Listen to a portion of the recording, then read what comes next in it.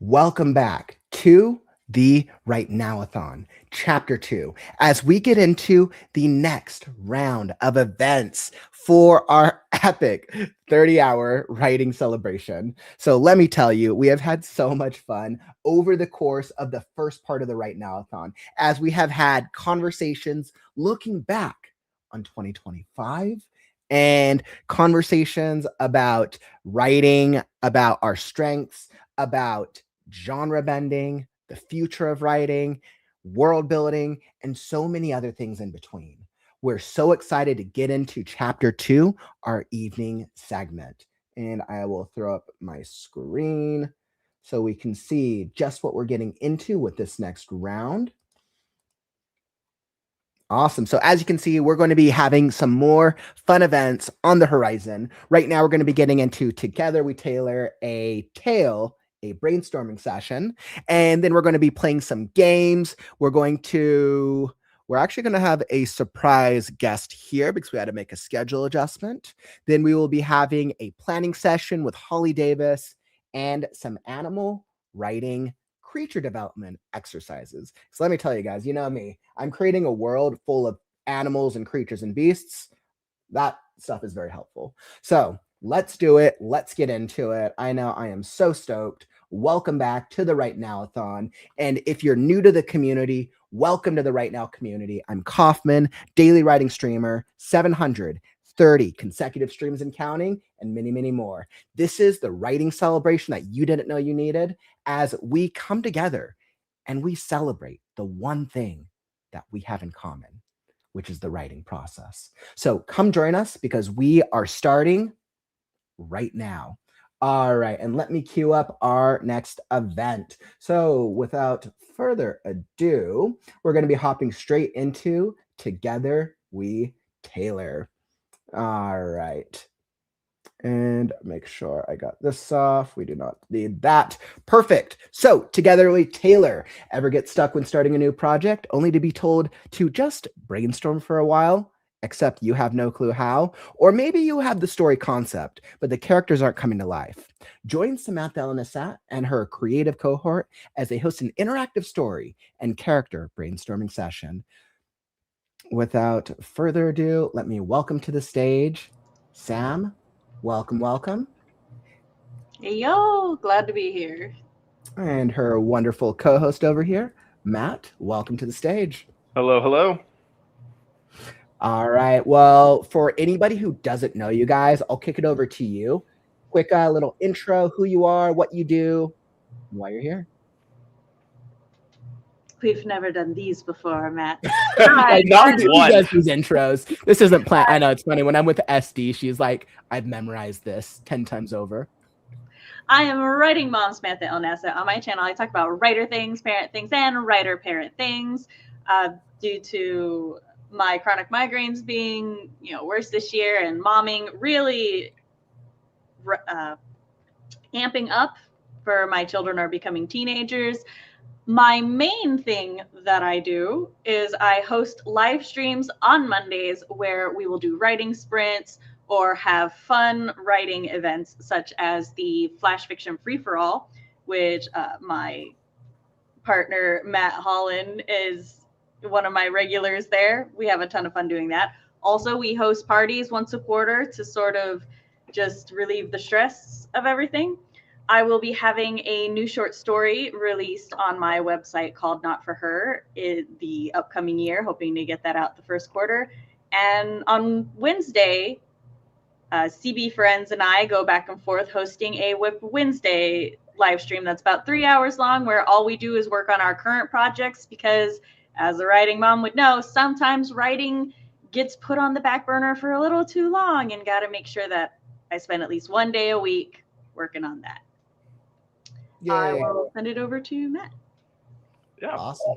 Oh, wait, my website is samanthallnasset.com. Be sure to check it out. I've already got some flash fictions and short stories up on there. Beautiful. And that's all linked down in the YouTube description down below. We also have all of our links available. One of our mods will drop it in the chat so you can go check out more about Sam. And Sam, do you prefer Sam or Samantha? I go by either, really. Either. That's why people ask me, like, do you prefer Kaufman or Jared? I'm like, I guess either. You can say any variation of the Mhm. name Sam, and I will answer to it. Even words Alright. that only vaguely sound like Sam. All right. So what about M? Am. I have answered to M before because I'm Really? in the Okay. South. And And what about you, Matt? I am Matt Holland. I'm the author of The White Harvester, which is a pirate short story featured in Sasha Black's The Rebel Diaries anthology. Beyond that, you can also find me very frequently on Sam's channel, participating in those writing sprints, those parties, and the Flash Fiction Free-for-All. Always a good time, especially when CB is losing to me. That's always the best. And then on top of that, I'm kind of got some projects on ice right now as I focus more on being a DM for a couple of D&D games. So that's where a lot of my creative focus is these days. Ooh, a fellow nerd. I love it. D&D Gotta. is like the one thing I've always wanted to play, and I've never found the group or the time. One of these days. Let me tell you, it consumes your life once you start playing it. Yeah. That's why a lot of projects are on ice right now. It's because D&D takes a lot of my time. That All went right, so all the author tubers revising need to these- come together and do a D&D campaign. Obviously. There we go. Who needs to write a book, anyways? Yeah, exactly. On Mondays, Matt went from, I need to revise these chapters to, I need to set up my game for the week. Yeah, it really pivoted. But Because- why publish a book when you can roll dice with your friends? You know what? But real talk, though, D&D players, especially dungeon masters, are some of the most creative storytellers I've ever met. Like, Thank you. The amount of storytelling and world building, especially that goes into D&D campaigns, is incredible. Especially all the D&D campaigns that never get used. Yeah. We have in my we were a group of friends who all gamed together, role played together, did D&D together, and we critiqued each other's stories.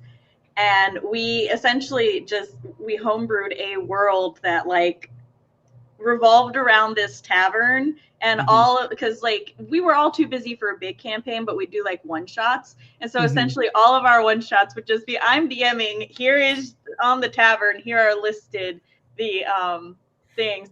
And one of my friends, he was like, I'm not going to use your tavern this time. And I'm like, how dare you? And they're like, but our taverns are in business together. And I'm like, I'll allow it.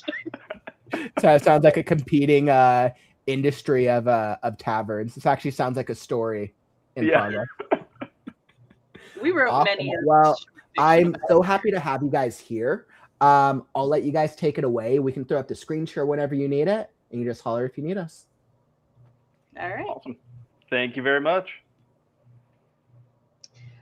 To Jenna, the soul writer, why not roll dice to write your books?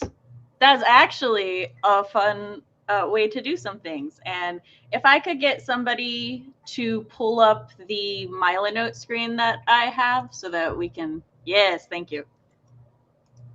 That was nice. I'm in charge, but not.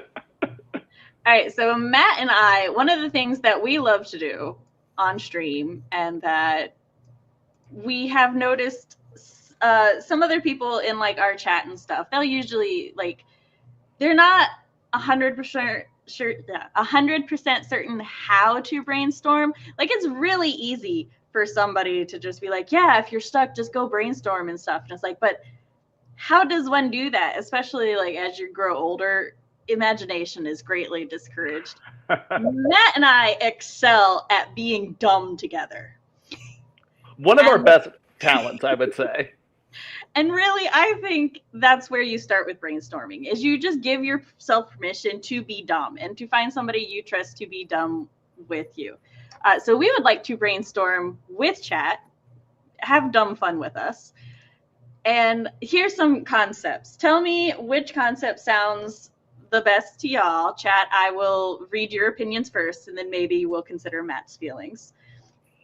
So, it would be a first.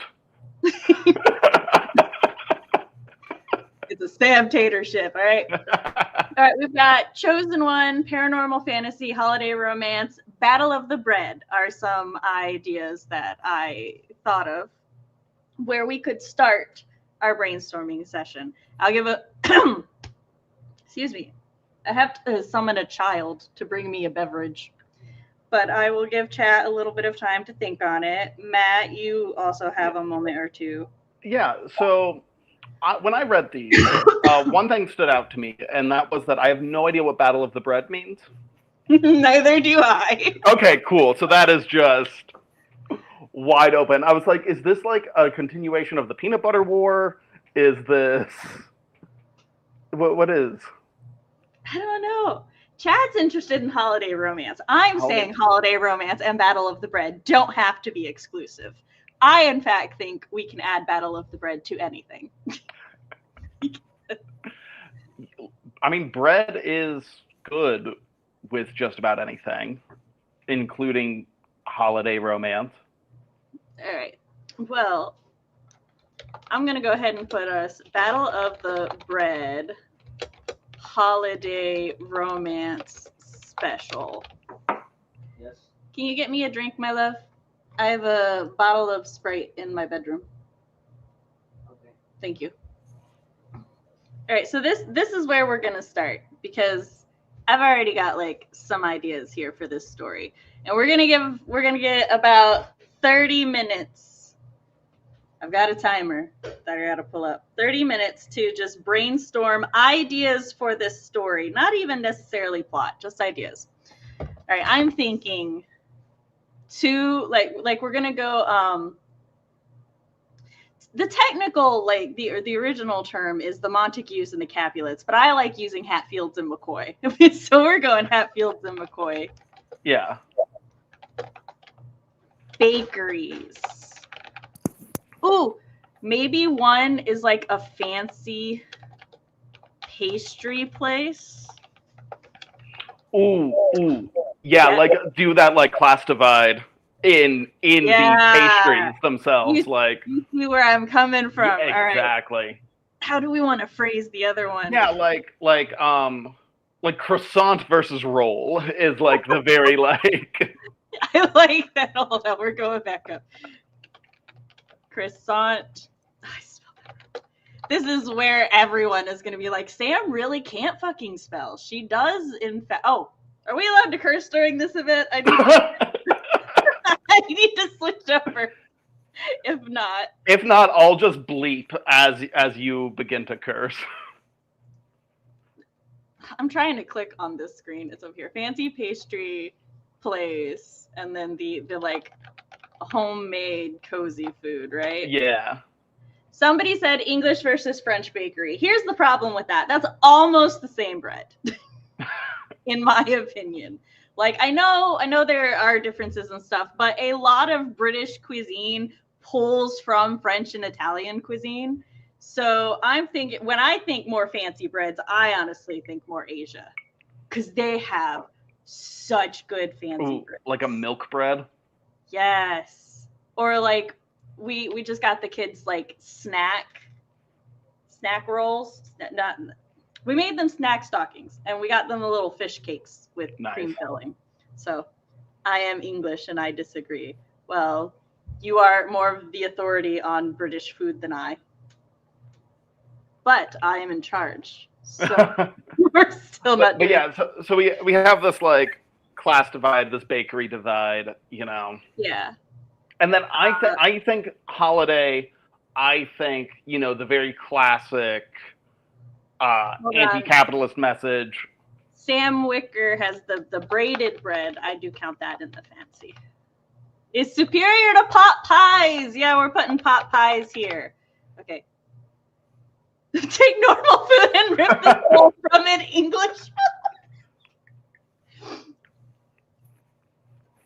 Again, you are more the authority on the British food than I, so I shall defer to you on that.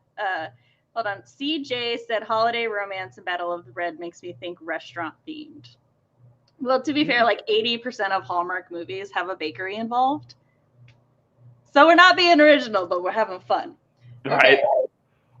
Well, right, so, on the Hallmark track, I mean, yeah. I feel like we gotta have like this like big brand bakery rolling into town, you know, and these two like individually owned bakeries that were opposed gotta be like, hey, we gotta team up and save from not Walmart, that's coming in and just gonna Mart wipe Ball. us out. Do you say Mart Wall? I said Mart Ball. Mart Ball. Because they gotta get rolling out of town. I like that the bakeries are going to even it's a rivals to lovers story now. Yeah. Okay, all right. So our bakeries will join together to defeat the evil capitalist Mart Ball. Mart Ball.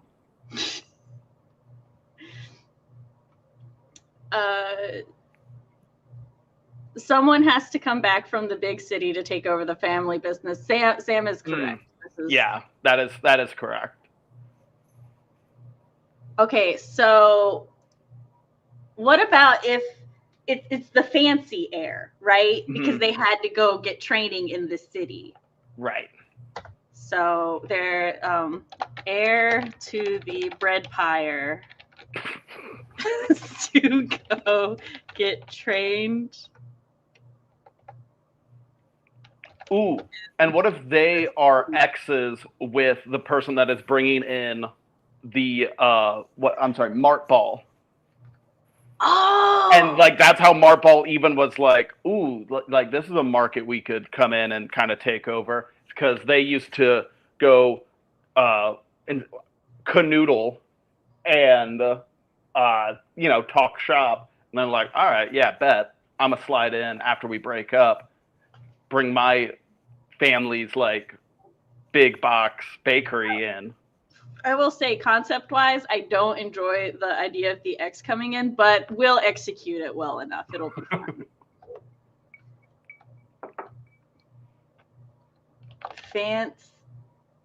Fancy Pants X. Somebody said Bart Manning. We're going to go Bart Manning Jr. Bart Manning. Yeah, owned by Bart Manning. Bart Manning Jr.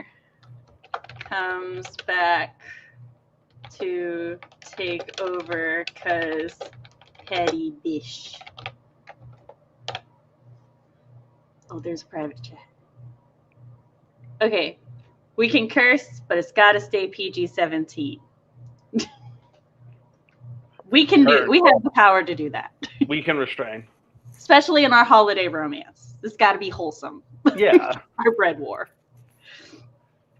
I'm catching up. Matt, you should also be reading chat and telling me when they throw out ideas. That's a good point. You're not just here to look pretty.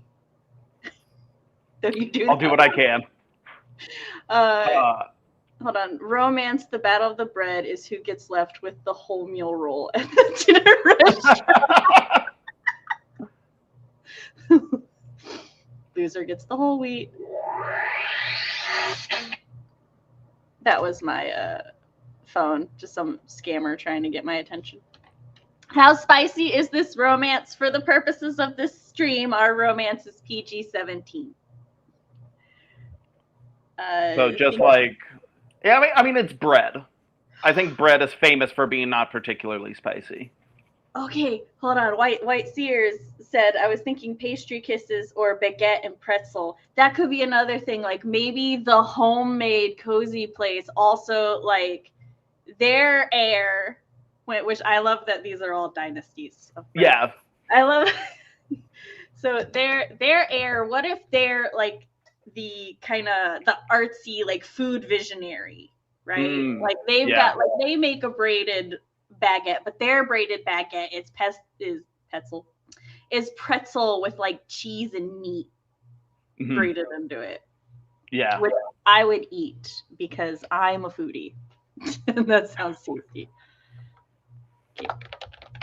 My creativity is now spent.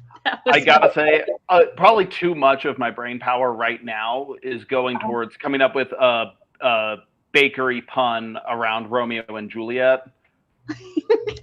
That's like, I need the title. I'm like, sure, details. How do we make Romeo and Juliet be food? Braided baguette Oh, hold on. No. Heir to the... Not spell check, that's for sure.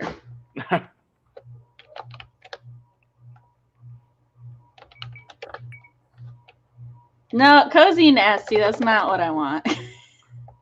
I was trying to combine cozy and dynasty. Cozy it did not work out in my nasty. favor. That's wild. Is it Romeo and Juliet, but with bakers? Not directly Romeo and Juliet, I don't think. Okay, so but more like rival lovers. So what trope. we're doing, you can't like necessarily say not because we're directly referencing that feels in the Bitcoin. So what yeah, but we're like doing, there's a third party involved now. Yeah, we are taking. We're just brainstorming to tailor a tale together. We're making the concept of a story, and we're just throwing ideas. All ideas are accepted. They shan't be judged. They may not all be accepted, but everything. I'm seeing some ideas. Hold on, I have to figure out how to phrase this though. Heir to the casuistry is. I want to put art nuevo, but that's a very specific thing. That is not what I'm talking about. I just wanted a fancy way to say new art. Inventive with the breads. And then our example here will be a pretzel meat cheese loaf. All right. But yeah, it's we started off like our basis for the idea was sort of a Romeo and Juliet thing in that we were going off the Montague and Capulet. We've got two rival bakeries who have been rivals for generations. And then we were building off of it. Now we've got our third entity, the evil capitalist. Montado. Montado. Are we changing Martball to we're Montado? We're workshopping all names. Domeo and Tartlet. Oh, Yeah. That is our For sure. that is our working title.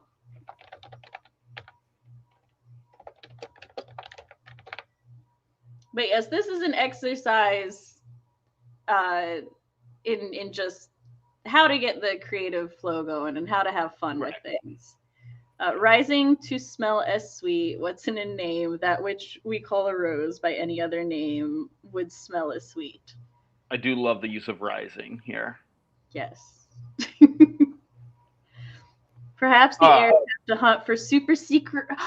They heard of the golden recipe that won the national bakery thing, and it's been lost for generations. It is in fact what started the rivalry, because the like great grand whoever they were like, this is the secret ingredient, and the other one was like, no, it's this one. And so for a Christmas thing. Oh yeah, because it is a holiday. We got to remember. You know, it doesn't have to be Christmas though. We could make this just an Easter movie. You say Easter? It's an Easter movie. Spring bread. Okay, hold on. We've got our MacGuffin. Yeah. The golden recipe won nationals centuries ago, because this is a holiday movie, so the world building is questionable. Right. And we don't actually know how old. Yeah, we don't need to get specific with anything. Just be like, this is our fantasy world. it happened in the past. That's that. Or we could go full on fantasy with it, and this is an elven bakery. An elven, right. Elven and it's an elvish holiday. Or elven holiday. Yeah. Not Easter. Not Easter. Feaster. Yeah. The golden won nationals centuries ago. Great grand question marks. Disagreed on the I see the red squiggle. This is now in my dictionary. Disagreed on the final ingredient. Thus fell out. Pun names I got. Everything else I'll show myself out. We will accept all the Mega Dough Corp. Ooh, yeah. I love it. Looks so ominous in this font. Yeah, very sinister. Mega Death Dough. Oh, gingerbread houses. I do want to offer up another MacGuffin option, courtesy of Fox. Basically a sourdough starter that has been lost to time. Or no, it can't be lost to time because then the sourdough starter would be destroyed. Okay. So if we're flipping the genre, if we're going fantasy, right? What if the MacGuffin is instead a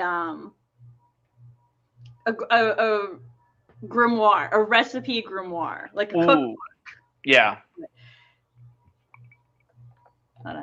We gotta Mythic yeast. mythic yeast. That rocks. Okay, but actually though, like if we pull on, because like yeast being like alive, if we pull on like this elvish like connection to nature thing with the yeast, and like that's what this like big bakery, this big human bakery is missing, is they don't have that connection to the yeast. And so it's like, yeah, they can make bread, but they can't make like living bread. Like one of those fantasy worlds where like elves and everything used to exist, but humans don't really talk to them anymore. Mm-hmm. And that kind of connects to like it becoming more capital. Like in what was that movie we watched with the Orc brothers who were blue?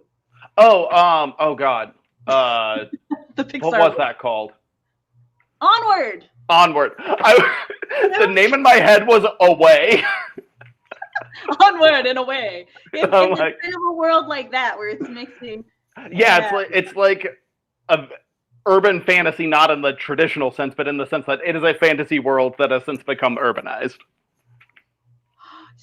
CJ said something about the gingerbread man coming alive. Not my Gone Drop Butler. That would be a really good like mess up. Like somebody writes a note. Do not add this to the thing. They may become sentient. Yeah, just a little like living gingerbread companion. Warning in book: do not use or may become. So is this becoming sort of like a little bit like a journey as well as romance? Like these two are like on a quest together to get this recipe grimoire.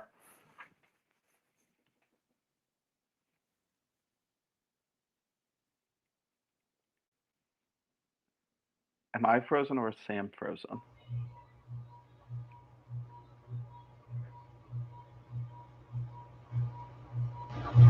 Hello, am I back? You are back. Sorry, what I was saying is later when they have to fight the mega corporation, right? Mm-hmm. They can make a gingerbread army. Parody the Aragorn scene, like with the army behind him, but it's just gingerbread. To fight Megado. Megado Corp is gonna be the thing. I want Montado to be the X's name. Yeah. So it's not Bart Manning anymore. It's Bart Montado Jr. Montado. Just so silly. Bart is also the only one with a confirmed gender right now because I can't imagine Bart being anything other than a he. That's my own limitation.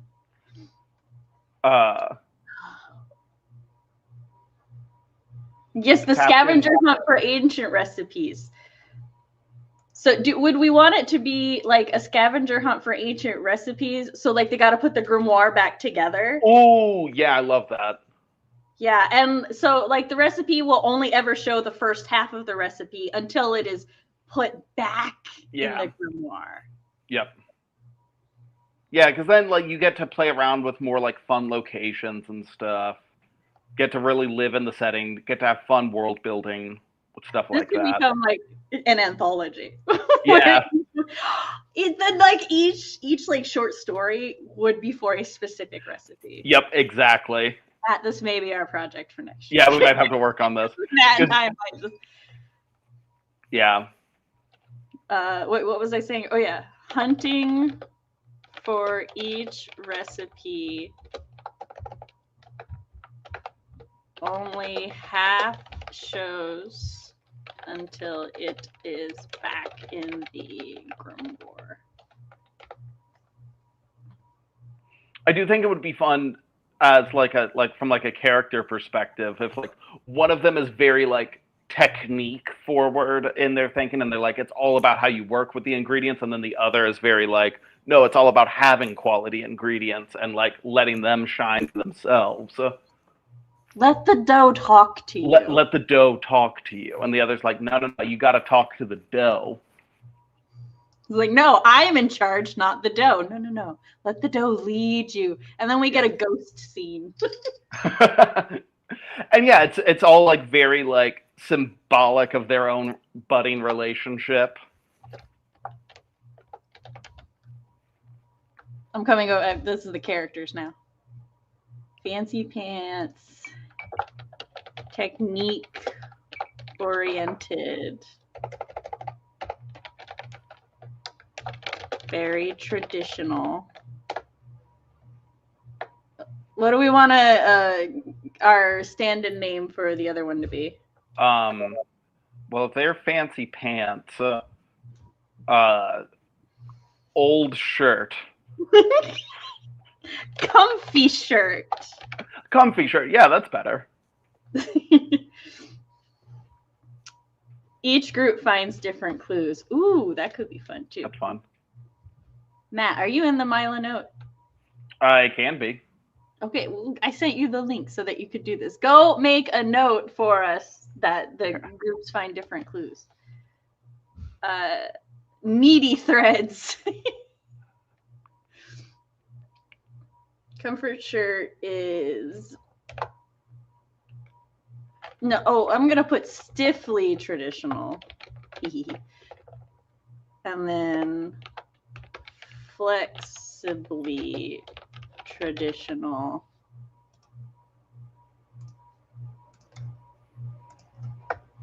Speaks to the dough and listens. But also there has to be an upside to the fancy pants. Like we can't I don't typically like it when it's like, oh, the very like stodgy traditionalist person is wrong. Because like there are like pros and cons to both. Yeah, I mean, I think that it is a case of like is prettier, so it sells better, which is important to bakeries. Right. Yeah, like they're better at doing stuff of like actually like keeping the business afloat and like they're better at business. They're better at making pretty. Better at presentation. They get the bread to make that crisp sound that Comfy shirt is. Their bread always tastes good, but they can't quite get that noise that I cannot replicate. Also, by the way, while I can see the Milo Note, I am not able to edit it as I don't have an account on Milo Note. Fair enough. What was I having you add to it? Oh, the different clues. Each group has/gets different clues. Must work together. I would also like to redeem Bart Montado. Okay. I don't know why. I just feel perhaps because he's the only one with a name. Yeah. So. Okay, so yeah, how do we redeem him? What about like? Ooh, maybe he was misled and he thought that like I'm trying to figure out how to redeem capitalism. No, he is not capitalist. Challenge impossible. So he's been raised in his evil corporate thing, right? Had to go to business school and everything. Perhaps he's always been the black sheep of the family. He's never quite fit in. And this is why he and Fancy Pants dated, right? It's why they got along with each other. Well, I like the idea of him kind of being like you know, he cares about feeding people, right? And that's like that's why he went to the corporate route, because he was like, I'm gonna like make money and become rich and then be able to do lots of charity and host things, but like his family won't let him. And it's like the lesson he learns is it's like you can feed people without cutting corners and making mass-produced garbage. Yeah, it's not just about feeding. It's also about what you're feeding the people. Right. Don't and that can be his in your chocolate. Yeah. Okay.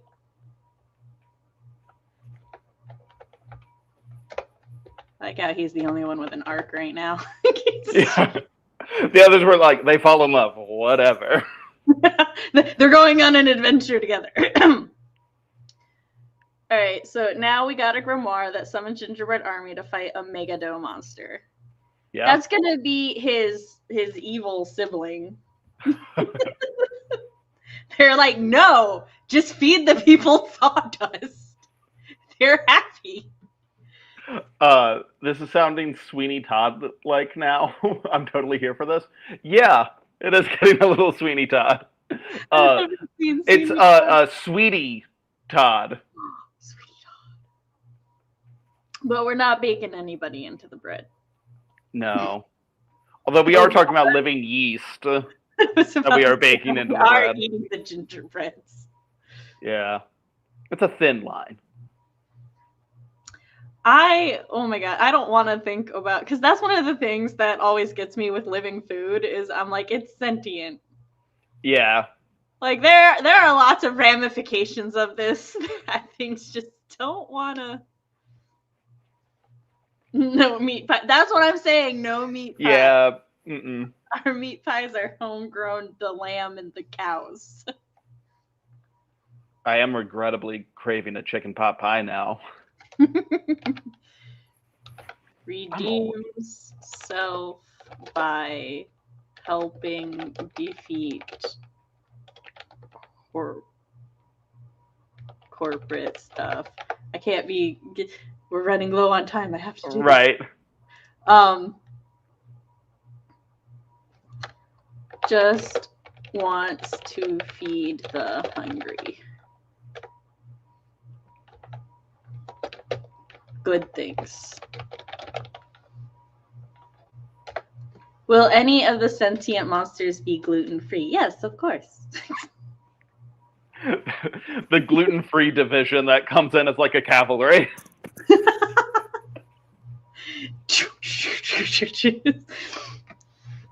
They have little sign, like their flag says. Yeah. A huge scavenger hunt for a recipe or ingredient/clues. Yes. Was there anything else with Bart Montadeau that I needed to say? I don't think so. Fancy Pants opened their eyes to that good, warm, wholesome food feeling. Foodies will all know what I speak of. Yeah. That's what's important. All right, so I think for the moment, for our activity, this is a good place to stop, just because of what time we have. But this, for me, I would flesh out like my main characters a little bit, But otherwise, I could 100% just start writing my story based off of this and figure out the rest as I go. Especially like if we were turning this into a series of short stories or flash fictions, then I would just make a list of the recipes that I would want, and then each one I would be like, okay, here's a short outline for this one, and then work as I go. How much more detail would you need for brainstorming before you're like, okay, I can outline this? Yeah, I would probably, especially like going like the anthology route. I would probably at this stage like try to get into a couple bakeries in my life and like start making some notes, making some plans of like, okay, like how figure out what recipes we want to target, and then yeah, also very much do like some character deep dive. So do that, get that settled, and then from there, yeah, would start the outlining process. Chat, if you guys have thoughts or opinions, I would love to hear your take on if this would be enough for you, if you would need more. We are going to pivot to working on character concept. So I do have a couple that we could start with, but my number one option was to pick a character from this story idea and flesh them out. I just watched Knives Out, so also creating a Poirot or LeBlanc-like character, because LeBlanc is 100% Hercule Poirot. Tired/overworked badass. Or overqualified assistant were the starter ideas I had. All fun. Is there one that you have a preference for? I'm more than happy to throw this chat's way and let them make that call for us. But I need a backup option in case chat is overwhelmed with all of the good ideas. Okay. Well, I am stuck between the Poirot and the character, like Bart or Fancy Pants, or the character we know the least about, the one who speaks to the dough, who no lie currently has the energy of the older brother from Onward in my head. From the older brother from what? Oh, from Onward. Yeah. Very much has that energy to me right now. Yeah, I mean, I think doing one of the characters from this story or going like that classic detective route and taking a fun angle at that, liven it up a little bit. Sorry, something was about to fall. I had to catch it. All right, so Sam has voted for the one who speaks to the dough. So we'll go that route for now. Yeah. If we lack in ideas, we'll go the Hercule Poirot one. But firstly, all right, so we're going to come over here because I like to reread my references. Mm-hmm. So it's the homemade cozy, the cosistry, with the pot pies, does the pretzel, the meat, the cheese loaf, is our comfy shirt character with flexibly traditional, speaks to the dough and listens. That's all we got for this character. Okay. So have they ever been to a culinary school, or are they 100%? Do you have to go to culinary school to? Well, you know what? This is our fantasy. I was gonna say we're dealing with elves. I don't think they have to go to the Culinary Institute of America. They live in the woods. I've got my degree from the Culinary Institute of the Oak. Yeah. Yeah, no, I would think they have no formal training, totally hands-on experience.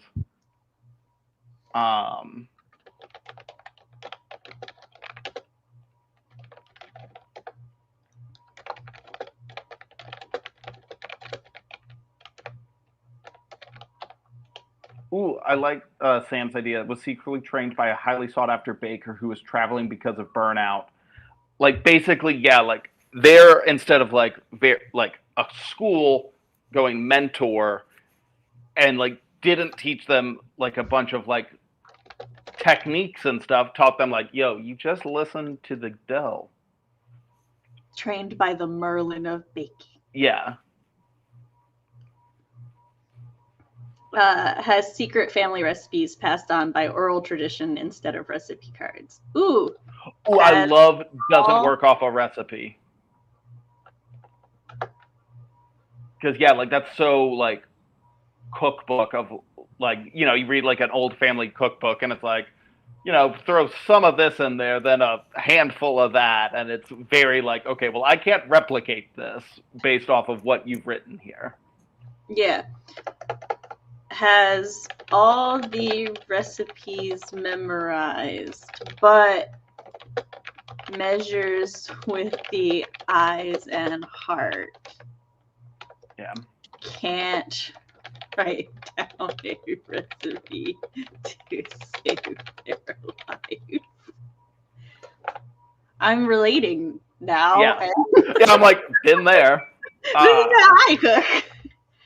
The slight differences between a pinch of smudge and a oh yeah, knows the differences between a smidge, pinch, and Southern cooking measure with your. That's right, CJ. Your ancestors whispered, "No, that's enough, child." When adding. They smack your hand when you go to add the wrong seasoning. All right, but what does... No. Sorry, I misread hands-on as handsome. I was like, what?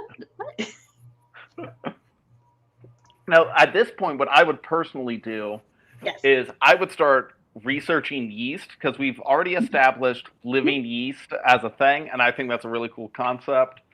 Well, I mean, like, living yeast and like being able to like convene with the yeast.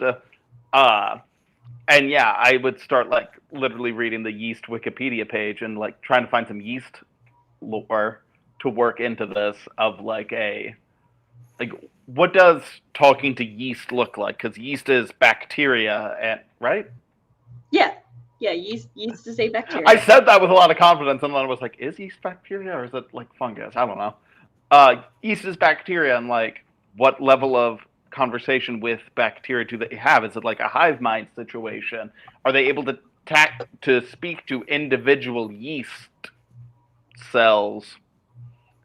I think, okay, so yeah, chat has, I was about to highlight that one. Firstly, I like the idea of being generous with rum and alcohol in things, and we will always has some special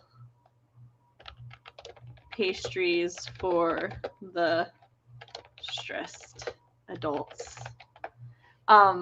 So I do that the yeast thing that Natalie brought up is one of those things where like with the gingerbread, that's one of those things. It's like in kids' movies, there are aspects of it that people just don't think about, but I want us to think about the yeast opinion on being sacrificed. And I think that yes, the yeast, our magical yeast, should be aware.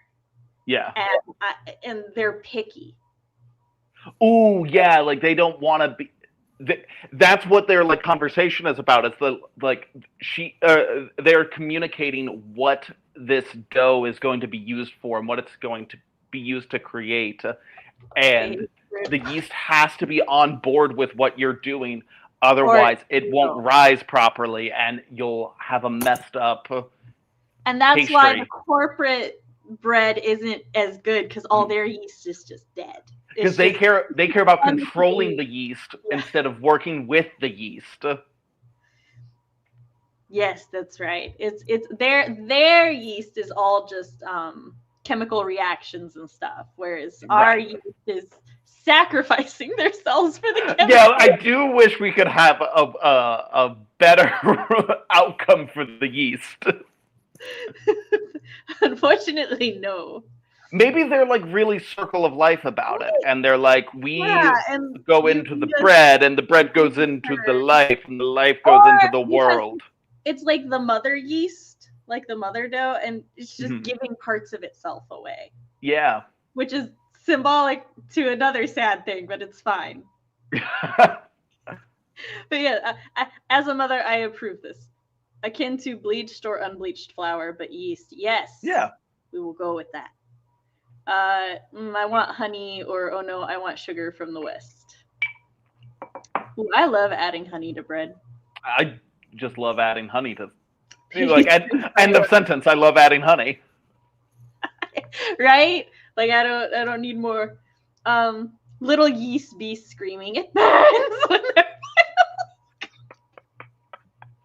it burns, it freezes. Okay, favored by the yeast.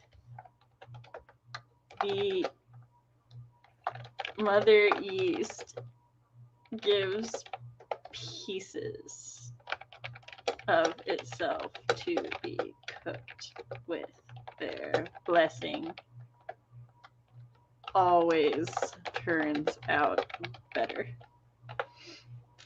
All right, now this for our character.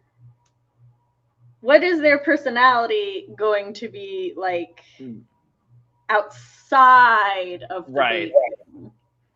Like, are they a hardcore wall climber? Yeah. Their day job is to work the bakery. Their night job is to climb. Just parkour. Mm-hmm. I'm glad I'm not the only one. Because if we like parkour, it's about breaking down barriers, or not so much breaking down barriers as going up and over barriers, which is also Finding very the way like, around. yeah, and that's very like, listening to. So yeah, I think they should be very like, almost like hippie-ish, like go with the flow, very free spirit. I think as opposed to hippie, like more like skater. Okay. Yeah. Because it's like two different kinds of chill. Right. Kind of skater boy vibes. See, they do talk to other humans, because this is our one who's like very family oriented, right? Mm-hmm. So this is the one that like they were taught by both their grand nanny, grandpappy, and the Merlin of baking, whom Mm-hmm. they Uncle Jed, Auntie Chalene, misunderstood yeast harker and parkour person. They like every year during the holidays, they secretly take packages of bread to like the poorest people in town, and Mm-hmm. they get in Santa style using their parkour. Yeah. Is the secret bread Santa, and thus we will have a throuple at the end of this romance. because our Bart Montadoe, that's all they want to do is they feed people, and then our skater boy will teach them. It's like, you don't have to become capitalist, you just have to become a burglar. You just have to break into people's house. Incredible. Leave them bread.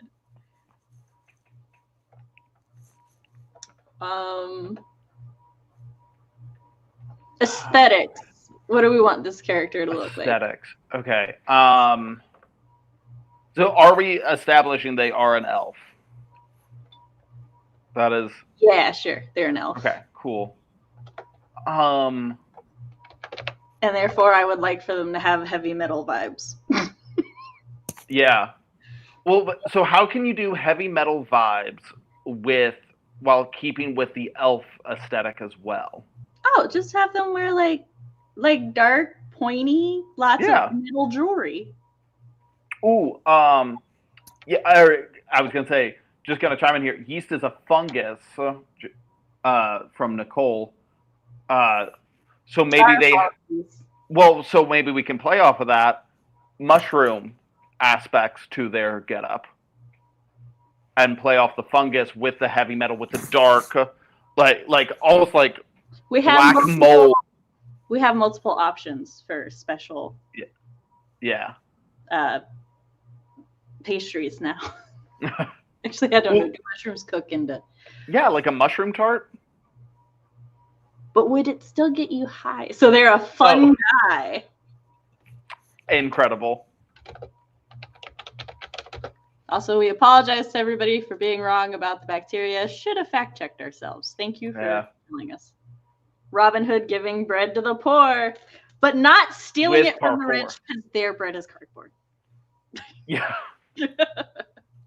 But yeah, like we could play around with like dark, moldy aesthetics with the spikes to like do this like punk rock and also bring in the natural world from the elf aesthetic. Yeah, instead of spikes, they've got mushrooms. Fungi Bakery. Love it. The bakery's name, like the Fancy Pants Bakery, has been the same name centuries. The other one changes every generation. Yeah.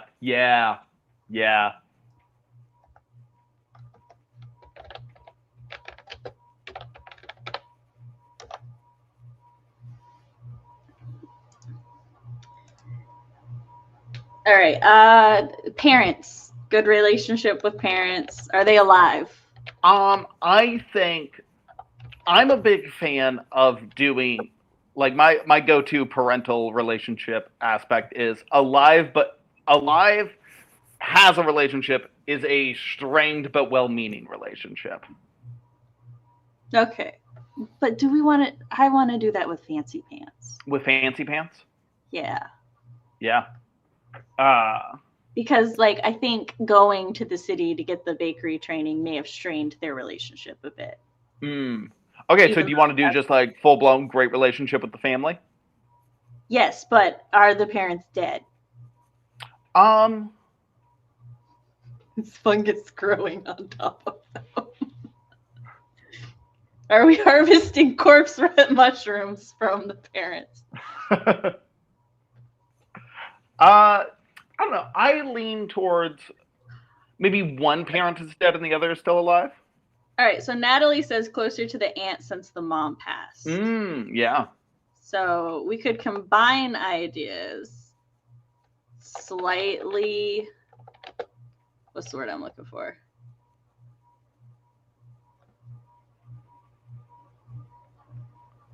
Not strange, but like. Yeah. Estranged. That's the word.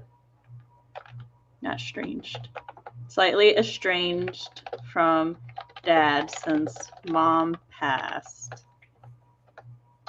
Closer to the aunt now, whom has a situationship with Merlin. Yo. Baker. Let's go. Let's go. Keeping it in the family. Situationship is a real word now. Thank you. Yeah, Mylano, get with it. So Jenna, the soul writer, had said the goblins have fake competition for their baked goods now, and I like that. Yeah. So we're gonna go away from that. We're gonna make the Bart McDoe Jr. is now Faye. Ooh, that's fun. Because Faye and corporations make a lot of sense to me. Yeah, terms and conditions. And you know, we're gonna make Fancy Pants a goblin because why not? Yeah.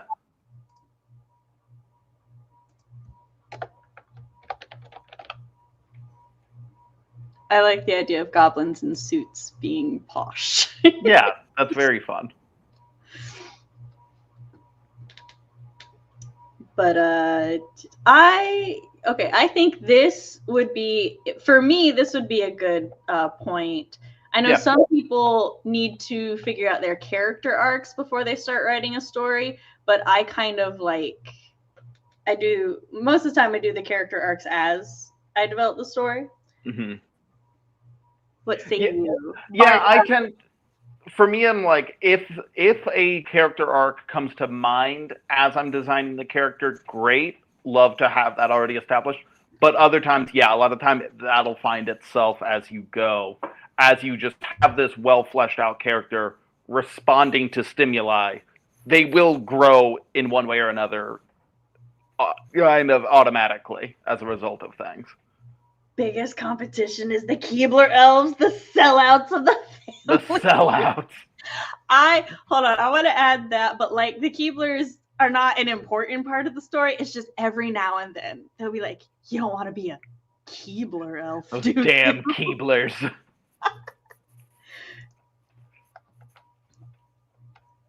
Keebler elf call out.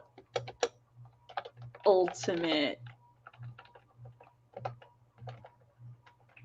insult. Oh, the drama. You know, the only people we hate less than the fancy pants goblins? The Keeblers. Keeblers. Now CJ's hungry for cookies. We really should put a warning on our streams, Matt. Yeah, as a general rule, anytime we are on camera together, we will talk about food for a significant portion of it. So I think we can call it, because I had planned in here so that we would have a couple minutes extra at the end so they can prep for the next stream. Yeah. I have had very much fun. Yeah. And this may turn into an actual short story series. I think it would be fun. It would be. We would need to figure out definitely more about Fancy Pants. Fancy Pants is currently their only personality and everything is just that they're a stiffy, a posh goblin who used to date a fae.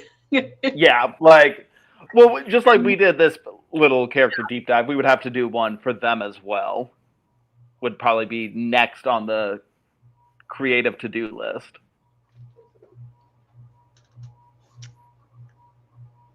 I was gonna say something and then Yeah, it just flew right out. Yeah, the cookie crumbs went away. Very topical. I think if I like one of my priorities, justifiably or unjustifiably, is I would be like, I must design the grimoire. Yeah. Like, not in detail, but I need a list of recipes because you could use the recipes to like inform part of the story. Like the mythic yeast could be an early thing, right? Yeah. It would need to be an early thing, or just not be in the grimoire and that just be a thing that metal elf can do. Mm-hmm. Warning, food drama is not for everyone. Side effects may include hunger pains and uncontrollable urges to raid your fridge. Ask your doctor if food drama is right for you. But yeah, I would say that we are done. I hope that chat had fun with us. Chat definitely gave us a lot of good ideas that we ran with. And this is one of my favorite things to do. Brainstorming is so much fun. Yeah, it is. And yeah, I was not informed how we transitioned to the next thing. We snap our fingers.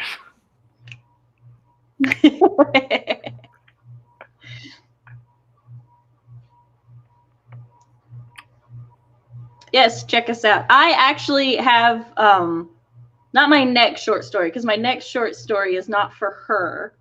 But after Not For Her, I have a story called The Sweetest Secret, which is actually about a witch who runs a bakery. And the entire goal of the short story is that she's trying to figure out the secret ingredient that her mother-in-law had for like a pie for her wife, because her mother-in-law passed before she could give her the recipe. So. Nice. Food story is very on brand. Very much so. That was awesome. That was like really entertaining. That was so fun. I need you guys to do an outro, and then for Kaufman, if you guys could please at the end of your outro say right now. Okay. I'm gonna compile them all up together. It's how we normally start the stream. It's really cool. But yeah. Awesome. All right, Matt, you go ahead and do your outro first then. Okay, yeah. I am Matt Holland. I am the author of The White Harvester, which is a pirate short story featured in Sasha Black's The Rebel Diaries anthology. You can buy that on Amazon or any other place where you would purchase a book. You can also find me on Samantha L. Nasset's YouTube channel, where I will stream quite regularly there, doing writing sprints, parties, and our flash fiction free-for-all. And beyond that, you can find me coming up with new D&D campaigns to DM. And that's that for me right now. Hi, I'm Writing Mom Samantha L. Nasset, and on my channel I talk about writer things, parent things, and writer-parent things. You can find me streaming most Mondays and Wednesdays at my YouTube channel, Writing Mom Samantha L. Nasset. You can also check out my website, samanthallnasset.com, to read flash fictions and short stories and sign up for my newsletter, because newsletter subscribers get the first of all the announcements. So yeah, thanks for having us, and thanks for joining in, and right now.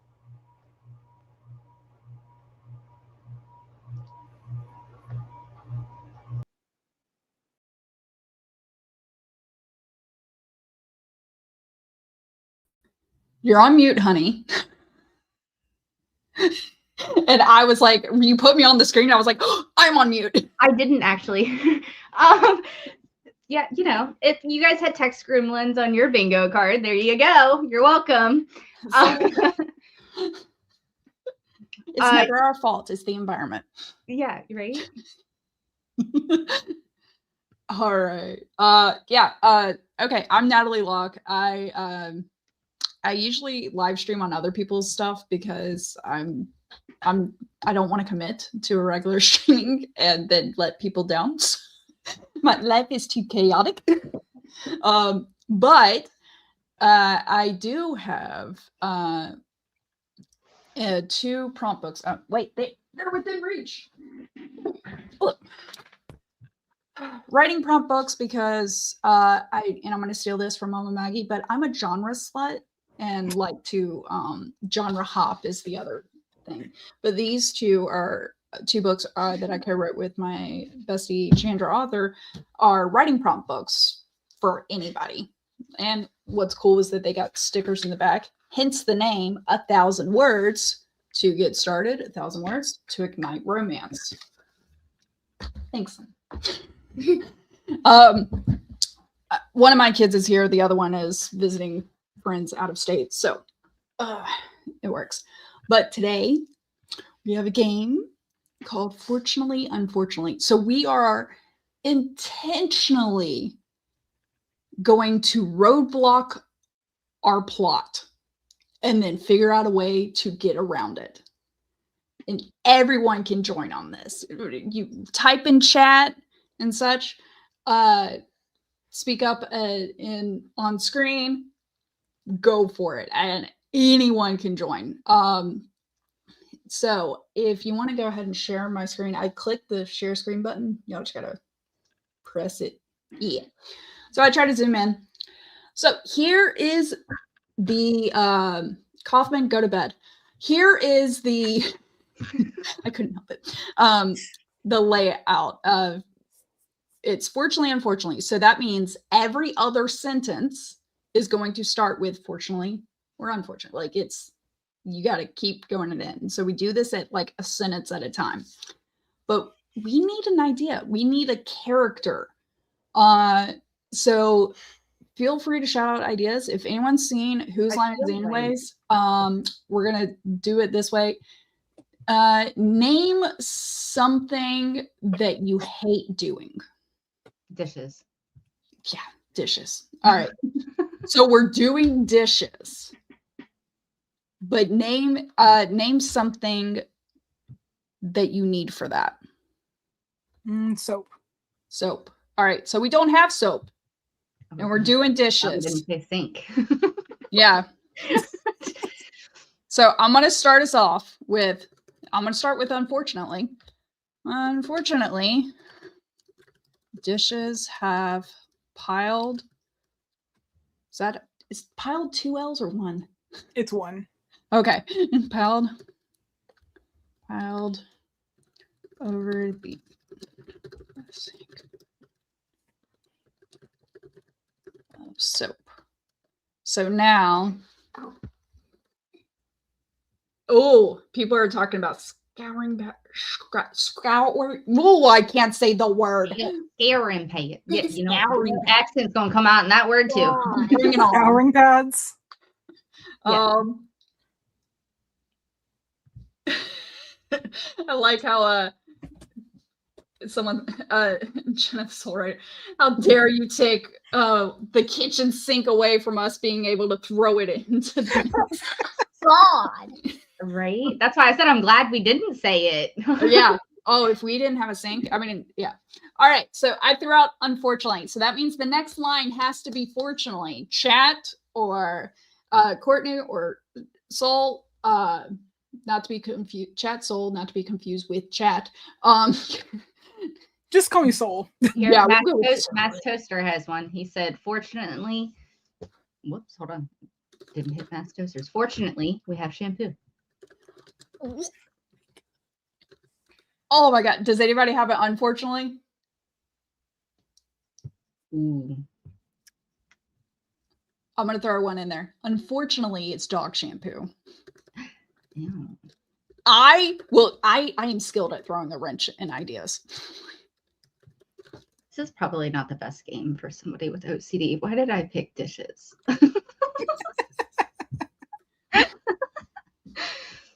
No. I love how someone else said. Yeah. Okay, so now the next one will be fortunately. And what's great is that we can build upon this. And so I actually think this is a good exercise because, I mean, how many times in our writing have we hit a brick wall and we're like, I don't know how to get past this. And I feel like this constant switch is like, it's exercising your brain. Because when Chandra and I, we were doing Flash Fiction Live, we got to a point where blank pages weren't scary at all. If we gave ourselves a chance to sit down and focus, we could come up with something to write. Like it got to a point where we faced a blank page so much that it was never scary again. And I feel like that's the same thing with doing fortunately, unfortunately, is that you keep on facing these issues that you have to work around. I am so glad you said it because that's totally what I was thinking too. I was going to say, fortunately, it's not chemically based. It's all natural. And it's okay. It's on. It is. Okay. I always play the game. So the way I remember it's is for possessive and everything, the apostrophe in my mind always represents the I. And so if I'm not saying it is, then I know the apostrophe shouldn't be there. All right. Fortunately, it's all natural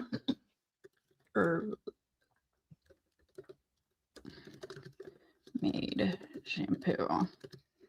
Okay. Now we have an unfortunately. All right. Come on, guys, pull your weight. At least I know I can write that next. There's only half a teaspoon left. I was going there. Teaspoon left. All right, chat, bring it on. Unfortunately. Oh no. That was our saving grace. Unfortunately, it has a weird smell. I love the question. What are we learning? We're learning how to counter roadblocks in our writing. Yeah, there you go. We are learning how to unstump ourselves when we write. Sometimes, fortunately, we know how to make more paragraphs to get back to where you need to be. Kind of like hitting the undo of playing chess or something. But in this case, it's yeah. All right, where is? Okay, so we have. Well, we need a fortunately Okay, so it says, fortunately, it works well. That's from chat. I'm gonna change that slightly, but it's keeping with the idea. I'm gonna say, fortunately, it is enough to no, or fortunately, it makes plenty of bubbles. It no longer has dandruff is hilarious.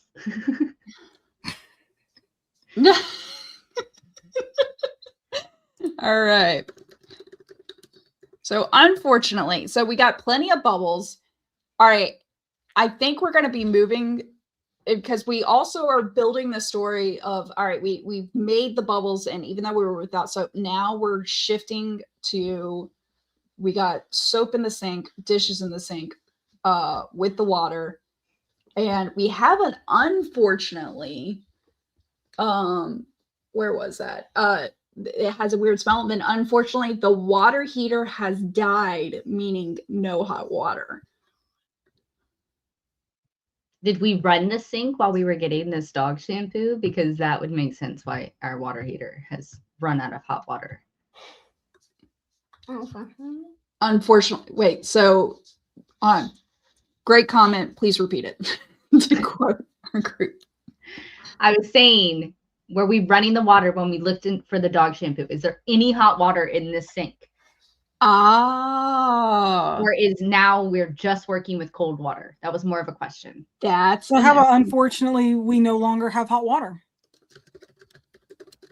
Have hot water. All right. And then, but fortunately, this is where, Courtney, your comment can come in and be like, fortunately,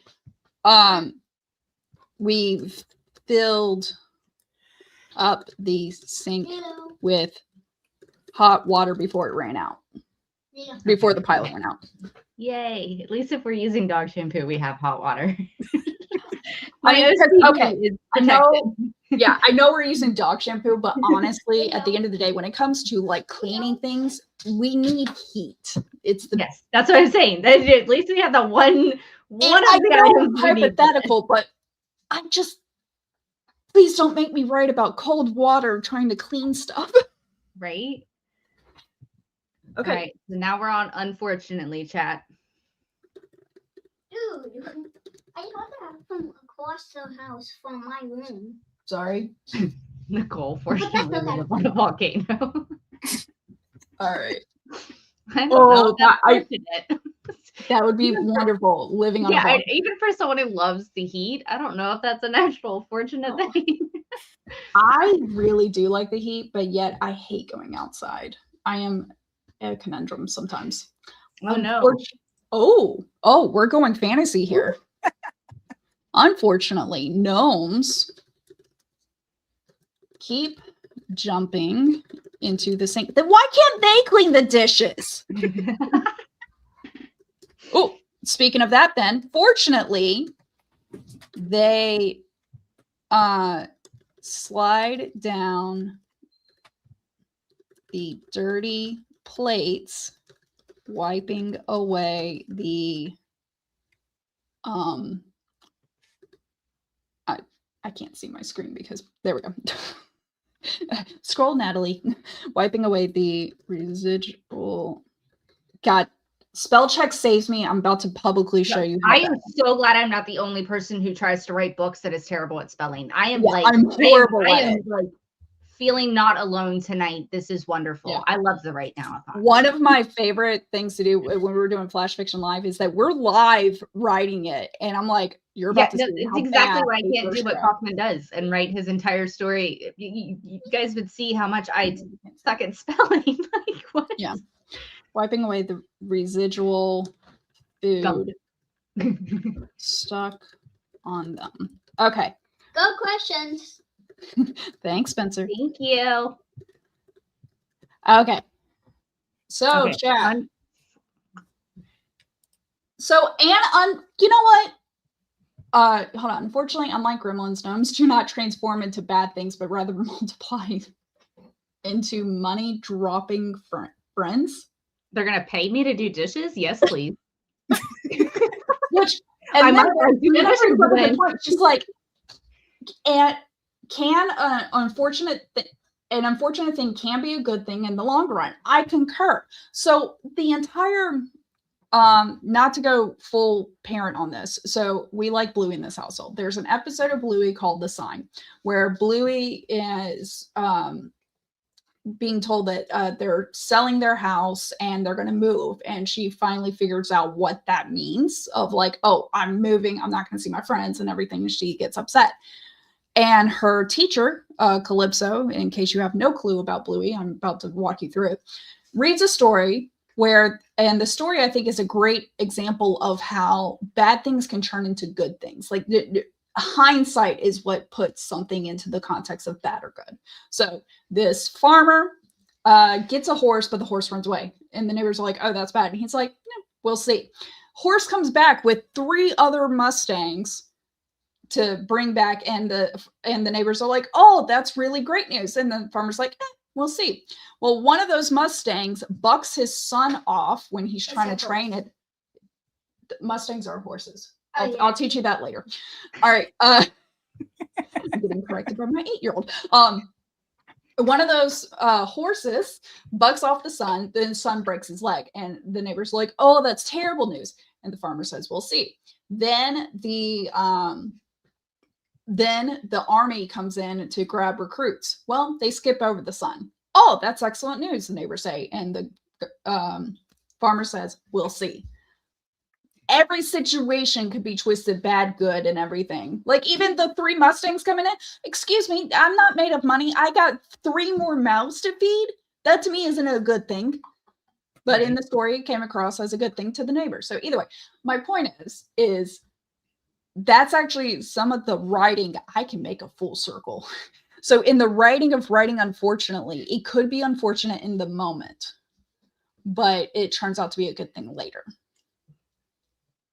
There's another story with that, but we got to get back to the story. This story that's writing. All right. Okay. So unfortunately, unlike gremlins, the gnomes do not transform into bad things, but rather multiply into money-dropping friends. It depends on how much money, because I'm thinking like Scrooge McDuck, like, can I swim in this? Or am I going to like, or is it like Green Gots where it multiplies and you're about to get crushed? I would be okay with being crushed by money. Yeah. Which is still swimming in it. I feel like you gave You're us swimming in it until you're not. I mean, it's about the same situation. All right. I'm going to move that. Thank you. Okay, so fortunately, the dragon. Oh, hold on. I feel like the chat is going faster than we are. Fortunately, Gremlins also had the foresight to order a new water heater from Amazon. So they buy us things and give us money. This is awesome. I want to do more dishes. Foresight to order a new water heater.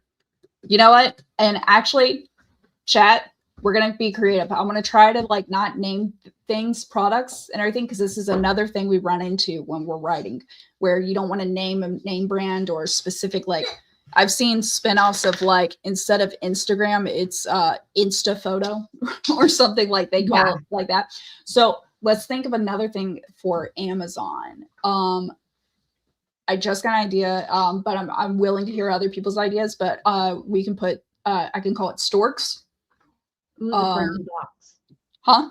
The brown box. Brown box. Or blue tape. We could just describe it. The internet. All right. So just throwing it out there. All right. Brown box, like it's an official. We're going to go with brown box, but that's something to consider. And the reason I think it's good to change names of popular things, whether you're writing contemporary or not, is that it helps create your story to make it more timeless. Especially like let's put it this way. All right, y'all remember when Blu-ray and Ultraviolet came out?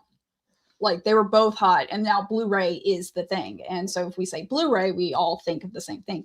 But what if someone in that time thought Ultraviolet was coming out and they wrote as if Ultraviolet became Yeah, it was going to be bigger than it became. that would really date that story now, and it wouldn't transcend as well. So that's why I suggest to steer away if you're doing contemporary of and plus it's always fun because it seems like an inside joke a little bit between you and the reader. When to come up with new names for popular businesses. Son, what are you doing? Getting a chair for you. I have a chair. I'm in a chair. Well, My- I could be right next to you. My son is pulling in the other computer chair we have. Yeah, it was in my room. Okay, so he told me he was getting a chair for me, and I'm like, I'm in a chair. So, okay, back to this. All right, so again, this is an entire just fun exercise at the end of the day. All right, so we got, fortunately, the Gremlins also had the foresight to order a new water heater from Brown Box. Unfortunately, I wonder if anyone. We have, unfortunately, the gnomes peed in the sink. Unfortunately, the gnomes peed. Wait, where was that? Peed in the sink. Of course they did. Of course. So now we're out of soap. The water is ruined. We have a new water heater, but it's not connected yet. And the gnomes Okay, peed in the so sink. all right. I feel like we all have ADHD while trying to do these dishes, and so we're doing other tasks before actually doing the dishes. 100%. Like, what are you doing? Okay. Because the next one, according to chat, is fortunately the dragon mechanic to fix the water heater is your husband. Oh, thank you for bringing in a dragon, my people. I can't type. All right, fortunately, the dragon mechanic. Oh, no, I don't like the next one. Fix the water heater is your spouse. So the only reason I changed husband to spouse is because it makes it easier later. This is the first draft, but I haven't decided as the writer / all of you on what I am, what relationships are like. And so that kind of, if you got spouse, it makes it a little bit easier to hunt later. Right. And so, all right. When did the IRS come into this? What? Yeah, no, hold on. We're not there yet. So it's unfortunately the spouse snacks on the gnomes. Snacks. I mean, they're hungry. Right? But your spouse is like, go fix the water heater. Ain't nobody asked you to go eat. Snacks on the gnomes. That's why we have all these dishes. Oh man, if my dragon spouse grabbed a clean plate when I have all these dishes and I'm talking about getting, I'll be the dragon at that point. Fire would rain down. Okay, hold on. I think we're missing a fortunately. Okay, so here, well, you know what? Here's a good fun thing. Give me the second unfortunately, and then we're going to figure out a fortunately that ties the two together. So, unfortunately, all the money makes greedy family come over. Okay, so fortunately, and here's where my mind goes of tying it together. Fortunately, every time, I know I go back and I'm like deleting to try to make it perfect, but at the end of the day, I would call this a zero draft, honestly. Yes, we're brainstorming again. It's okay if there's like poor punctuation, capitals where there shouldn't be, so forth. But So here's the idea to tie it together: is that hold on, fortunately, that Huh? was the IRS one.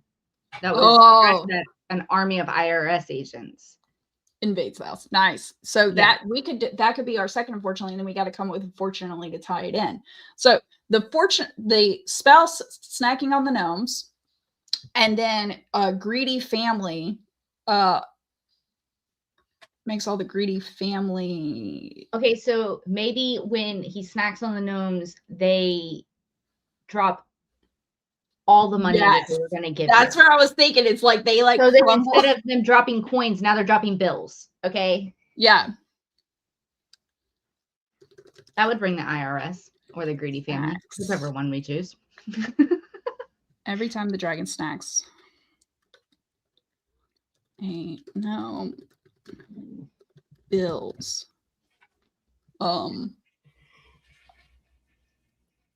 Like make bills what? They're like raining. They're like stacks of cash. Bills appear They're for each throwing it gnome. to save them from being snacked on. They're just making it rain. Like we're PG-13, so never mind. And the I'm not gonna finish that. we're not quite at the feral hour. Okay, so bills are thrown in the air.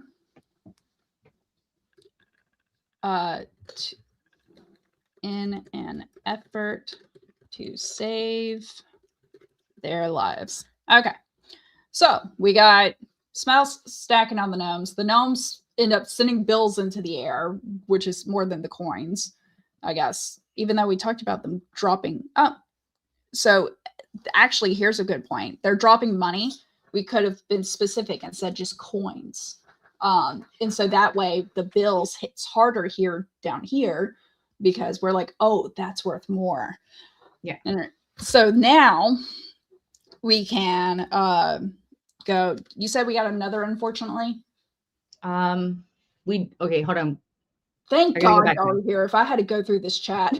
Yeah, hold on. I'm going to hold on. Go back to the IRS. All right.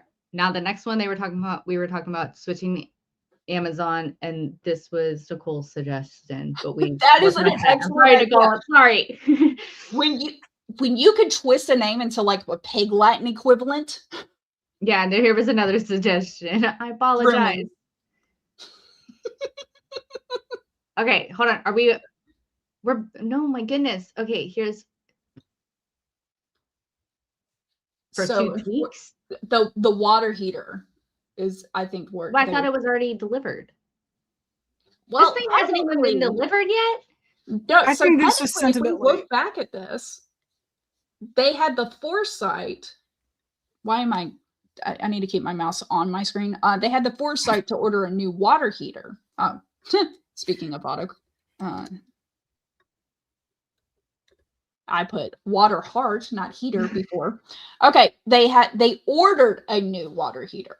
Yeah, I didn't say it was we don't have it's delivered because we went straight to like, oh, and the gnomes peed in the sink and the dragon mechanic. But hey, the dragon mechanic can help install the water heater. But he's snacking on the gnomes, or she. And now bills are being thrown in the air. Okay, here's one that goes with the family. Fortunately, Uncle Gandor, I love making up stuff, pops and puts the house in order. And mom is in the tub bubble bath enjoying the we don't have a hot water heater. How are you enjoying a bubble bath of cold water? We didn't say the water is filled. The tub is filled. We just said they're in the tub. Oh, but it said bubble bath. Dang it. Maybe that was why we ran out of water at the beginning.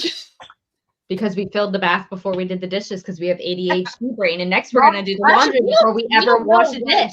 What our narrator, they are at this point, technically. There's someone who is going to clean the dishes. We don't know if that's mom or a dad or brother, sister, cousin. Well, the greedy family came over, but yeah. Yeah, we know family came over for sure. What's up? Nicole's so funny. She's like, "Oh, this is meant to be turned into a story. I thought we were just playing." That's the thing, is that this totally can be a story, and we can build up on it. But it's a fun game. Por qué no los dos? Okay. Maybe we do actually live in a volcano and we want a bubble bath of cold water. We just don't want to wash our dishes in cold water. Yeah. Actually, that's an excellent point on how your environment can affect what is coming to you. Like, to me, I want a warm bath, but for someone who lives in a volcano, a room temperature bath, and by room temperature, I mean like under 100 degrees, is exactly what they would want. Yeah. You know? I mean, I know in the dead of summer, if I'm too hot, I'll go take a hot shower and then go outside and it feels like 30 degrees cooler. So Mind over matter. It's a trick your brain. All right. So another story to bring up, where the whole idea of it's more of an idea of everything happens for a reason, which is another way to look at bad things becoming good. But so there's this prince that's super selfish and is and has his servant that he's grown up with. Like, they're friends, but at the end of the day, the guy is his servant. And they're traveling and they're going hunting, and the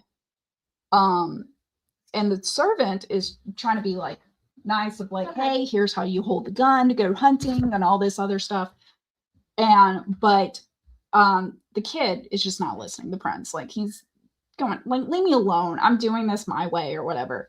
Eventually, the prince gets so upset that he ends up throwing his friend / servant into the cells and everything. And it's like, I don't want you near me or around me. I'm going to go hunt by myself. I don't need you. He goes hunt by himself. Well, he does the typical Christmas story thing, not shoot his eye out, but he shoots his finger off and has to deal with that on his own. And while he got lost, and while he's on his way back, he actually runs into a cannibalistic society.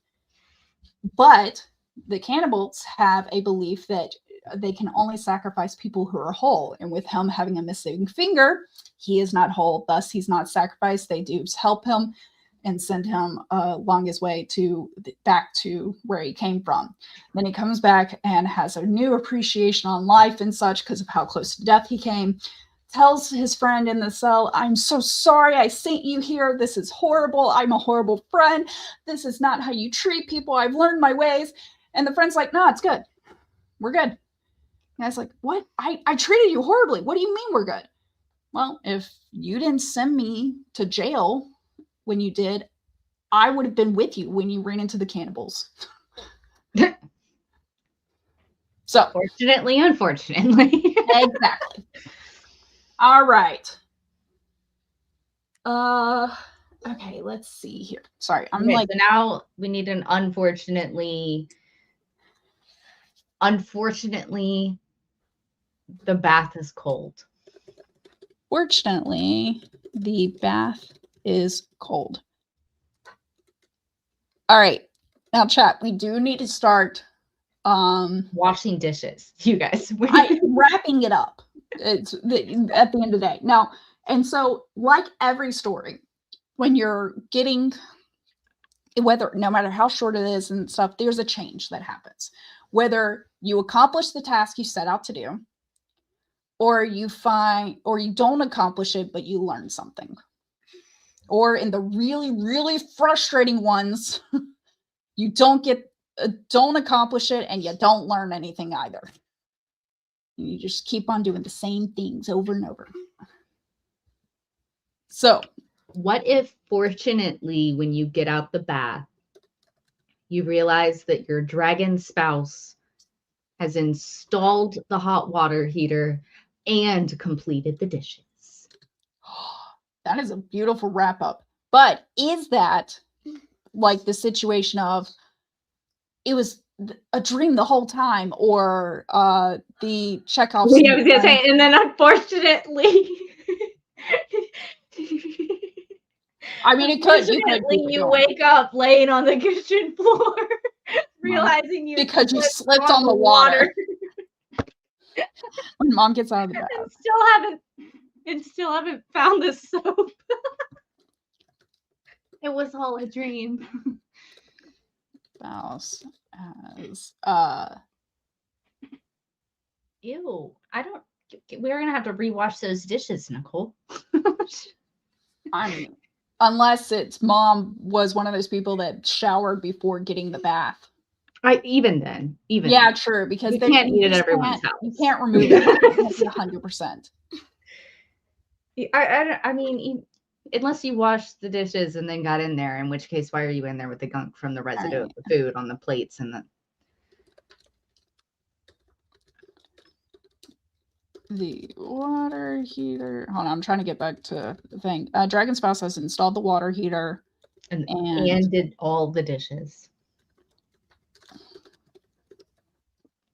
And then it becomes a situation of when you're writing something, do you put all caps or do you just make it bold or italics? I'm a big italics person, unless they're quite literally yelling, and then it's all caps with periods in between each letter.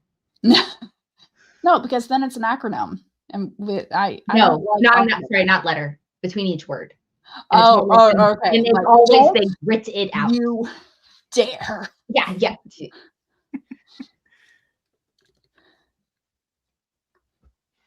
And then for good measure, just mess with people and put he said calmly at the end of it. I don't know if readers would appreciate that.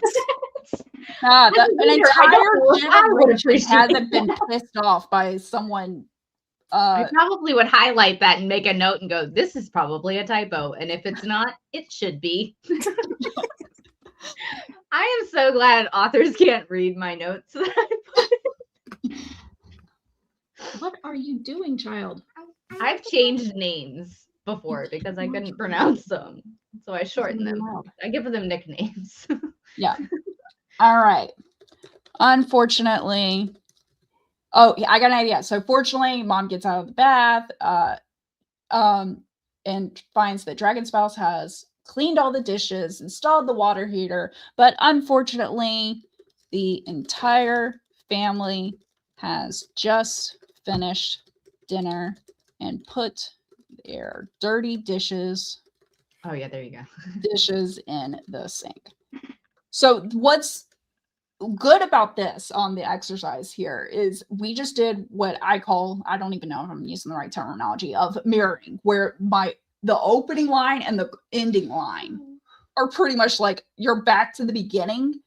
Yeah, but in this case, we're actually better postured because we have a water heater now. Whereas before we didn't. Technically, we're out of soap still, though. Yeah, and we're out of dog shampoo. Yeah, so all we have to do to do these next. We got one thing, go to the store, but we still got to get the rest. Yeah, we just have to go to the store, and now we have all this money from the gnomes. So we're you know what? I'm not even going to the store. I'm gonna have hold on. Fortunately, with all the money, Sealing Mart, play on words. Sealing Mart can deliver more dish soap. Obviously, Sealing Mart needs to be better named, but that was the best thing I had. I could have called it Floor Mart instead. But this is the entire... Wait, why are we got bodies on the couch? What? Went very dark. Okay, so and that's another thing. We could have analyzed this. So the dragon is eating the gnomes. Are we talking like down the hatch, all disappeared? Yeah, is it like a chip or is it like a peanut where you have to get rid of the shell? Exactly. Like, does the hat create a bad taste? So now there's hats peeled off everywhere and like. I don't know. Chatzel, in your world building, how would we do this? I mean, honestly, this ties back to like all the stuff of what was being discussed with Sam in the last one of this building the character stuff. Like once you got the meat here, probably no meat, you can start figuring out, okay, well, why does the dragon eat the gnomes? What does it taste like? And then not to mention the fun other games that you had of creating obscure brands relating to the real world, running into roadblocks and then figuring out, well, I still got to wash the dishes. Everything. Oh, you know what we forgot? The plot hole or the plot bunny in this whole thing? The gnomes peed in the water. So what do you mean the dragon cleaned them? Was it like a situation? Well, we were dealing with cold water bath.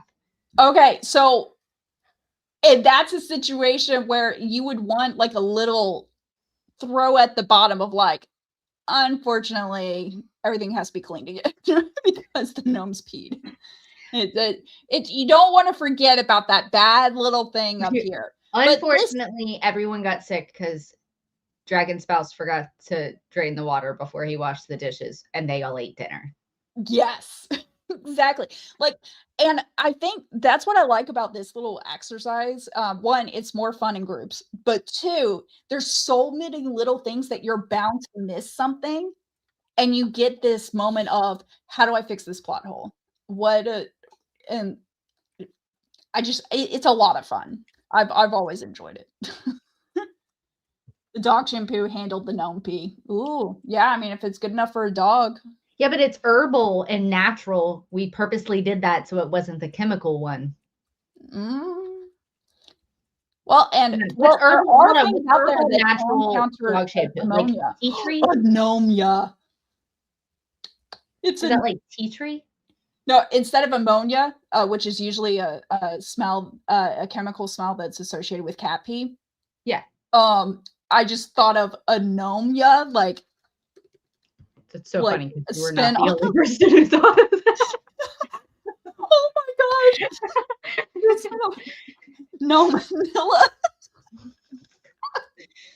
The amount when you give yourself the freedom to just be like chaos and no physics or whatever, like just be out there, you will stumble across a lot of moments, and it's very helpful. And I think because the thing is that even if this was contemporary, how many times have you hung out with your friends when you were younger and y'all come up with a brand new word, be like, oh, it should be named that, and that becomes your inside joke, you know? And so that stuff like this is very helpful for that. Yeah. The only thing we did not do, and it's probably because I averted it subconsciously, we didn't create a magic system. That's not my wheelhouse. That is why I realized I am not a fantasy writer. I am not. Yeah. I'm trying to get better. Involved. We knew that was not going to be Courtney's forte. I do like gnome chips, though. Can we have some? I'm going to need the recipe on these gnome chips. That is wonderful. Awesome. Okay. Well, I'm assuming we need to get ready for the next chat. Are they here? Why? I can't find my mouse. This one happens when I have more than one screen. No, I think we still have time with you because the other one ran over. Oh, that works. Okay. Then, okay. All right. So with this game, we got a few, as I brought up a few things. There's, of course, let's say you come up, instead of ceiling mart, we come up with something better of, I'm trying to think of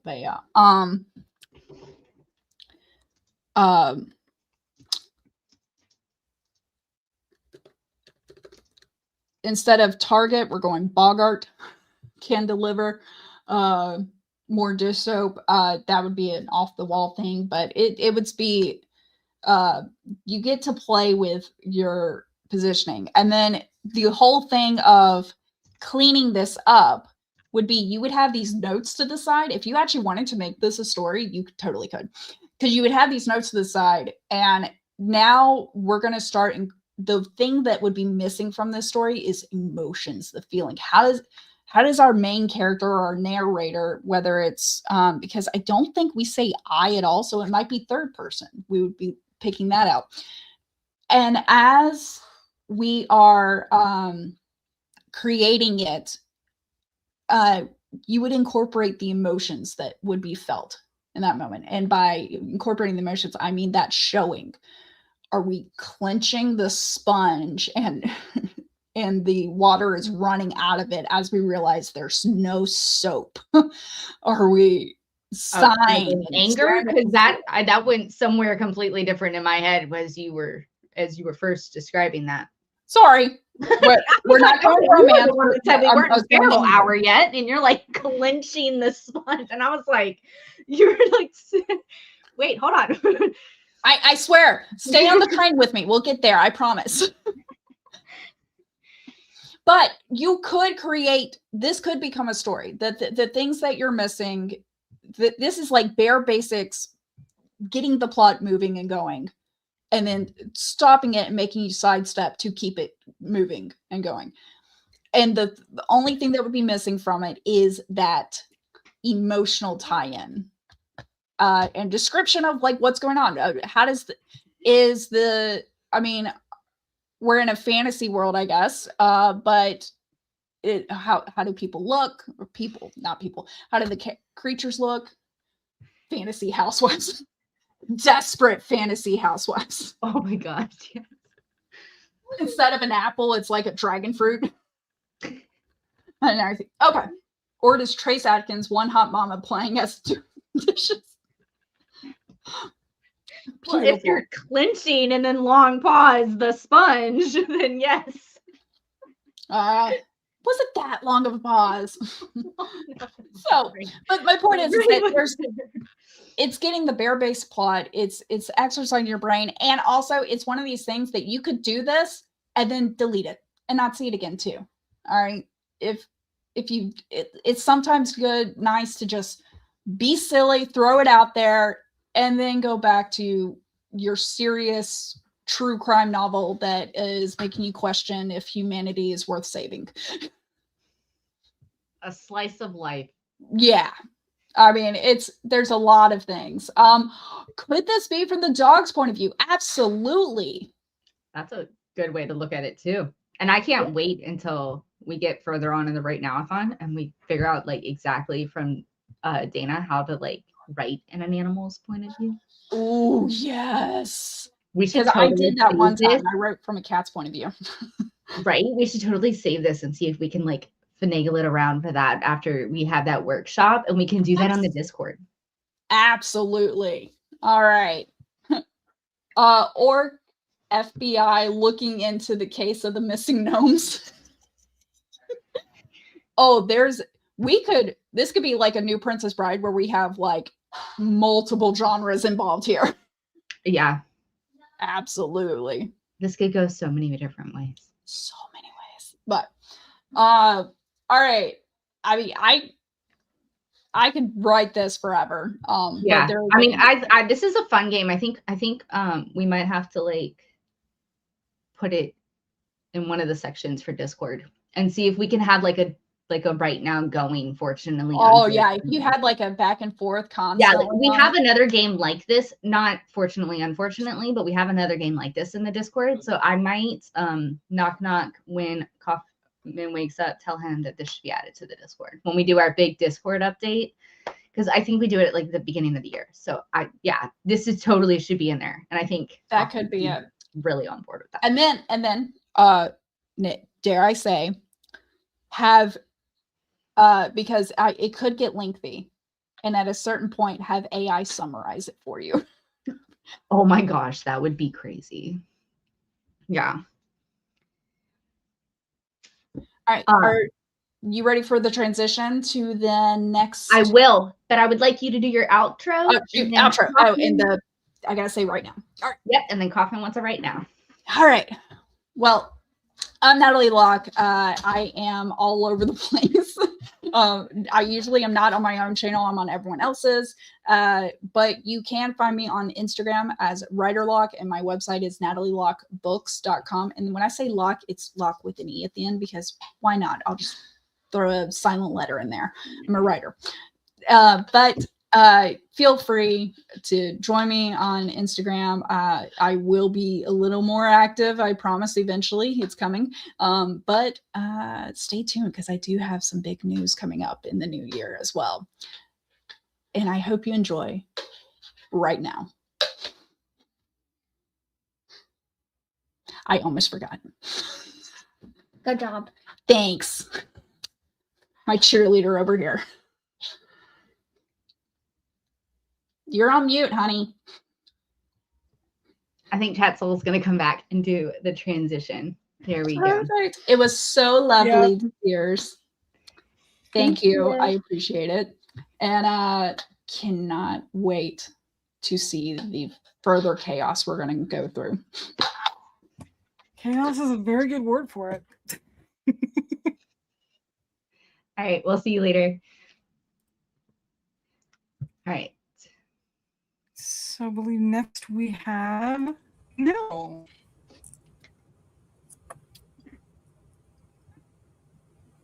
So narrator, voice, and camera. Explore narrator tone and psychic distance in a fun, hands-on writing experience. You'll get a shared scene prompt, then randomize your narrator's perspective in 3 psychic distance levels. After a quick 15-minute write, we'll read our versions and see how wildly different the scene can become. So it sounds interesting. Well, then I will leave it to you now. Great, am I on stage? Hey, everybody. How are we doing today? So let's see. So that was the prompt. Thanks for reading it.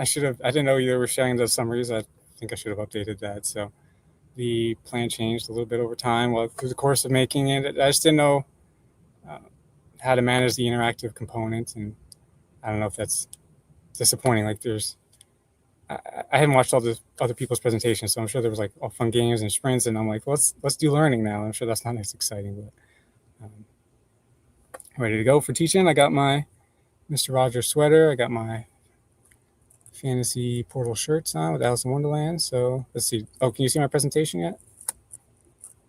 Sorry about that.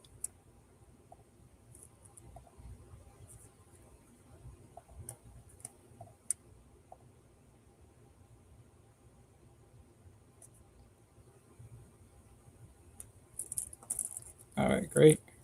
So you can see that now, right?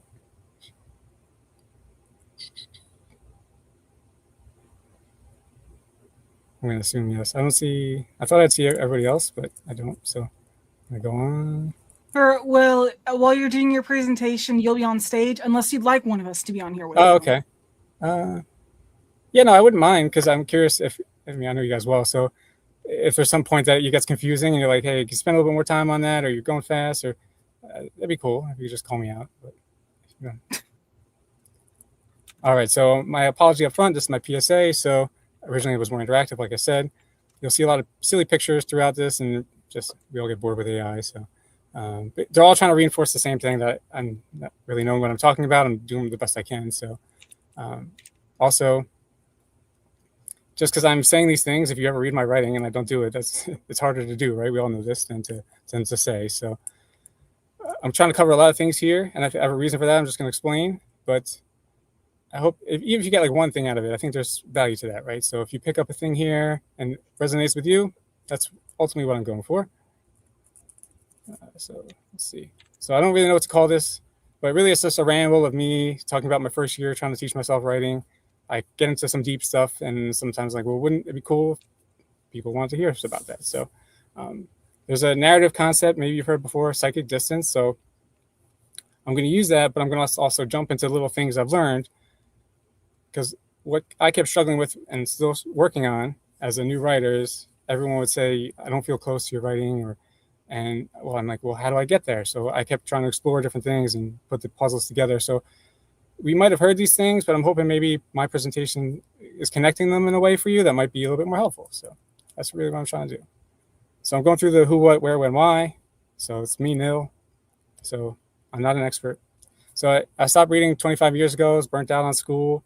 And then I was trying to explore all my little interests and hobbies. And then I started to want to think about writing a story. And I realized that a lot has changed. It's interesting, right? Writing, we think as this, at least I did, as a static thing. But I was fascinated that how much it's evolved in a short time from from Tolkien to George R. R. Martin to Sanderson, like these entirely different styles. And I was fascinated by how to get better at that. And I started to take in craft videos passively, just listening to podcasts.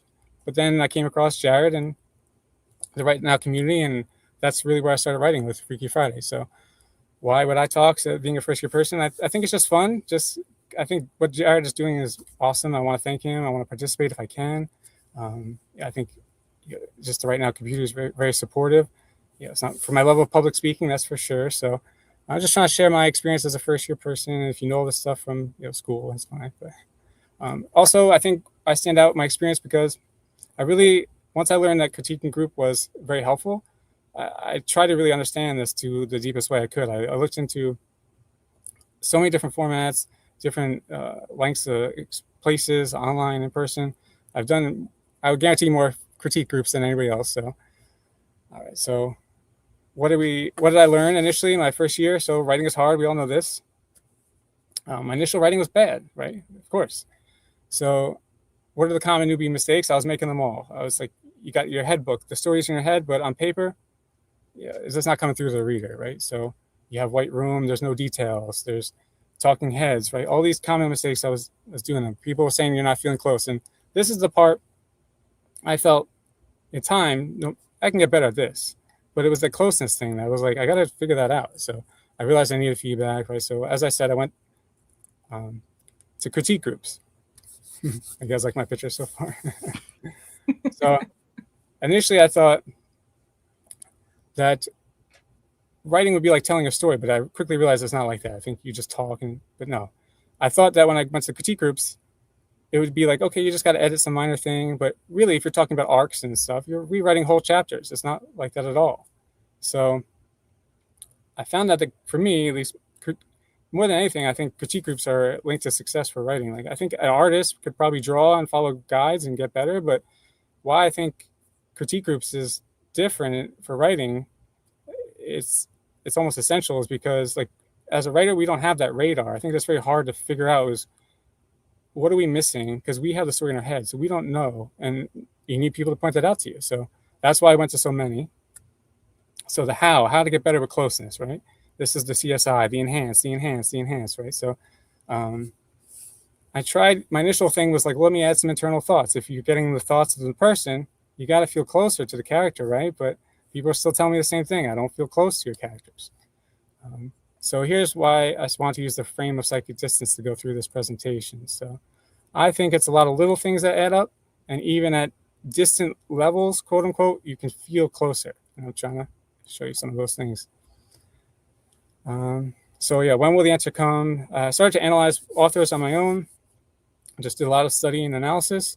And really, I want to see, are there better terms we could have in critique groups? Could we say things more specifically than just get closer?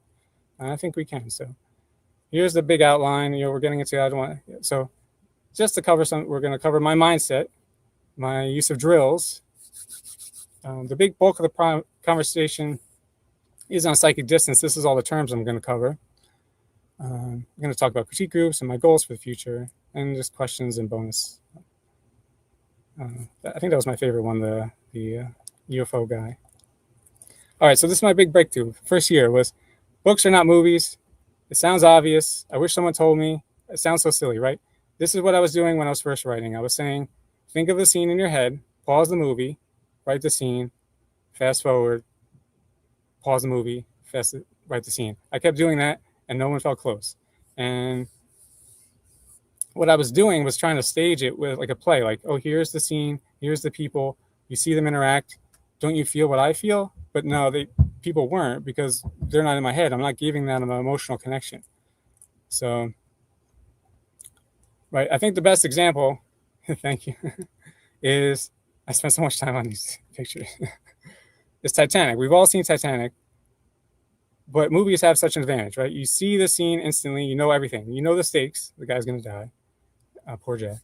And you know the environment, you know it's cold, you know how that feels to be cold. You had all the movie leading up to this moment, so you know all that developmental part of what's at stake and how they're going to feel. So it's all unconscious. But prose has to do all this, and just saying it's cold and just saying what they're saying, the dialogue, is not always crossing that bridge. I don't think so. So here's an example. Of course, he should have scooted over. Right? Didn't even try. Not to So here's an even try. So here's an example of writing the scene, just doing description. Like, it's not bad. I mean, it's never like right or wrong always, but the water was freezing. People screamed in the darkness as debris drifted past. Rose lay on the wooden door, shivering, while Jack clung to the edge, his body submerged. "Don't let go," Jack said between clattering teeth. "Don't ever let go." Rose held his hand. Gradually, his trembling grew slower and then stopped. Jack forced a frozen whisper. Rose tapped and tried to wake him. "Jack," she called one last time as he slipped below the water. So, in a sense, I think this is a bad example because we know the scene so well, so it still has emotion, but it's not bad writing, I don't think. But no, I think you gave me like the best piece of advice when I first started writing, where we were in a critique group and you said set the scene before the dialogue. Yeah. And I first, like, I knew that advice, but some, like, the way you said it, the words you used, like it made it click for me. Yeah, no, I wish I'd come to the critique group plug. I mean, we always have great feedback from all of us. I look forward to, Calvin and Mary and everybody's ideas. Definitely we're getting better together. Yeah. But yeah, so sometimes you want back and forth dialogue. You want to just have the people say a thing, do an action. And there's moments in the story, but I would start to ask myself, is this what I want there or not? Do I want it to feel like that play moment, or do I want... So if you write from the character focus, it feels different. Now, you could just argue that there's more words here, and that's fair. But I'm just trying to show you there's a different feel and approach, and there's moments for this stuff too. And this stuff I wasn't doing at all. And that's the point I'm trying to make, is like, I try to have to find ways to think to myself, when am I not getting these moments and how can I add them in? So now, if we don't describe the scene, we just talk about how Rose feels, right? So Rose thought freezing to death would be painful. She didn't notice her spastic jerks turning her to ice due to being completely numb. A frigid floating door offered an appealing bed for her growing drowsiness. She gripped Jack's hand right beside his slowly fading pulse. "I won't be far behind," she thought, and kissed their interlocked fingers. In the middle of the Atlantic, far from the lifeboats and rescue, the corner of her mouth lifted. If this was the end, she could rest easy. A proper life and diamonds, no matter how big, were wasted without love. Jack taught her that. Rose remembered her hair flying when they danced, the wind on her cheeks at the bow, and the steam of their embrace created in the car's backseat. For a moment, fire... I can't read the rest on my screen. Yeah. She mustered the strength to blow the whistle at a lantern in the distance, right? So it feels different because we're just... What is she feeling in this moment is really telling us all we need to know. It's almost... Whether the detail is not, it's almost secondary, right? You could have one little line saying they're in the ocean. But having both is great too. My point is that I wasn't always doing any of this, and just seeing how you feel. If you can add in those character moments where it's really just from that. I wish I had somebody to give me that concrete example rather than just saying, how does the character feel? I was like, well, I thought I'm writing it. I'm telling you what they're saying. We've said, how would you feel if you said those things? But that's not the same as prose, right? So to me, it's like, I can't do it yet, but I think I have a better idea of what I'm trying to do. So anyway, so like Neo, right? I saw the way. I started to think of how can I make some drills. So basketball, right? You don't just play games. You do jump shots, you do layups. So my initial writing was very confusing. So here's an example of like a confusing way I would normally write. So Tim stooped to pick up the muddied object. He wore a dress shirt. So in my mind, I'm thinking, well, he's reaching. So the shirt, it's on his arm. Let me talk about the shirt, but you're changing the focus. You're going from the object to the shirt. So the debris had been hiding an old time pocket watch. Rough fingers lifted the lid and wiped the dirt from the face. The moon rose overhead like a banshee. His grandfather was in World War II, did 2 tours, came home with a pocket watch. So there's a lot of problems with this, right? I'm highlighting the issues and I'm labeling them. So when I go from between the paragraphs, there's not really a theme connecting them. Like eventually I bring in the watch on the third line, but at first you're jarred as the reader. You're saying, why are you talking about his grandfather? We were just talking about a watch a second ago. So 2-3 lines like this, and then the reader's lost, and then they kind of lose place in the story, right? So these things I was doing a lot, changing focus, not keeping a theme to my paragraphs, not having good transitions. So what I did was I tried to make myself some exercises. I tried to break each of these things down. Here's an example. So with transitions, I made a list of ways you can cut between paragraphs. Sometimes you'll have a character speak and that takes you to the next paragraph. Sometimes you'll say something like up ahead or years ago. There's many things, but there's some things that feel better and work better than others. So I have a big list. That's not the point of this presentation, but it's just to show you, like, I think that's what's interesting is my mindset here was to try to make drills and try to find things. And so you can see my transition fix is better. At the bottom, I changed on dialogue where I say he lifted the lid and wiped the dirt away. And then that's mine, to figure down the distance. No, we're not distracted by where's this grandfather coming from. We're used to dialogue interrupting a scene. So that feels more natural, right? So these are things I encourage other people to do if it helps you. But if you don't, everyone should find their process, right? This is what's been working for me, and that's what I want to share with people, is to see what you might think. All right, so we're into the big part of the conversation, the presentation. Am I going too fast? A little bit. You take a second. All right, I'll pause now. I'm sorry, everybody. Let's see. No, you're good. It's a lot of information, and I'm curious, like, if we could go back to like the drills that you were doing and like what you learned to like, well, yeah, and that, like, how did you learn? Here, go forward 2 more. Oh, sorry. Right there. How did you learn to do that? Like, what you said that you had done drills, like what were those drills? Yeah. So I think everybody can make up their own. So that's what I'm just trying to share. So I would go to critique group and people would say, when you ended this first paragraph and said the moon rose overhead, and then you start the next paragraph, his father was in World War II. Right. I mean, I was thinking these are connected because, well, we're talking about a watch, and eventually I'm talking about the grandfather talking about his watch. But it's really this transition that's so clunky. So just that word, I'm like, well, let me just work on that one thing. Let me work on transitions. So I would start by fixing these transitions. I would look into just advice online of what are good transitions, and then I would try to apply that. So try to change up how I transitioned this paragraph I showed you into different versions. So things like that. And I do that for a lot of things. So I don't know. So you would find your like individual thing that like you struggled with transition. So you did more research on transitions and started working on transitioning more. And that's how you got better at it, you would say? I'm hoping it's paying off, but yeah, I guess the feedback will tell. But yeah, I think it's, for me, I think compartmentalizing it is going to be a more effective way in the long run than if I just keep writing stories. But I think different things work for different people. So absolutely. Do you have any other questions so far? So we covered basically the drills. We covered how writing feels different if you focus it from like a movie or as a character emotion. Don't know. Can't really read that. So going back. Yeah, we talked about like why I'm presenting. So it's more of like an intro part. I hope it was probably wordy intro, but you're good. Yeah. All right, cool. So again, I think I said some of these things, but yeah, not an expert. I'm not really trying to teach you the textbook way. Sorry. Just like how I understand it. And so I think it's helpful for anybody if you summarize it in your own way.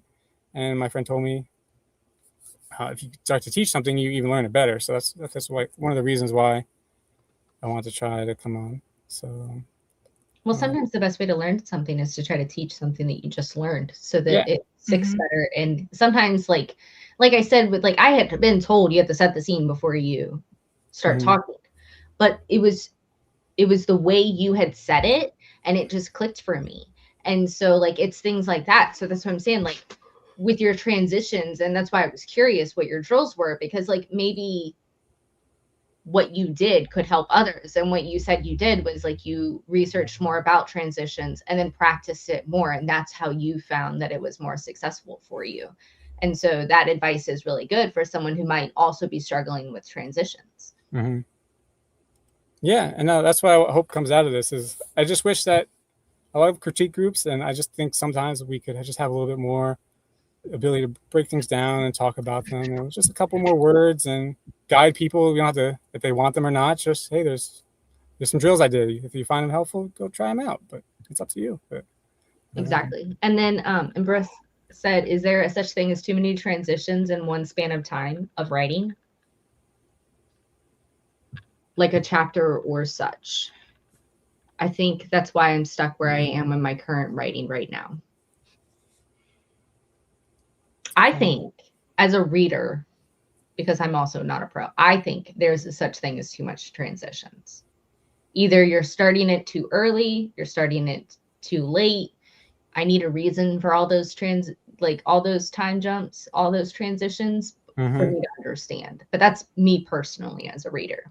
What would you say, No? Oh yeah, definitely. I know it's a little different than the closeness, but it's definitely a big factor in writing is anytime you're jumping in time, that takes word count. And anytime you're changing an emotional state, that takes word count. When I was speaking to transitions there, I was more talking about just the craft. Every page is going to have multiple paragraphs. And going between those two without an awkward flow is what I was more referring to. But yeah, all these things are all part of writing. And yeah. Right. All right. So yeah, psychic distance. This is the main bulk. So this is a narrative scale. People might have heard of it. It's a tribute to John Gardner. So it's basically how close does your narration feel to the story. So 1 is very far, 5 is very close. So I would start to ask myself, how can I make different levels feel closer, even at the same level? And I think that improved the way I understood them a little bit more. I think even though we could describe them by examples, I usually focus on like these 3 factors and how they, so like knowledge, the identity, and the camera. So psychic distance 1, this is the farthest away. So the main thing I think of is depersonalization. So it's just a figure walked into town, right? It's just very vague. Your mind just fills in the blank. When I hear a town, I'm thinking like bird head view. I'm not thinking like walking down the street. That's where my head goes initially. So to me, it's a far camera. But you could do something like the man's arm was bruised. It's still depersonalized, but it's a little closer. So I'm just playing around with things like that. Like, okay, well, how does camera affect a level 1? So here's an example, and this advice applies to a lot of things of writing. Is like the order stresses things in a sentence. So if we say the man wiped his brow as the sun beat overhead, our focus is more on the man. I'm not really thinking about the environment and the sun. But if I reverse it, and I say the sun beat overhead as the man wiped his brow, I am thinking like more looking down on the man. So I think that's interesting, even at level 1, the little camera shift there. So do you feel closer or not? And then you could separate them and give them a little bit more characterization. So say for the sun part, say you say the sun out west was stubborn and hung overhead longer than noon at home. Now you're asking questions like, why did this person move? Where is this desert? Right? So sometimes just being aware of, are we just packing in these details, but not taking the moment to separate those two things, the camera, right? So even at level 1, this person isn't described. We don't know where we are, but we have some character now that's going to attach us. All these things is my kind of idea is that these are going to add up. Same thing with the man, right? The man's eyes stung with sweat. Each blink, a reminder of the desert. He stared at the ball of fire, right? So he's characterized now more than just wiping his eyes, like trying to show that he's in the desert. So I think that's interesting. So I feel like now I'm starting to feel like I'm covering too much. But, all right. This is the presentation. All right, so tone, your narrator, you can have a tone, right? He can have pity on your character. He can feel that his situation is deserved. When I was trying to show it, I would describe the scene and I'd have dialogue and the character would be like, don't ignore me, right? But we don't really feel that. What I realized is that inference can carry a lot more attachment. So here's an example, right? Let's say others paid tab and celebrated. Hours passed and relationships formed around him, like a shivering penguin outside the huddle. That to me sounds like the narrator is pitying this person a little bit. But now if you change one or two words, say, others paid tabs and celebrated. Hours passed and relationships formed away from him, like trash outside. Now it sounds like the narrator feels that this person deserves it. So I think that's interesting, right? We're at level 1 still, but we're getting so much more connection to the writing and the character because the narrator has the pity. So, I mean, that's not fitting for every story, but I think that's an interesting thing to know. And I think the frequency at which you do this, if you want that to be a part of your story, is going to build attachment. So, all right, we covered level 1. We got 4 more. How you doing, everybody? All right, so I'll keep going. I was going too fast. It's more about pausing and coming back to. That was my mindset with making this. So, level 2, the main characteristic is identification, right? So, he's not just a vague figure. We get some name, we get profession, we get age, we get description. So, example, right? Dr. Bob walked into town, not just a figure. So that's cool. A little closer. We feel more close to the narration. And I talked a little bit about this with inference, but it's a little different talking about when is less specific better. And it seems counterintuitive, but with description, we could add a lot of details. So here's an example. If Dr. Bob graduated with a 4.0 from Harvard, finished residency at 35, wore glasses, had fair skin and red hair, we get a good picture. We see this person. We're level 2. And a lot of people might not write like this. You might want all your description at once. You might want to weave it in. You might want to say Bob put on his glasses while he talked to the patient. That might be a little better. But I still think even at level 2, we can get a little bit more attachment to the character. And that's where I think inference helps. I mean, being less specific. So here's an example. So rather than say his age, we'll try to imply it. So Mark's sister stopped lifting him to the counter 5 years ago. Now his arms could reach the cookies just fine. He denied ruining the dinner with a dimpled smile. So we're implying that he's around 8 years old. Maybe about 5 years have passed since this cute little thing stopped happening. There's a sibling dynamic that's there. We get a lot more character. We feel a lot closer. So like you could show somebody level the psychic scale is my overall point. But even at these levels, there's little nuances to them, and that's what I'm trying to connect to, these little things I've learned. So I think that's a little bit closer. Does it vary on POV?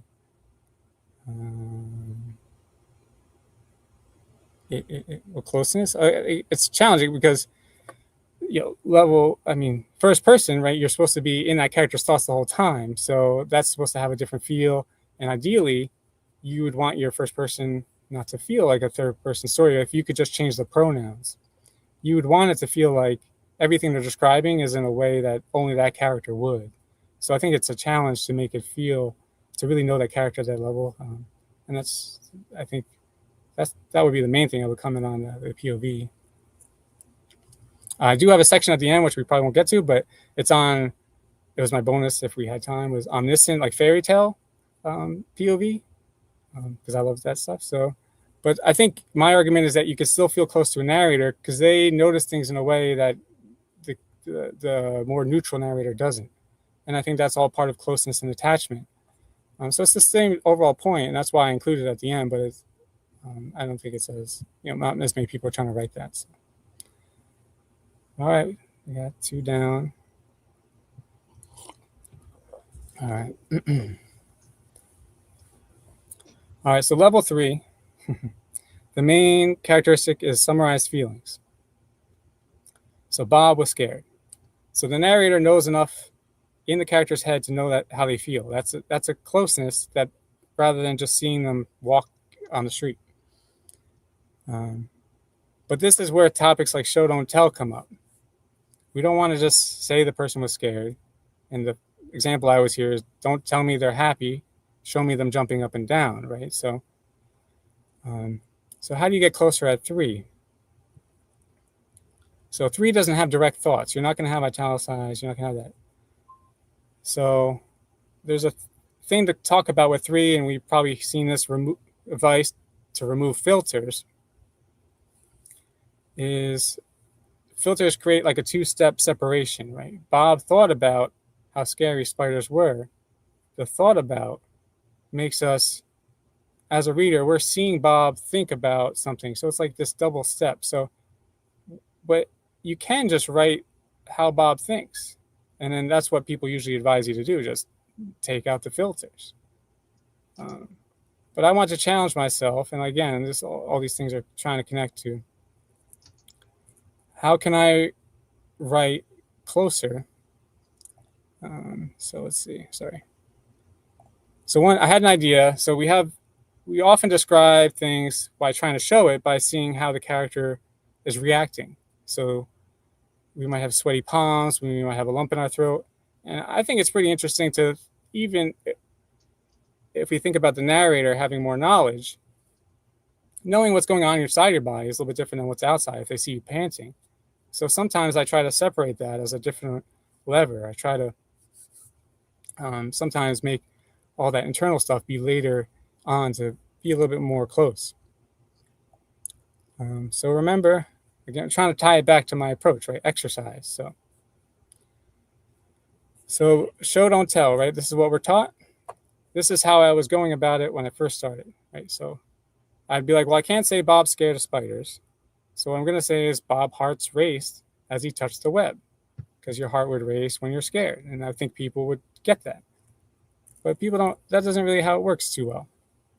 So I started to ask myself, could I write emotion at level 3 without any physical cues, without any heart racing, without any sweaty palms? And this has been good for me because it's forcing me to think a backstory. And maybe this comes naturally for some writers if they're writing prose and they just flow between narration and like the scene moments, but it doesn't for me. So looking at my level 3s, when I get to the point where I'm thinking Bob is scared and I think, well, I got to change that, it's been prompting me to, all the stuff I had in my head about who this character is, to talk about those things. So level 3 doesn't get into immediately how they're feeling, but it talks about patterns and behaviors. So this is a level 3 scared of spiders. Bob had learned early that instincts demanded caution. His first memory was crying in a hospital bed. 3-year-olds put anything in their mouth. To them, sticky web is no different from cotton candy. Now he stomps all spiders, not just black widows. So we get this inferred backstory that he probably swallowed a black widow spider and he got really sick and was probably almost dead. This gives us a lot of context for how this person would react to being scared of spiders without saying it. So even at level 3, this is interesting. Go closer. So here's an example of what I was doing, and it's not bad.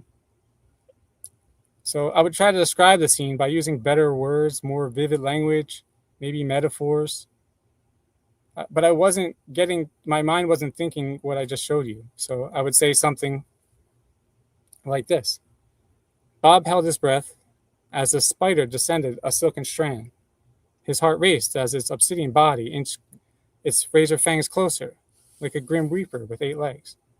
So it's pretty descriptive, but in my mind, it works better if you follow it up from this context summary of scared to this detailed description of the spider. Now we start to feel how the character would feel. And I was missing all those summaries before. So yeah, to me, this is what a lot of my prose was like, and I hope it's getting better. It was very clippy. I would go from statements of an action to a feeling to an internal thought but I wasn't spending time on any one of them. And now that I can label them, I can see where I might want to spend some time.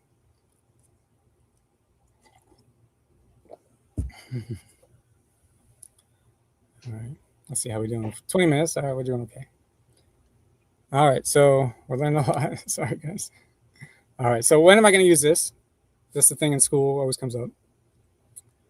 So I would write sometimes in like a scaffolding. I would just list things that happened in the scene. So let's just say we list 3 things.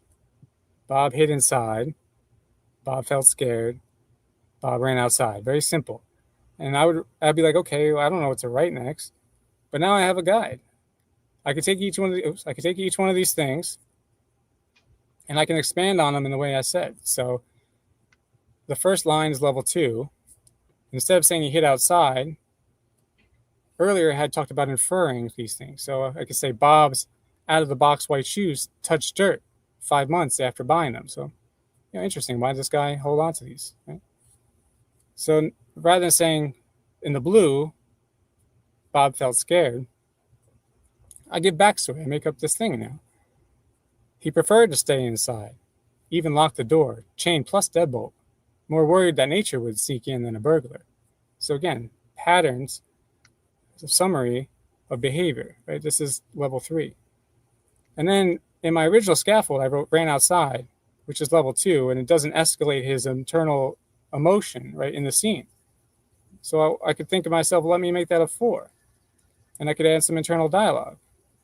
The fresh air called like a doorbell rang, he thought. Your dog needs you. So now there's an escalation to the scene.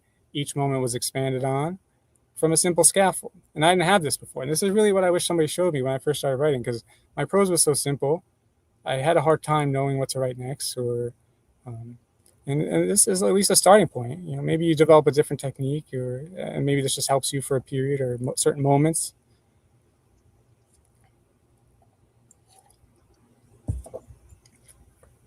All right, level 4.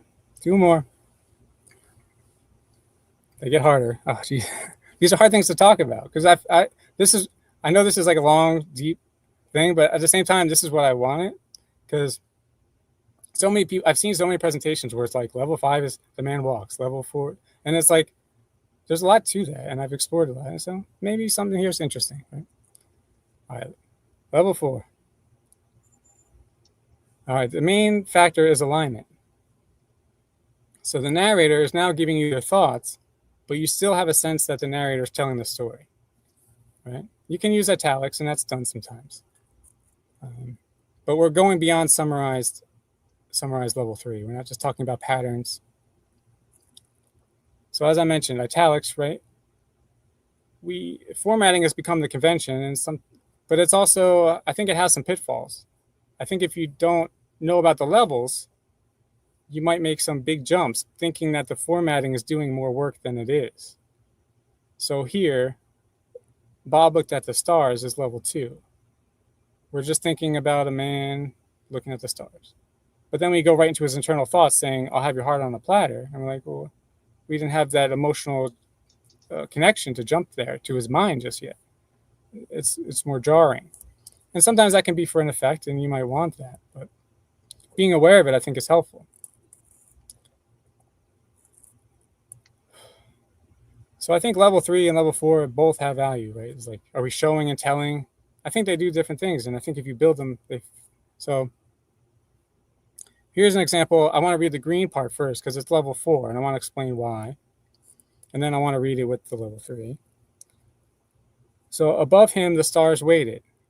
The North Star offered a straight line there. 3 days, no, more. I'll have your heart on a platter. And that part's italicized. So that part is that internal thoughts. That's level 4. But even before that, we're still level 4 because stars don't really wait. But that's something the character might be thinking. And let's look at what it's not saying, right? It's not saying there's a star in the sky and the North Star's 5 miles from where he wants to go. That's level 2. There's no connection to the character. But if we connect it to him with a narrative phrasing, like above him the stars waited, we're building up this chain of thinking in the character's head, but we're not always just getting verbatim thoughts. It's a different feel than just summarizing patterns. because we're in this moment, right? So this is what level 4 is defined as. So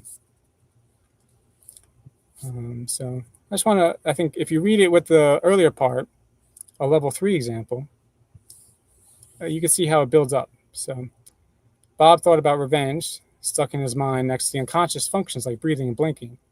The lure of sweet satisfaction flickered even when asleep.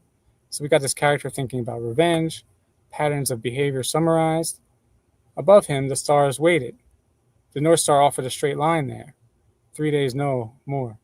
I'll have your heart on a platter. So now we're thinking in his head of how he's going to go about this plan to get revenge. So, all right. So train the reader. So we talked about before about taking out filters, but they can be helpful. They can train your reader to know when you're going to go into eternal thoughts without using italics. And that's pretty good writing, I think. So Ender's Game does this pretty effectively. Orson Scott Card, right? So he wrote in third person, so Ender in the first paragraph. So Ender tried to imagine as like a filter. But then it goes into all this, I'll roll over on my back and it won't be pressing there. He's thinking now. And I won't read it all, but there's 3 paragraphs. And at the end it says, but Ender knew, even as he thought it. And it goes into third person again. So we're using these filtered cues at the beginning of end before we go into this deeper monologue. So you can train the reader to do that. It's pretty interesting. All right. So let's see. We know the levels. We could look at a scene and we could think, that scene I just showed you, a person thinking about revenge and talking about getting their heart on a platter.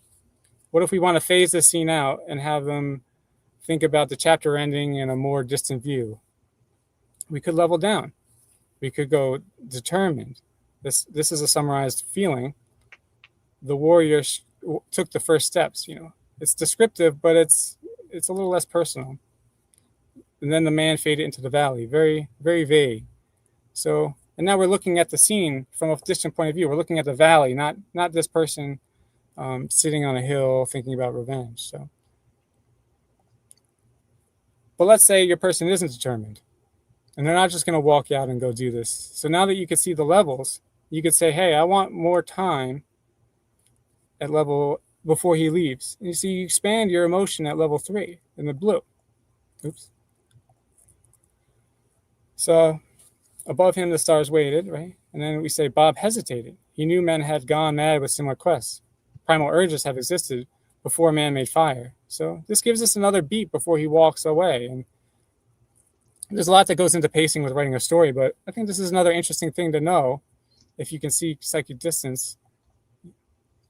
All right, I might have to go a little quicker.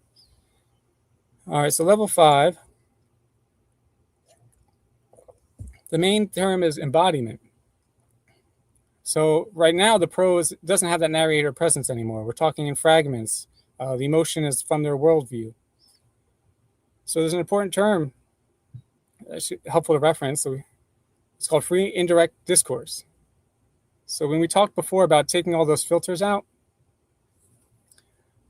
that's usually writing without those things is what we mean when we're saying free indirect discourse. We're acknowledging that you don't need to say the person thought. We could just write their thoughts. But it's also helpful to build up to that and with the levels. So it's not really the same as the levels, but it's just part of it in a way.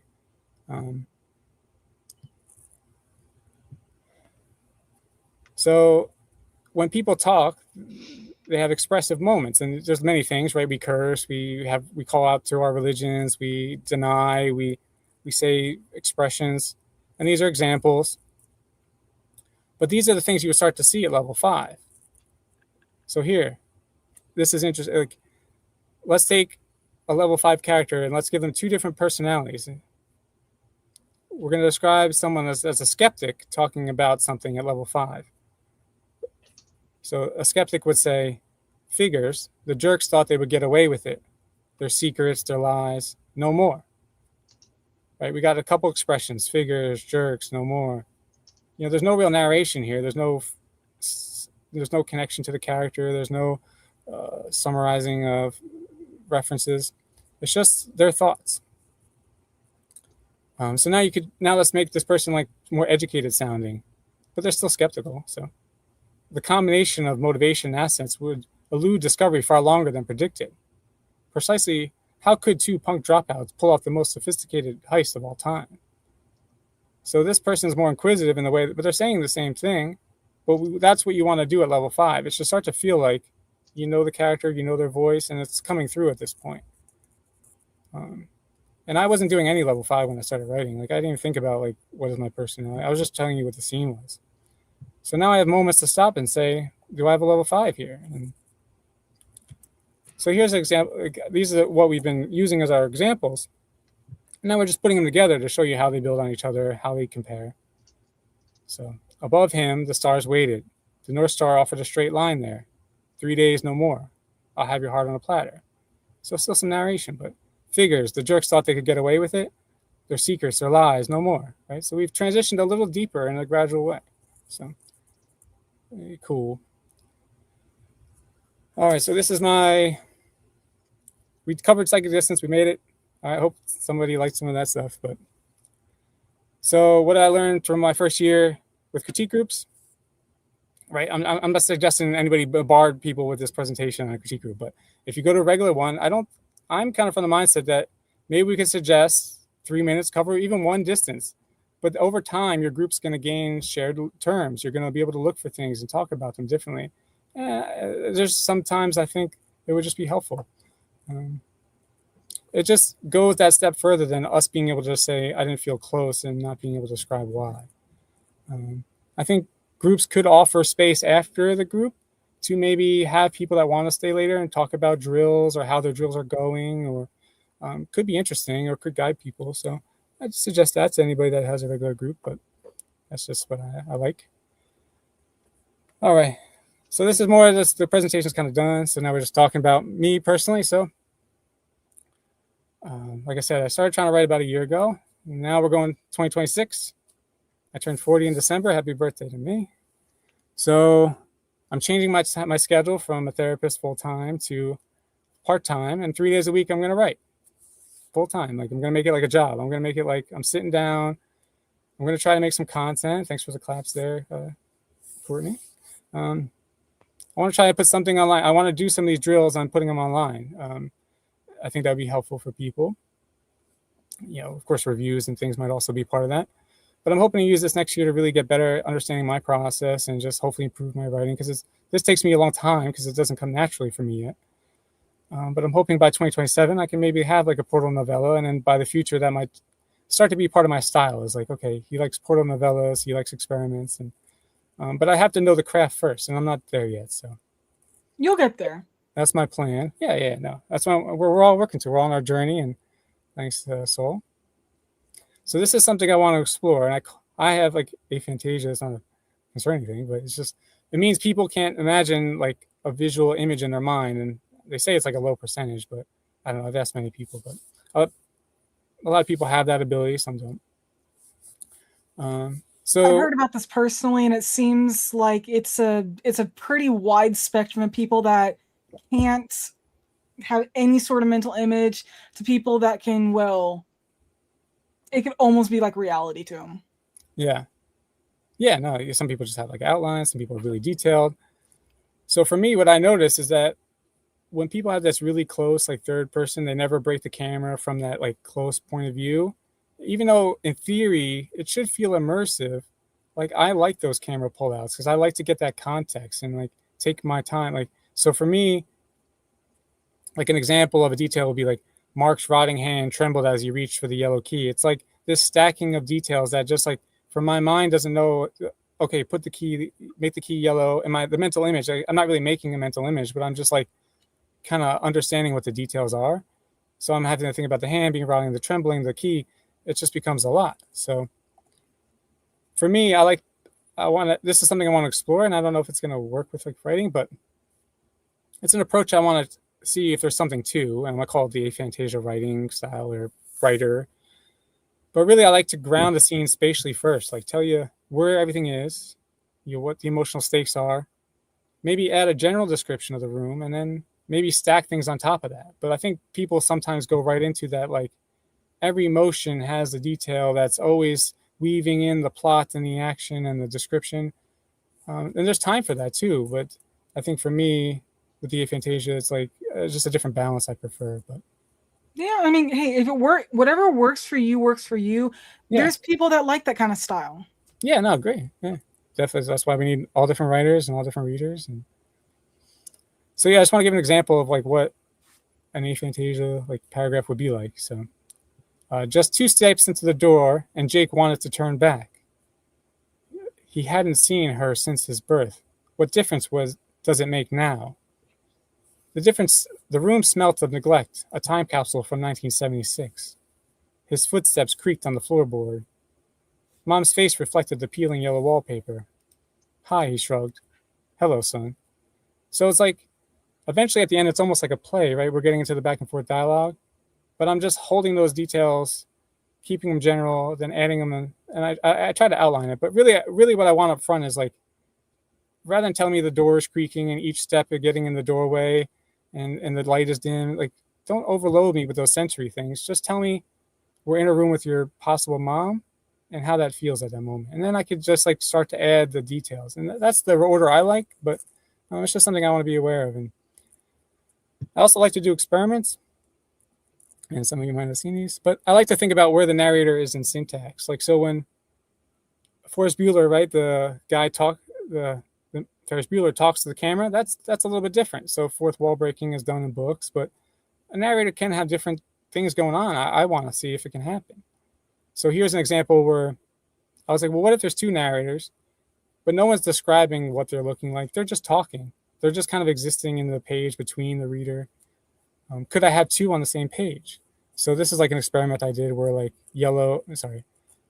orange on the left was one narrator, and then blue on the right, and they talk. You hear their dialogue, you infer maybe what they're doing, and then between that, they're telling a story between each other. So that's an experiment that I want to try. I don't see things like that done in prose, and I'd like to see what's going on with that, and if anything could be interesting.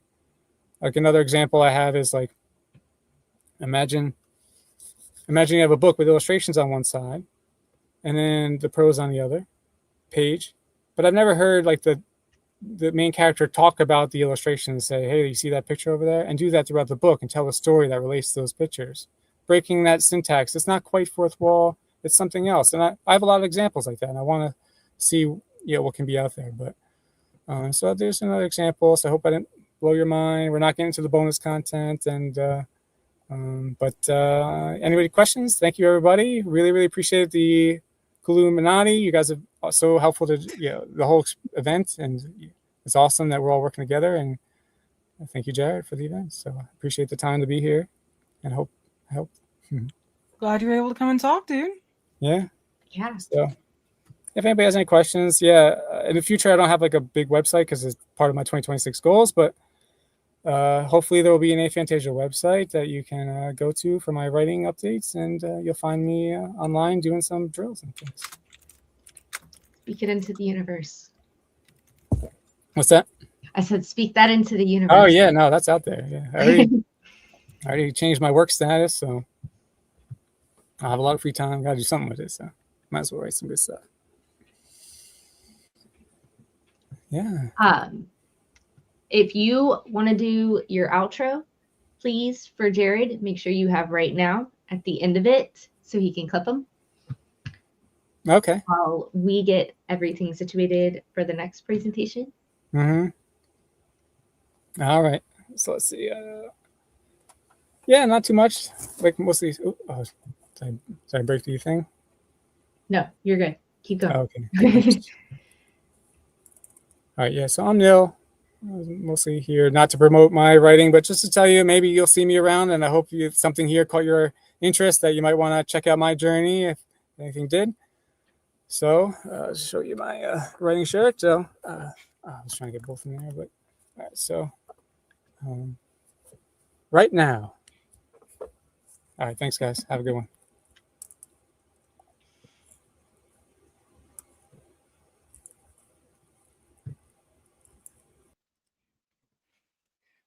All right, so next looks like we're going to have a giveaway for the next person that's going to be up. Give me one moment here. I'm going to get a graphic up for the giveaway if you want to read that off, Courtney. Yes. Next up, it's going to be Plan With Me a 2026 Reading and Writing Goals. Plan your 2026 writing and reading goals in a chill sprint style session. We'll draft or schedule, map out TBRs, and then hang out after we share plans for the year. Bring whatever planning method works for you with the amazing Holly Davis. All right. So I will bring Holly up. Hello. Share the screen for. I'm gonna find it. How are you doing this evening? Good. How are you guys? Good. I had to work today, so I missed like the opening of the WriteNow-a-thon, but I hope it's going well. Yeah, I think it's going pretty awesome. Yay. Since we so happen to be giving away your giveaway, do you want to introduce it while Chat Soul brings it up? Yes, for sure. So I'm Holly Davis, author of A Diamond Bright and Broken, which is included in this giveaway. This is a YA fantasy with no spy sapphic romance. I pitch it as a tangled retelling with a gender-bent Flynn writer. So there's disability rep with a wheelchair crutch user. Unique magic because the main character cries diamond tears. And yeah, if you like, and they're also biracial female main characters, so just a lot of representation. So if that sounds good to you, you should enjoy this book. It is a duology. The sequel, A Shadow Dark and Daring, is coming out August 4th, 2026, and that will wrap up the story. So you can read this and then quickly figure out everything that's going to happen. That's awesome. Okay, so if you guys want the physical copy of this, please, physical copy, that's going to be US. Do you have the ability to do ebook if they are outside the US? Yes, and there is paperback international version. It's not in every country, but I know in Europe, I think Australia, it is available in paperback. So that's awesome. Yes. So if you want the physical book, do #goals, and then we will announce who won this giveaway at the end of Holly's presentation for you guys. Yay. Hello to people I see in the comments. So then am I cool to? Yes. From us? Okay. Okay, cool. So I totally forgot this was happening this weekend. Yeah, so we'll be going till tomorrow. What is that, 5 p.m. Eastern? So but yeah, this is gonna be like a super chill stream. I have a timer that I'm gonna pop up. That is the kitty race timer that I frequently use on my channel on Monday nights. I do writing sprints. But so you can use whatever method you want. I'll share what I'm using to do my reading and writing goals. I didn't know how long this was going to take for me to do, so we'll see. But so I printed out this 2026 books reading like bookshelf because I like to write all of the physical books that I already own. I should do like ebooks and like that I already bought as well.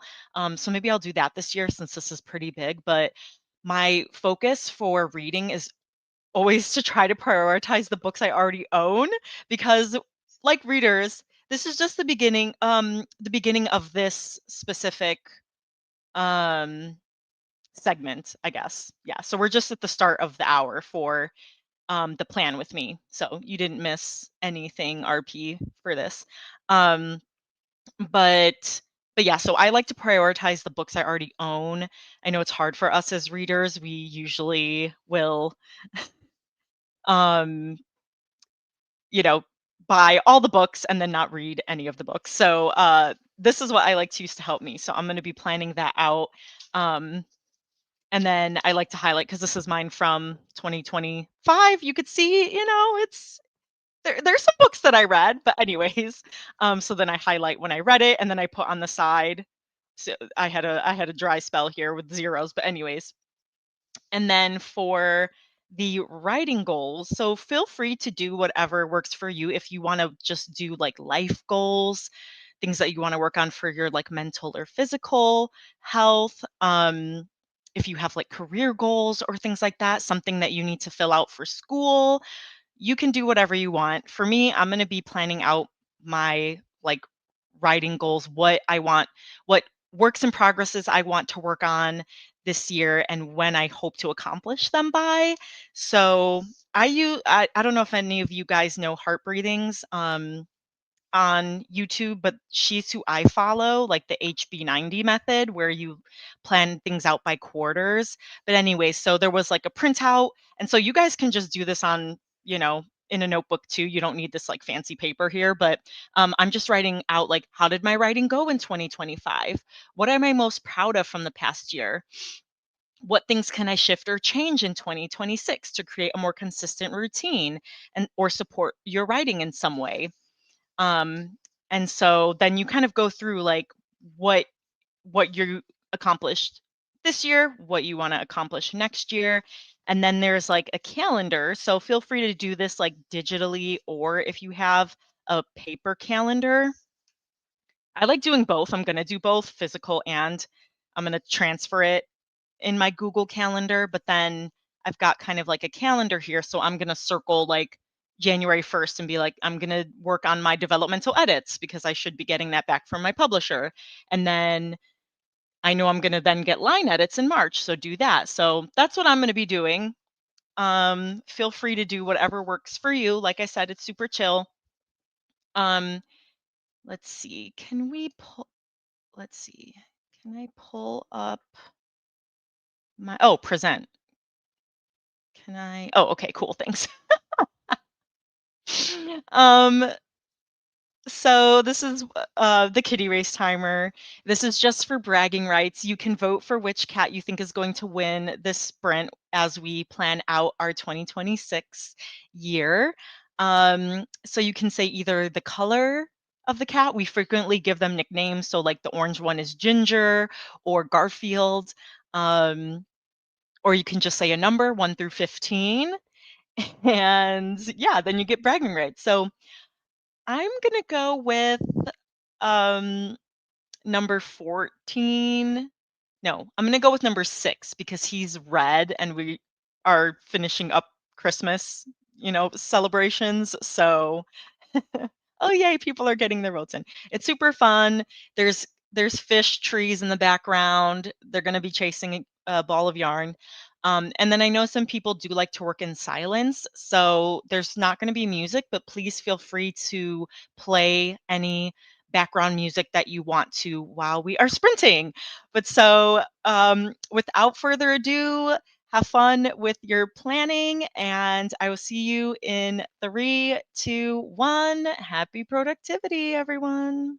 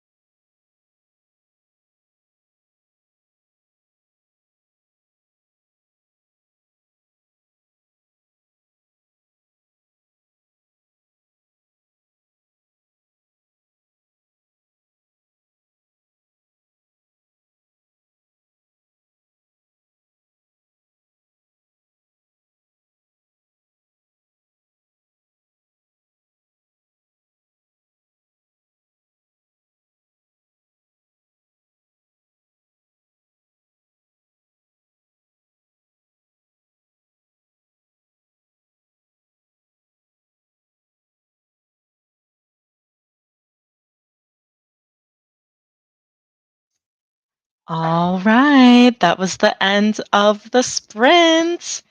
And number 13 won. Did anyone vote for 13 or Brownie? Oh, chat, Soul, yay! Go Soul! I am glad that everyone was having so much fun with the kitty race timers. Yes.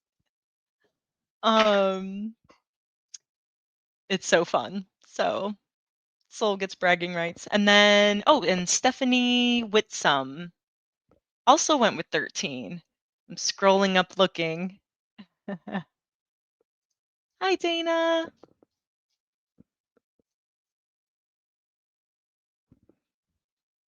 Okay.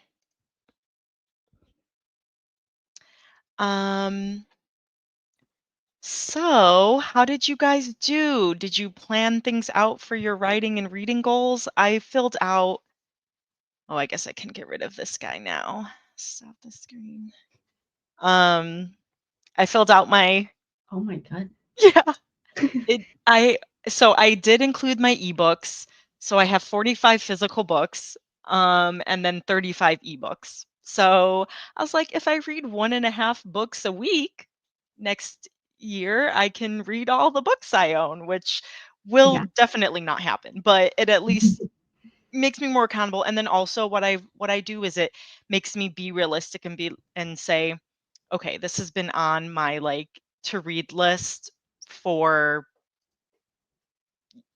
4 years or something, and I still haven't read it. I should probably, gift this, So anyway, so that was that. And then I barely got to get started on my writing goals. I just filled out, how the year went, what worked, what didn't work, and then I started marking things, days that I'm not going to be free to work on anything writing related.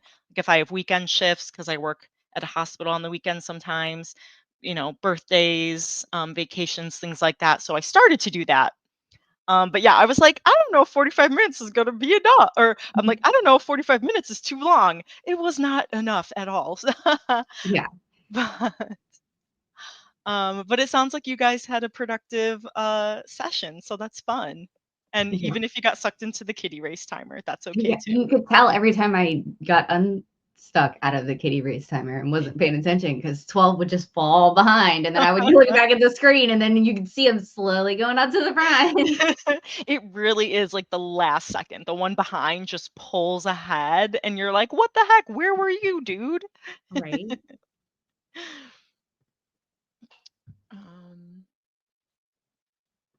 But yeah, I guess we can. Yeah. So you want to do a last push for your giveaway? Yes. So please, you can still enter the giveaway. #goals for this Tangled retelling with a gender bent Flynn Rider duology. Copy of it. Yeah. Yes, you can get hardcover copy. Ebook, if you're international, might also be able to get paperback internationally. So.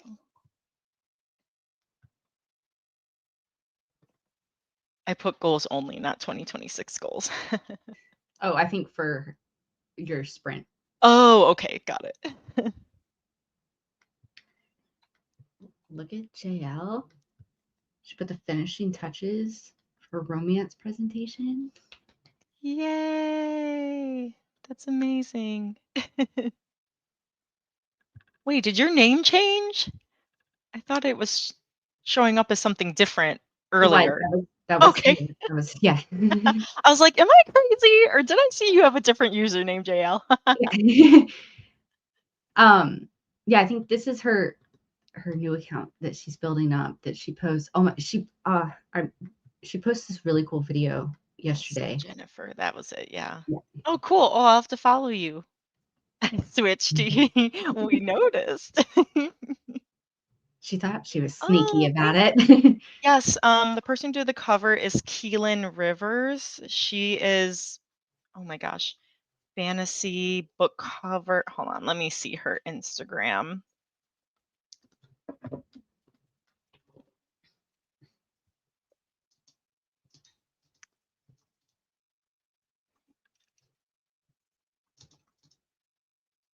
Oh, she is not popping up for me. What? Why is that? But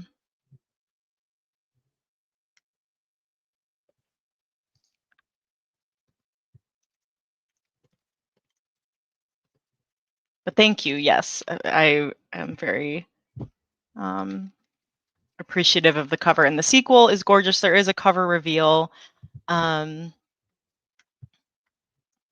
If you guys want to sign up for that it will be revealed in March, so there's time.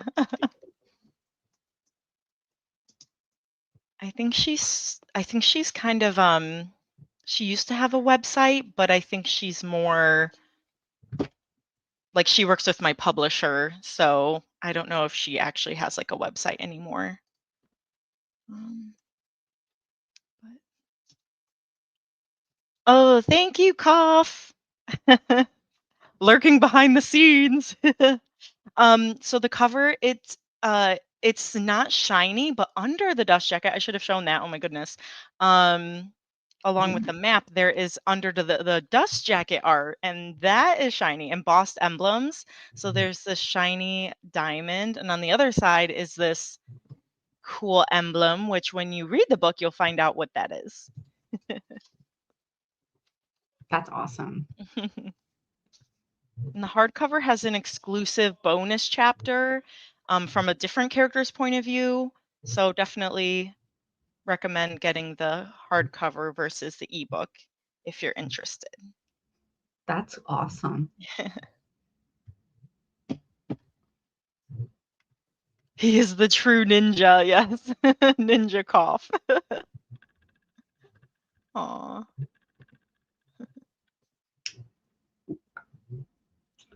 Giving everybody the last few seconds to enter if they want to. Dun, dun, dun. Oh, a metallic shine. Oh, you know. Yeah, I wish I had some Rex for you.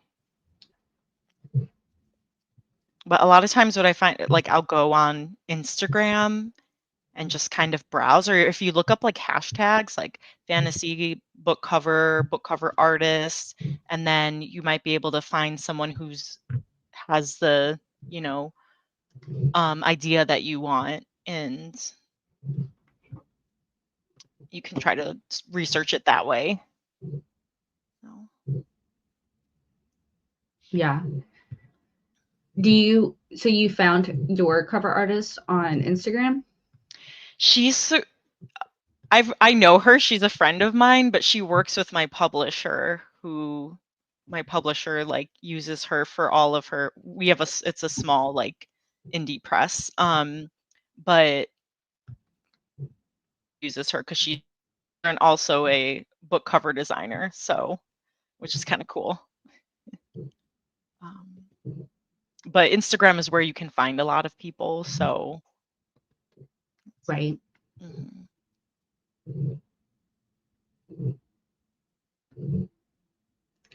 Okay, I'm gonna see if this works to do your giveaway. It might not. And it might. There we go. Yay, it worked. Okay. Ooh. You ready? Yes. Here we go. Drum roll. I'm confident I don't have all the sound effects. No. No. Yay. Congratulations. Yes, congratulations, Nell. We are going to put the link for you to do that. And I have, here's a coffin phrase. I have everything ready.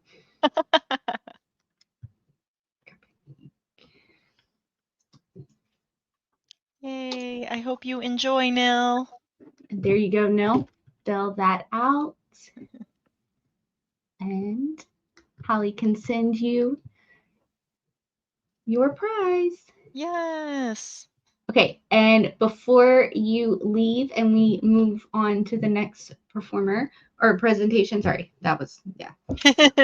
I performed for you all with my cats. When you do your outro, can you please say right now at the end, Kaufman wants to do like splice them all together. Yes, yes.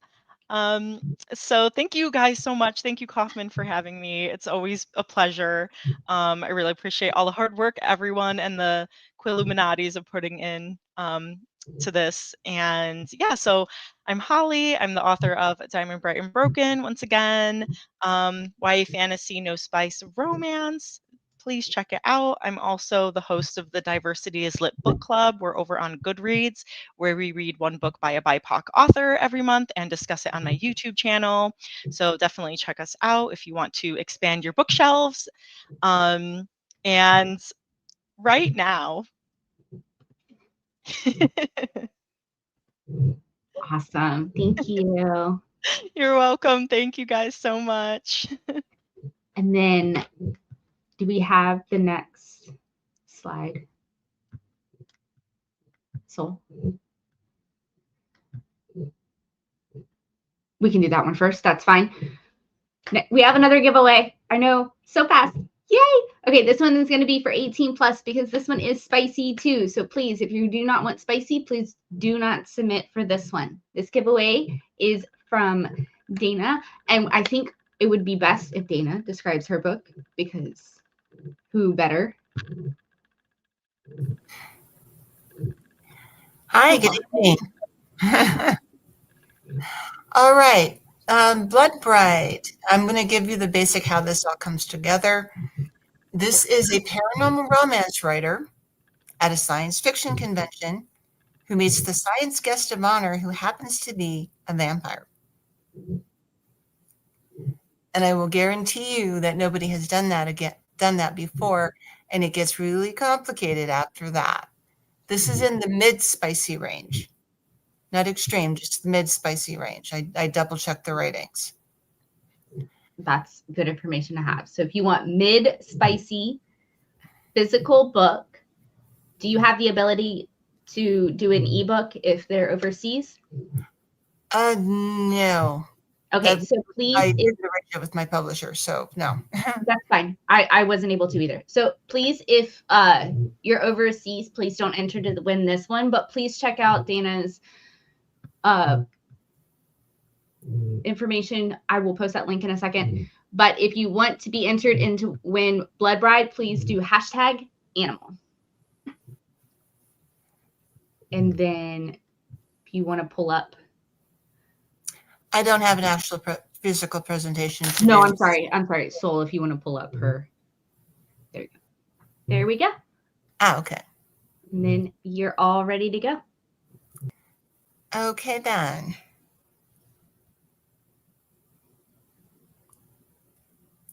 All right, so this is called Writing from an Animal's Point of View.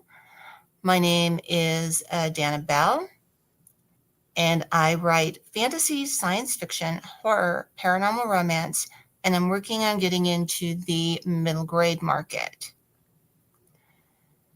Now, I'm very qualified to write this because over half of what I have sold comes from an animal's point of view, mostly cats, but I do have a few surprises, as I even surprised myself when I was looking at all of it. Your number one best way to do this is to go crawl into the animal's head. Now, I know that sounds funny, but that's what I do. I have to crawl into their head, go, how does a cat think? Well, I found out how a cat thinks. So I'm going to start with the basics. It's very, very simple. What is the most important thing to a cat? Their sense of smell. What do they smell? If you ever watch a cat when they approach you, they sniff you. Dogs do the same thing. Then if you go to, the next sense is hearing. I go on high alert when I have both of my cats in bed with me at night, and suddenly they're both looking in a certain direction and their little ears are up. Because that means they're hearing something. Usually it's outside, but that doesn't mean that I don't go double check my house, because I don't know what in the world they heard. Kind of after that is a toss-up. Taste. Of course, they have to like their food. I've got one cat who is a scrounger. He goes in and this is my current cat, my little boy cat. And he's the only cat I ever had that does this. He goes into the kitchen and he looks for stuff to eat on the floor. I think he was raised by a dog, so I'm pretty sure the dog taught him how to do that. My little girl, nah, she's not like that at all. And then touch, what do they feel? Like when they put their paw, like in snow, what do they feel? When they put their paw in water, what do they feel other than the, ew, that's wet, which is a complete and total cat reaction. And yes, most of this is going to be about cats, but I am going to share some other things too. And the last sense that they even deal with is seeing. They don't see the same way we do. In fact, I'm hearing stories of blind cats that you can put in there, as long as they're still in the home, you don't move anything, they can find their way around just fine. Why? Sense of smell. They can smell themselves, they can smell where their food is, they can smell where their owner is. It's all about that sense of smell. Most important thing. And so when you're writing something from a cat's point of view, in fact, I'm actually going to give a brief demonstration here. That's what you have to do. Now, I have a dog story out. I've written from Wolf's point of view, a tiger's point of view, a serval, a sand cat, which is an interesting story behind that one, because most people don't know what a sand cat is. I do. Wolves. And I'm going to tell you the big whole story behind wolves, because that was years of research for $3. Years of research. I know now more about wolves than I ever wanted to know. But give me just a second, and I'm going to read you a quick demonstration here. Now, this particular story is called Shadow. And Shadow is in my Vampire Cat series. They are the chosen ones of Bast, and there's a big mythology back behind that. So I'm going to go ahead and do this. Oh! The lonely wolf cry bounced through the mountain valley, answered by the rest of the pack. They lurked amongst the black, snow-tipped peaks. Their harmonious song caused Shadow to pause, one delicate paw raised as her ears twitched, listening. Not that she feared any attack from them. There were plenty of longhorns, or elk, as humans called them, for the pack to hunt. Her tiny body would not even fill one belly, let alone the many she knew there were. Besides, she had a few encounters with the two dominants. Her scent had frightened them and sent them running for the safety of the forest. Now when they crossed her trail, they circled wide to avoid her. How wise of them. Shadow dared to cross the flat, frozen area. Her nose told her there was a longhorn with its young, the herd and the winning male not far away. During the time of the yellow and orange leaves, before the first frost, the males had filled the air with their high-pitched calls, luring females for mating. She no longer had any interest in such activities. Her desires had vanished long ago in the land of the queen. Shadow had died by the hands of the fanatics, certain she was a familiar of a witch. The poor old woman who had sheltered her had been burned alive. And they think us vicious, she accused those of long ago. That's an example of how writing from the cat's viewpoint. In this little bit, you learn where she's at. She's in Rocky Mountain National Park, which you guys won't know because it's not named. And the wolves stay away from her, and how she died. How she became a chosen one, I don't think that's actually in the story, but it's there. I know how she got there. Anyway, now I'm going to talk about some of the other cats that I have done. But the first thing I'm going to say, if you have cats, observe their behavior. What do? Do they sniff you? I know there are some cats who will roll over and say, scratch my belly. That is not an invitation in my house. Every cat's different. Cats like being scratched around their ears, back of the head, along the throat, along the jawline, under here. I know that very well. I also know a few things about ferals. Feral cats live in a slightly different society than everyone else. House cats are house cats. I am a big cat to them. I'm not their mother. I'm not their owner. I'm a big cat to my cats. I'm accepted in the colony.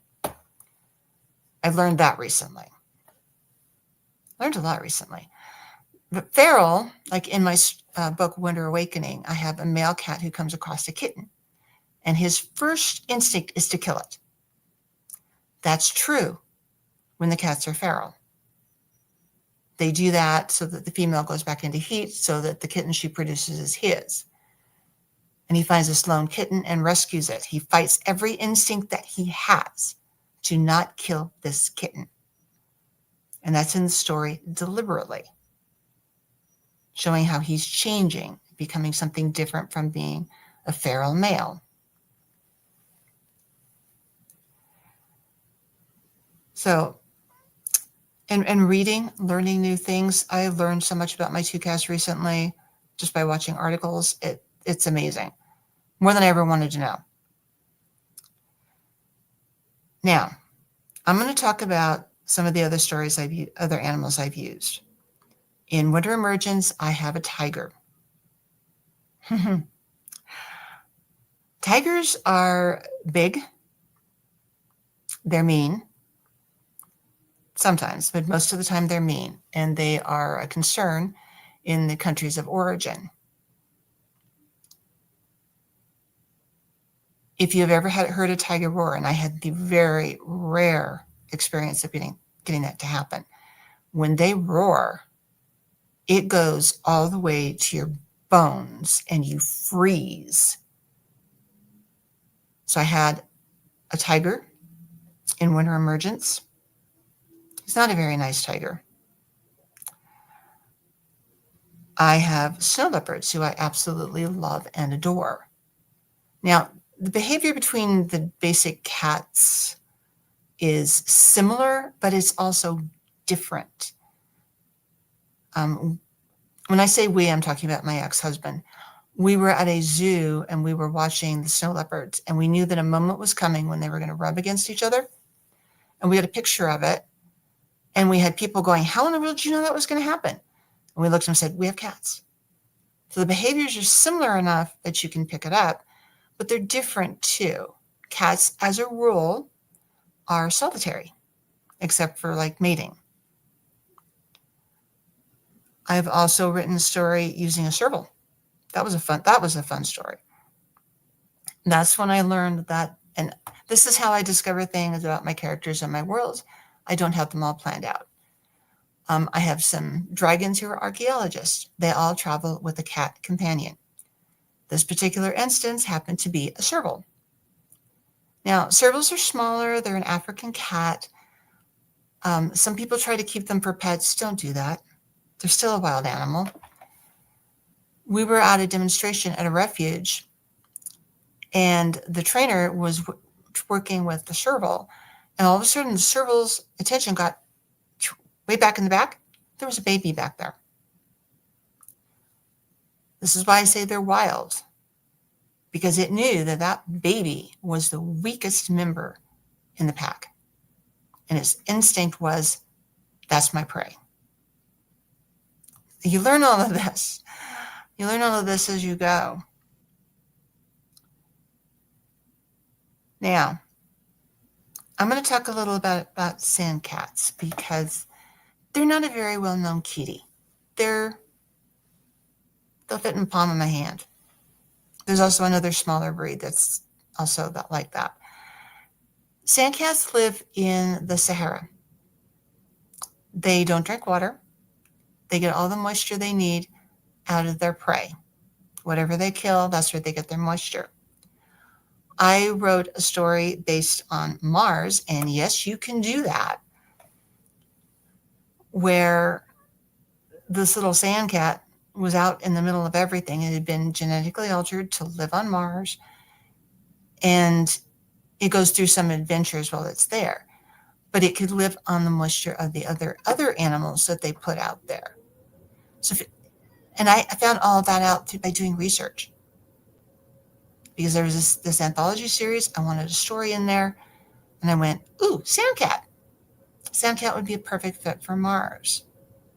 Got another one called that it's a cat's adventure theoretically on Venus, and you actually find out that isn't what was going on, but it was a lot of fun to do.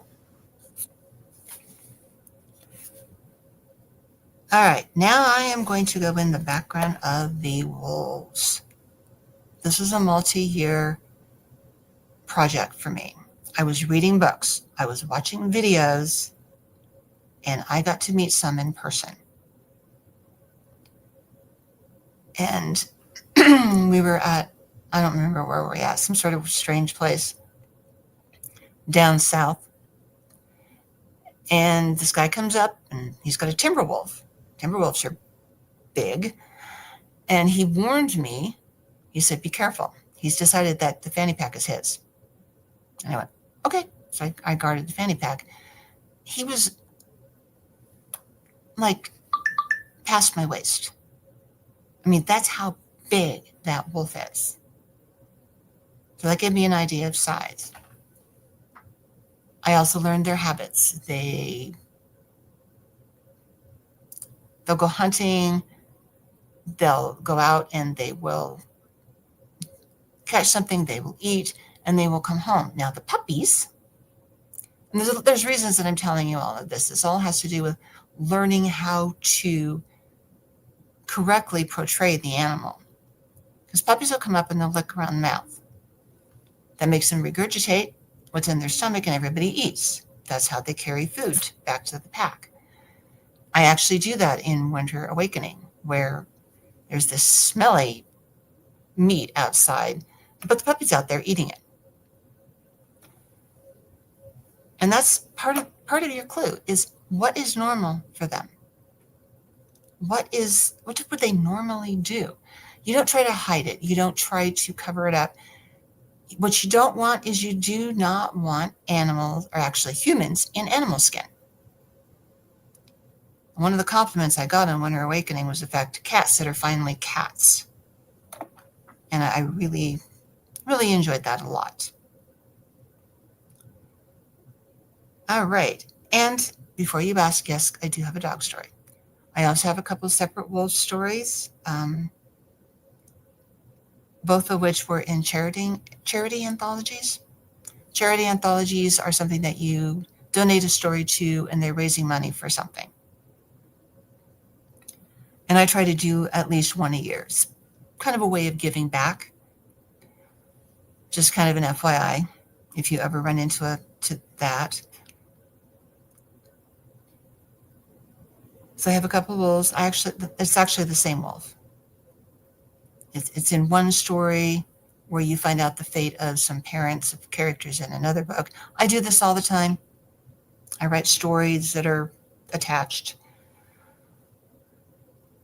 And then there's what happened afterwards, which is either in print or soon to be in print. I'm kind of excited about it. I had to rewrite it a couple of times. And then I have an absolute adorable dog story. Again, this is in a charity anthology. And where I got my idea from it is there's a Canadian crime drama with a cop with a partner.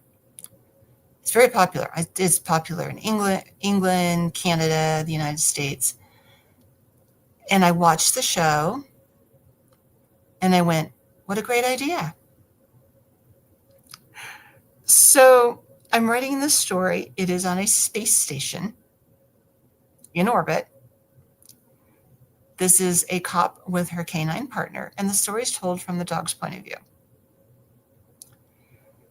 And it's kind of a funny story because what they're smuggling, there shouldn't be a law against. It's hilarious. And the title of the story is They're Smuggling What? And it's their job to actually hunt down whoever is smuggling this on board. And it didn't quite end up that way. But it was fun telling it from the dog's point of view. And since I used the show as a basis, you know, the loyalty to the human partner and the fact that the dog had his own definite personality and how well trained he was, because those dogs are really well trained. And all of this is just through observation. So if you are going to write a story from that animal's point of view, you've got to know them inside and out. You know, why do they do this? Why do they do that? Do you know that dogs are descended from an extinct version of a wolf? That's why they do the whole lick around your mouth thing. I just explained what it was for. So this is the animal kingdom for you. I like the animal kingdom a lot. And I've had a lot of experience observing different animals through refuges, through zoos. In fact, I think one of the funniest ones where somebody was saying, "What's that cat doing?" And my ex and I looked at him and said, "He's hunting that kid." And the guy went, "Nah." But yep, you, as I said, they're wild animals. You do not take the hunting instinct out of them. So I've visited a lot of them all over the place, all over the country.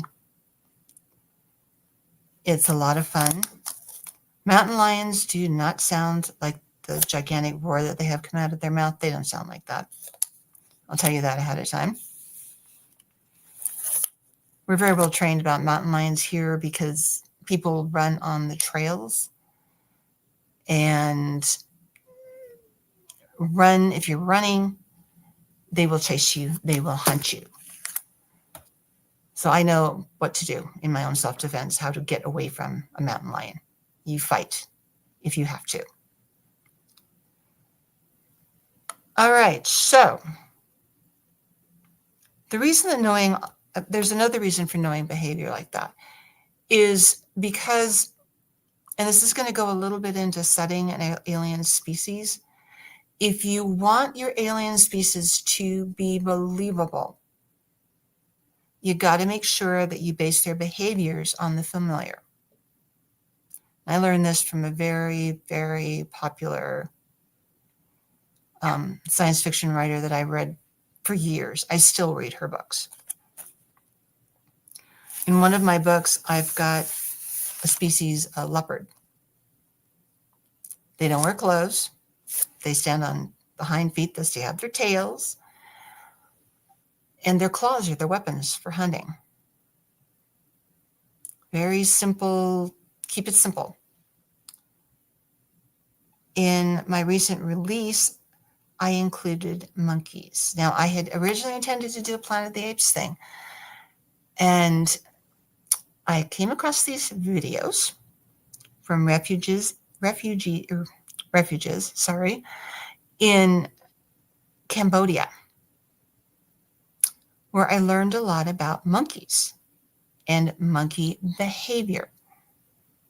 Let me tell you, it's a wonder any of their young ever make it to adulthood. It's very brutal. But then I went, you know what? It would be kind of fun in this one scene I got planned if I had monkeys. And they're doing actual monkey behavior. Never mind they're brilliant geneticists. but they're still at their heart a monkey. So in this scene that I have set up, I have a rover captain and his daughter. They're there to pick up some horses. And this monkey male comes running across the ground, and he is dragging one of the babies by its tail. Yes, they do that. I wanted it to be believable, with Mama trying to get in between him and get her baby back. I had second thoughts about putting that scene in there, and third thoughts about putting that scene in there. But I'm like, you know what? It's realistic. It's what monkeys are like. This is how they behave. This is what they do. So let's just go ahead and do that. Now, places that you can do research, and I'm going to go into that right now. You can get videos. Like I said, when I was doing the one for wolves, I got videos and watched various documentaries on wolf behavior. Yellowstone has an amazing documentary on a particular wolf pack there. It's actually on a particular wolf that they were tracking. But it was just absolutely amazing. So I watched these. We were in Yellowstone, actually, and I picked up some of the books about the wolf packs. Now, I personally have nothing against wolves. I understand that ranchers do. I understand why they do. And a lot of this mythology. Wolves will run away from you if they can. They're not going to go after you. Will they go after an occasional sheep or cow? Yeah, they will. It's easy prey. But they're hunting. That's what they do. They hunt. Their preferences are things like elk. So that's, I studied them. I studied them in depth. Getting to meet them in person, that was amazing. We have a couple of refuges here in Colorado. And I got to visit one of them and went up and got to look at the wolves and actually be in a pen with the wolves. That was a little scary, but it was real. I can't put it into words because it was one of the most amazing experiences of my life. You can Google stuff. It's okay to Google stuff, but round it out. I mean, my personal research library is ridiculous. I have books on all kinds of stuff in this, on this, that, and other, and this other thing, and this other thing, and oh, that might be interesting, and that might be useful, and it's a miscellaneous bunch of stuff, but it does come in handy. It's like, I need to know about herbs. Where do I go? Oh, you know what? You got 2 books of herbs in your library. So I go up and look at it. I have stuff from Yellowstone. I've got stuff from all over Colorado. I said a lot of stuff in Colorado. And go to your public library. I mean, our public library is set up so that if you're looking for something in particular, you can actually look at it online. Like if I wanted to look at, let's say, lions, I would put lions in. It would tell me what it was there. And then I would actually go into the library. Or actually, I'd write all that down and then go into the library. Go down to the nonfiction section and go looking for those books. I browse the nonfiction section like other people browse the fiction section. That's kind of what I do. It's the best way to get information. It's the best way to learn things. And it can be fun. For example, and this is a little off the subject, but I spent an entire summer researching history from 1865 to 1940. And there's a lot of stuff they don't teach in school that actually happened during that time period. I'm going to write a story about that one of these days. I'm also an amateur Titanic historian. I have more books on the Titanic than on anything else. Know that story inside and out as well. Now, lions were actually kind of my least favorite. Till I found some stuff in Egyptian mythology, and I do a lot of stuff with Egyptian mythology. And I am working on a paranormal romance series incorporating lions.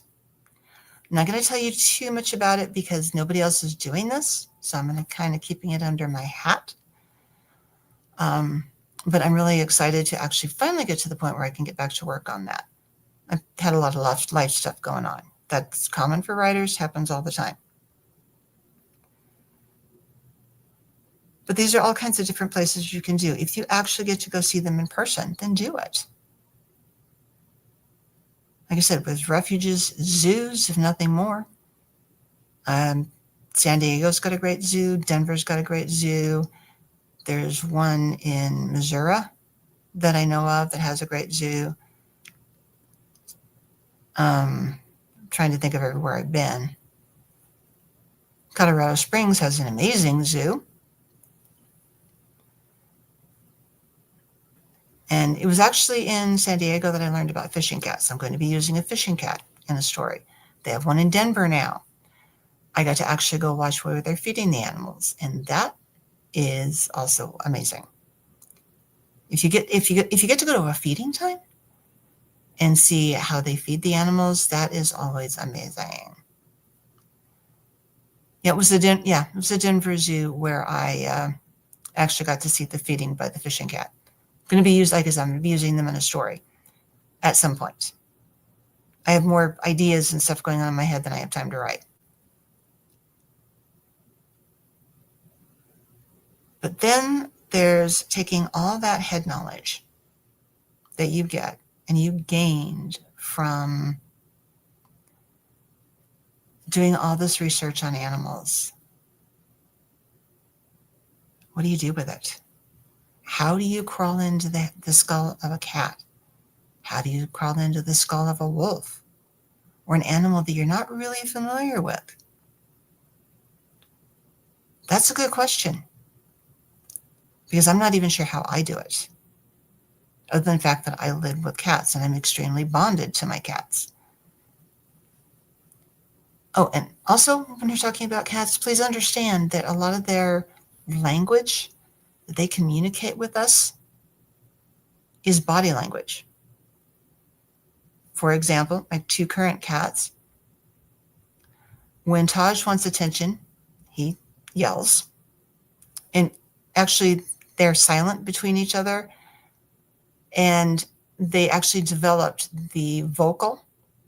And they can do about 100 vocal sounds, by the way. Dogs only do 10. And they did it to communicate with humans. I just recently found out they're more intelligent than we give them credit for. They have a much longer memory than we give them credit for. And they mourn the loss of their owner. I've seen a lot of stories about that recently. But let's go back to the physical. Like I said, cats do have a physical language. And I'm learning to read the 2 that I have right now pretty well. I've also been working from home for 4 years. So I've had the opportunity to watch them interact. The only time my female makes noise is when she's playing. The only time she makes noise.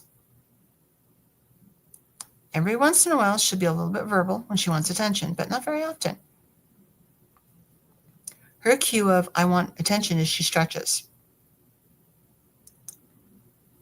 His clue is his body language. If you understand a cat's body language, they do this thing where they bump up against your leg. He never quite learned to do that. But then he bumped into my leg, or he didn't really bump into my leg, but he just does that motion. It's like, oh, you're looking for attention. Okay. It's just like a lot of just observation, learning the language. So I can probably say at this point I'm fluent in cat.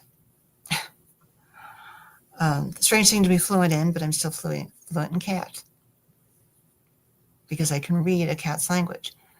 I'm even pretty good at reading a dog's language. I have friends in the complex because I met them through their dogs. Most of the dogs I remember their names. Not all of them, but most of them. Some dogs are shy, some dogs are friendly.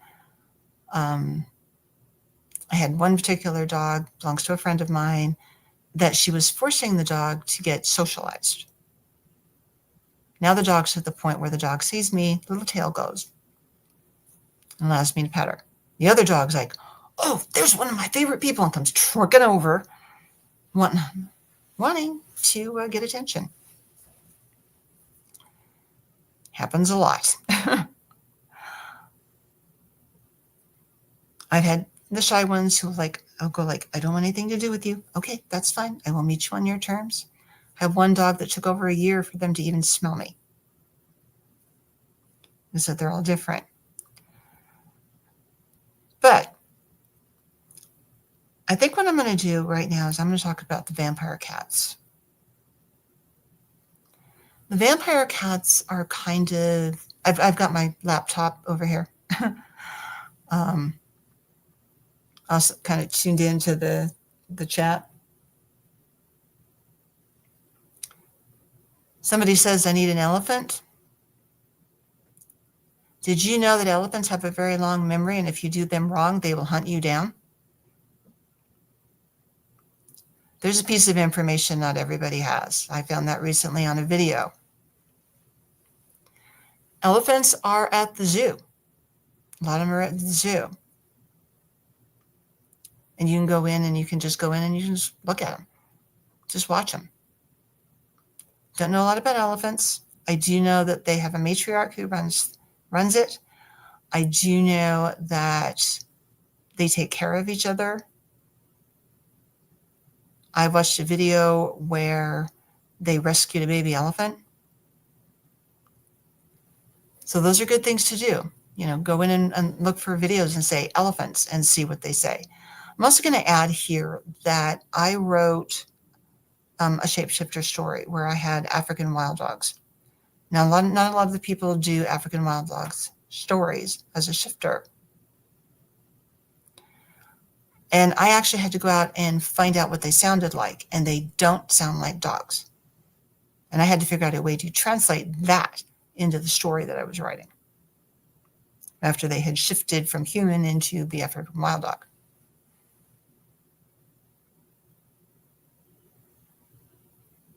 And yes, that's right, they are pregnant for about 2 years. I also I have an anthology that I just finished, which took 3 months to do. And I had someone submit to me a crow story. Now, I had done some research on crows. And so when I read her story, I found everything very, very believable. Because there's a lot of information coming in now. Crows remember people's faces. If you treat them well, they bring you gifts. If you don't treat them well, you better watch out. And she presented this crow story, and I read through the crow story, and I went, okay, this one's in. But it was told from the crow's point of view. I liked that. The only one I had from a different perspective. But she did it in a way that was very believable. It's like, yes, the crow would do that because I had been studying crows. I also know hawks fairly well. And I had the very rare privilege of watching a flying lesson between a mature eagle and an eaglet.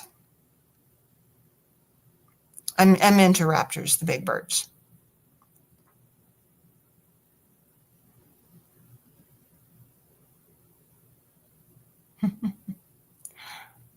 I don't know where you're talking about the owls there. I don't know where you are, but I do know that out in Aurora, east of where I'm at, there is a bird sanctuary. I'm not sure what birds they have in there, but I just thought that I'd just mention that. And yes, crows can be trained to do things. Crows are very smart. So are squirrels. Watch out for squirrels. We have squirrels around here too. They're always into trouble doing stuff. They'll in the summertime, I had the screen door open so the cats can look out, and that squirrel will come right up on the porch because he knows the cats can't get him. And the cats are like, but again, this is all observation. And I'm talking a lot about observation because humans use their eyes more than they use their other four senses.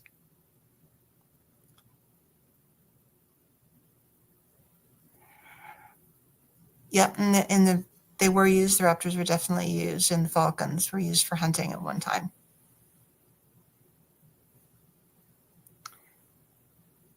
more during the Middle Ages than so much modern, but more during the Middle Ages they were used for that. Just agreeing with you. The only way at this point that I'm going to go into this, if you really want to write from the animal's point of view, you need to practice. There's a market for it. Over half of what I've sold are animal stories, told from the animal's point of view. The one that I was reading from, Shadow, is a Halloween prank. It's hilarious. It's the funniest thing, and it's only 1,000 words. I have a whole book, and I'm actually going to show you this book. Bastion's Chosen Ones and Other Cat Adventures. I like the cover. I'm going to show you the back. I think this is my favorite part of the anthology. And this is my personal anthology. All the stories in there are by me. The one on the back is a tiger angel. And it was accepted it's reprinted here, but it was accepted in an anthology where someone was doing an anthology on angels. And I'm like, well, what about tiger angels? That's an interesting idea. And I wrote it from the tiger's point of view. And the background story is in the introduction, where she said she had imagined these big, magnificent angels, and she got a whole bunch of stuff that she wasn't expecting. She even mentioned mine because it was not what she had expected, but it was fun to do. With the tiger angels, their stripes went into their wings. They didn't have like feather wings or anything else that we always show angels with.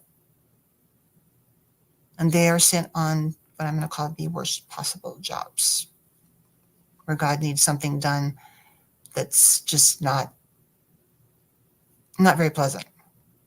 And they do this a lot. Anyway,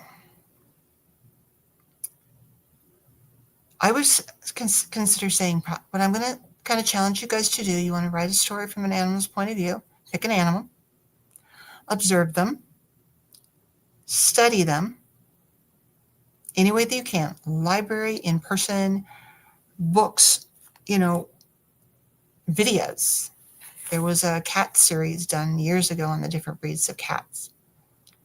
Oh, and that was one other point I wanted to make before I get into that. Just an FYI, cheetahs are the only big cats who do not hunt humans. Everybody else does. I just recently learned that. Now, of course, I have to put that in a story with the cheetah, of course. But I do challenge all of you to write a story from the animal's point of view and get as close to that animal as you possibly can.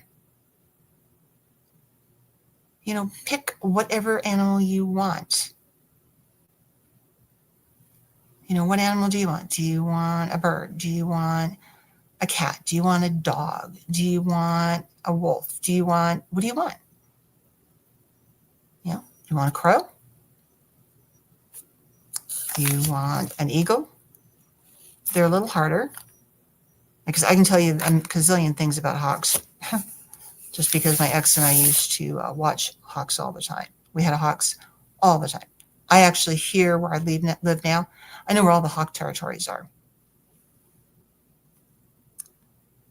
It's like, oh yeah, they'll be up flying in the air, and I'm like, yeah, that's our local hawk. I know what their territory is, what they do, where they hang out. Because there's one there, there's one up that direction, there's another one farther down that direction. I know where they're at. But like I said, I'm just kind of challenging you guys to do that. It's going to take practice. My first story was called The Cat's Creation Tale. It was in an anthology about, what was it called? All About Eve, which is out of print, unfortunately. It's reprinted in this one, though. And I'm just like, I got this crazy idea. Again, it's in Rocky Mountain National Park. I do tend to set things in places that I know. And even in my stories that have humans in them as the main characters, there's still cats. In fact, there's one where there's a husky as well. So, sorry, lost my train of thought. I do that a lot sometimes. I would blame it on my age, but it's actually because I'm tired. It's been a long day. But the Cat's Creation Tale was the first and either first or second cat story that I got accepted when I first started out. Because the other one was The Chosen One, which was the beginning of the Cat Vampire series, which has a funny backstory. I found out that they were doing space horror. I happened to know the editor. I contacted them personally because it was invite only. And I went, hey, can I come in? Can I? He said, sure. I said, great. I'll give you a cat vampire story. No idea what I was going to write. Had no idea that I was going to write a whole bunch of those stories and sell a whole bunch of them.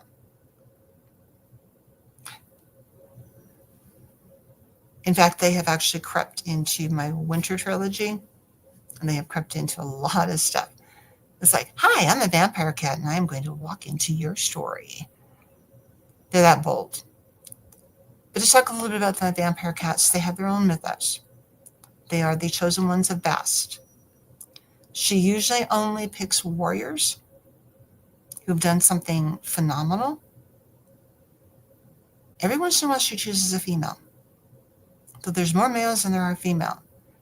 And I have a lot of stories about males going on these great things to do. But one of the stories is called Oasis, and it's a cat love story between two of the vampire cats, a male and a female, and they show up again in The Failure. They just sort of crept in. They do that. I'm a pantser, guys. My characters take over sometimes and do things I don't want them to do, but they do it anyway. But Bast is the one who makes these cats. And she doesn't do it with fangs or anything else. She has a very different way of turning them into the vampire cats. They only eat rightful prey, which means they take blood from mice, bugs, snakes, that kind of thing. They don't make each other. She's the only one who does. And I actually got kind of a I don't know how to explain it. It was a compliment where the editor said, I hate vampires, but what you've done with this story, I wish more writers would do, and by the way, it's accepted. From an editor who hates vampire stories, and I do cat vampires. All right, so I can kind of see the chat here. Has anybody got any quick questions? I probably should have left more time for questions. Oh, and there's that. That's okay, so how are you? Not bad, and you? Well, I will say, loving this. I also write from animals' points of view myself. I don't go to the lengths that you do, though. I will admit that. More because I don't have the capability of traveling to like zoos and places, but I have been out to Yellowstone. I've been to Yosemite. I actually saw a hawk grab a fish out of the river once. That was so cool. It was completely out of the blue. My mom's like, hey, look over there. And I'm like, wait, what? And no, I actually saw it grab it out of the river. It was neat. I usually write from a cat's points of view myself. I saw that somebody had mentioned warrior cats. That's actually how I learned. That's actually how I first learned how to write from an animal's point of view. And then over time, I practice. And yeah, I gotta admit, I'm with you. Slipping into their heads it's difficult. It's like walking into an alien's head. And we actually saw an osprey do the same thing at Yellowstone. Oh man, that's awesome. Trying to imagine what an animal thinks. I think the more differences there are between the animal and a human, I think the more difficult it gets. especially when it relies more on a sense that we don't really use that often. Yeah, we're very visual creatures, and I actually had to stop and think about, well, what do they use most? So they use smell and hearing the most. Those are the two that I see them do the most. Okay. And I will say, and I'm going to add on to this because you've written from the perspective of creatures that pretty much they exist. Mm-hmm. I'm going to add on to yours and say that I've actually written from the perspective of an animal that no longer exists. Age of Ashes being written from the perspective of a pyroraptor. And Okay. so I actually had to think, I will admit what I did for that is I might have binged watched Jurassic Park just to get an idea of mainly how they moved. But as for how they thought, I kind of winged it. I tried to think of, they're definitely predators, Mm-hmm. but that's only going to take you so far when there's nothing in existence that would be close enough. That's difficult to do. I've actually used dinosaurs in a couple stories. They're Not fun for to write with, aren't they? They are fun. I think one of mine was a child, from a child's perspective, which is also difficult to do when you're an adult. And one of them was a story based on a picture that Michael Carroll did. Michael Carroll is a big name artist. He does the space paintings for NASA. And he did the cover for my second book. Awesome. So yeah, I just called him up and say, hey, Michael, would you do this? And he said, yes. And then we finished the call. I hung up. I jumped up and down and I screamed and I yelled. And then I contacted my publisher and I found out she did the same thing when she found out. But I know Michael personally. He is the sweetest guy. That is awesome that you know him that well. Yeah. I get a hug from him every time I see him. So even better. He knows my name. He walks right up. Hi. Hug. I'm sorry. I will go on and off kinds of weird places. So real quick, before we get too much further, I did want to push up that if you guys are interested in her book, still time to enter for it by typing #animal. And then, Dana, do you want to do the drawing before we do the creature event, or do you want to wait till afterwards? Let's go ahead and do it before the creature event. I'm down with that. All right, give me one moment here. Give people a couple. If I can speak tonight. Guys, this is a very, very good book, and per my publisher, it's the best thing I've written, which says a lot. It's pretty amazing. Like I said, it's in the semi-spicy range. There's only one not exactly explicit sex scene, and it was written that way deliberately, and it is between a married couple. And I'll be honest with you, even I will pick this book up and read it myself because I like it that much. Well, writers really should kind of like what they write, but yeah, somebody asked me, what's your favorite book? And I'm like going, and I just had somebody ask me that last Saturday. And I'm like, I have no idea. I like them all. So, let's see. So we're going to go ahead. I'm going to go ahead and pull up the giveaway then. Oh, so we've got 3 entries so far. Yeah, I said somebody asked, do I have any other fantasy other than vampire kitties like unicorns or dragons or other mythical creatures? I do have a book that does have dragons in them. In fact, in Bash Chosen Ones and Other Cat Adventures, there is a story in there with a dragon with a serval. There's that one, and then it's an Atlantis story, believe it or not. Atlantis time travel story.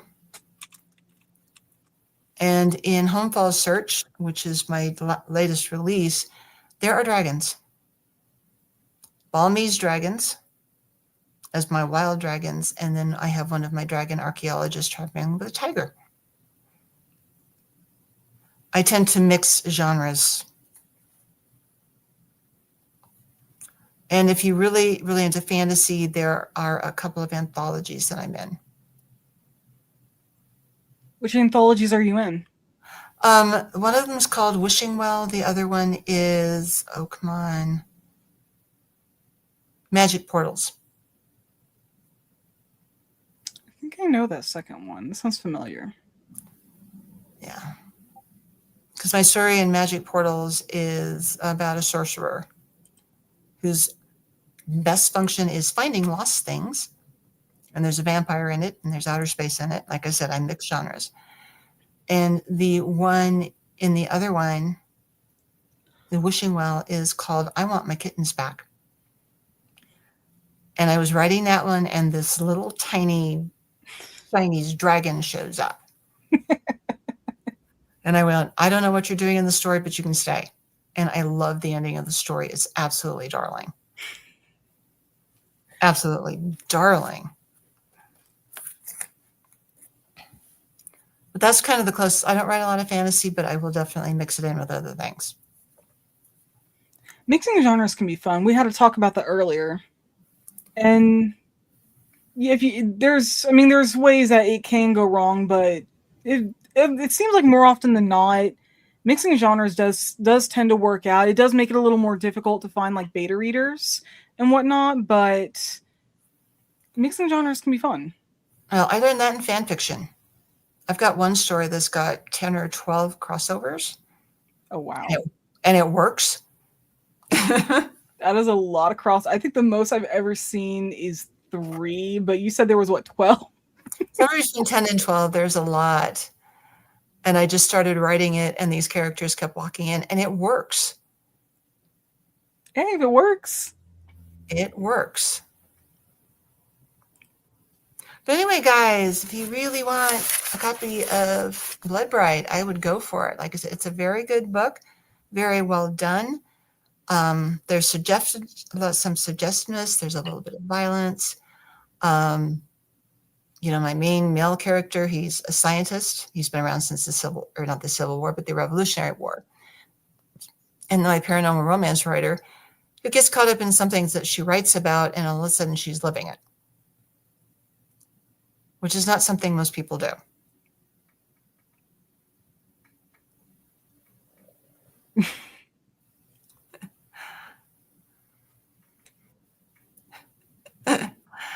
Yes, I am, actually. Not as productive as one of my babes, but a lot of that has to do with the fact that I was also working a full-time day job, which I got rid of in June. Oh, trust me, it was the best thing. I would never have made it through Worldcon if I hadn't done that. But now we'll go ahead and do the drawing before we start our creature event. Okay. I'm looking forward to that, actually. Oh, it's gonna be awesome. Dana has actually gotten a description of the creature that I'm gonna be drawing, so she has an idea. All right, Embro, nice. Congratulations on winning that.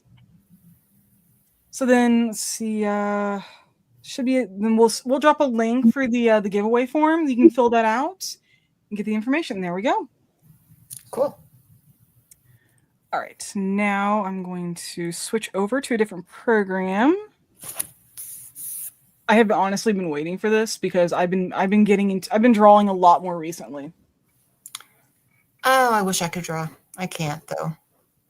I'm not terrible. I can do better than stick figures, but I did a sketch earlier, but that was a sketch, and what I'm doing now is, well, gonna be a little better. Okay. Yeah. But I've been looking forward to this. I'm like, let's go ahead and do this. This will be fun. So real quick. Oh, sorry. No, go ahead. I was just gonna pull up the description that I had sent you so that people can get an idea of what I'll be drawing. Oh, sorry. It's all right. Cat. Of course. I know I've got one cat who's been kind of meowing at me a little bit lately. Yeah, they're doing the mommy. It's aren't you going to bed? They put me to bed at night. Here we go. Which is Something evidently other cats do.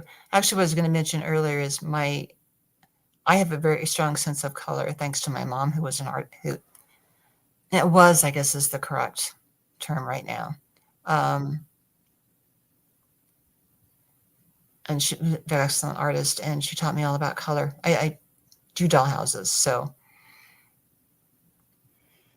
Okay, so let's see. So the description that I sent Dana earlier this week: a 6-legged digigrade mammalian scavenger with a long eel-like snout, 4 forward-facing slit pupil eyes, drooping echolocation ears, barbed jaws for gripping fish, and a hunched elongated body, dorsal quills, and a segmented whiptail. It's built low and forward-heavy, furred, but the fur is slick, almost like an otter's, optimized for shoreline and river hunting. So yes, it is a very strange creature. I was going to send out a poll for it, but then I realized that there's so much that can go into creating creatures that it was faster and a little easier for me to just put it through a wheel picker. And I ended up with that. I chose each piece individually, and it ended up with what we're going to be doing. I can't wait to actually see it. Oh, I can't wait to draw this thing. I almost thought about practicing them. Like, you know what? No, it's gonna be funner just doing this, just winging it. I have not used this program in like weeks. Sorry, I've got the other chat over on my laptop, so if I keep looking over there, so I'm just kind of watching comments. Oh no, it's fine. I get it. So let's see. So for people who are familiar, so mammals are, they're like what we are. They're what cats are. They're what dogs are, etc. So that is the base that we're going with. Anybody who is familiar with James Cameron's Avatar, think of a viper wolf or a thanator. That is sort of what I pictured in terms of shape when I first actually read the description that I designed. Yeah, I'm a huge fan of that. I could name almost every creature in the Frontiers of Pandora game by this point. I play it way too often. I watched it a lot. I haven't watched it in a while. I have the second one, and I still haven't watched it. So, on Tuesday, I actually went to see the third one. How is it? I think I like it better than the first one. Ooh, they're just promising. There was so much action. We got to see Torok again. There was something very similar to an Ikran, but it had the wings where it had like sharp feathers on it, and it had a very sharp looking beak rather than jaws, which I thought was really interesting. I mean, it was definitely another aerial predator, not nearly the size of a storm glider, but a little bit bigger than an Ikran. So I tend to use the name that is most commonly heard, but if I can use the not me name, I usually do. Yeah. So I will admit, I don't normally start my drawings with circles. I've just recently started doing this when I'm doing from scratch instead of using a pose. So it might look just a little weird.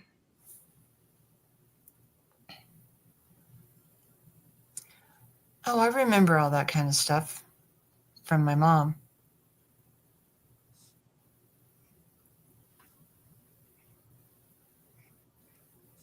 In art, back in school, I actually wasn't terrible at art. Wasn't one of the best, but I was decent.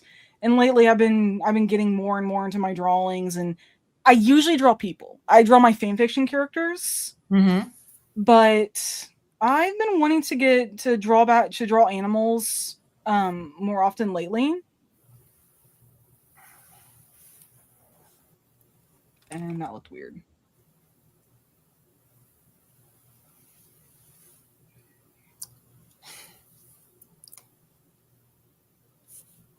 You're gonna have to wait. So this is just the base pose line that I'm going to be going with. And I'm going to turn the opacity down on that.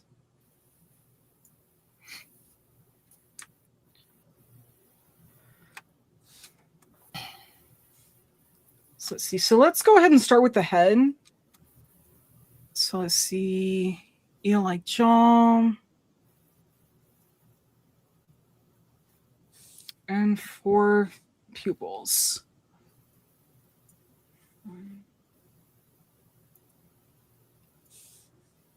That is way too big. And that is way too thick. I will go back to that.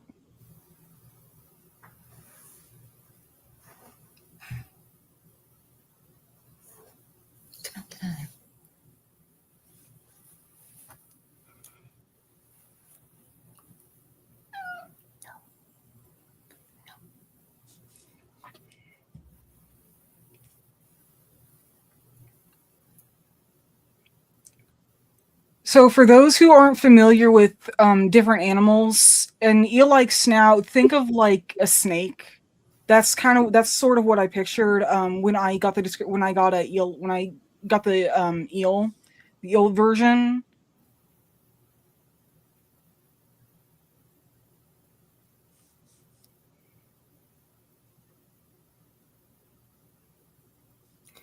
Well, if you think about it, eels really are a type of snake, so. True. But you know, I'm going to do something I don't normally do, and I'm actually going to try to give this thing an expression. Might actually be useful since we are going to be seeing it, since we actually know what kind of teeth it has. So anybody who has ever dared to look inside the mouth of a penguin, that's kind of what I was thinking. Those kind of barbed hooks where once something is hooked on it, it's not going to get out.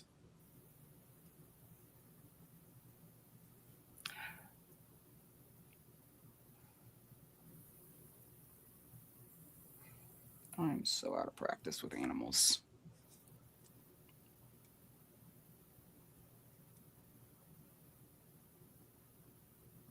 Well, at least you can draw them. Like I said, I'm a horrible artist. Got a great sense of color, but in balance. I know how to do balance in a picture. Oh, no. Sorry, guys. I have a very insistent cat here. No, it's okay. I mean, anybody who has cats knows that they can be, I think needy is the right word. Well, I'm his person. I belong to him. And normally about this time, I'm usually headed upstairs. Sometimes. Not all the time, but sometimes. And I really can't pick up anything that weighs anything right now, so.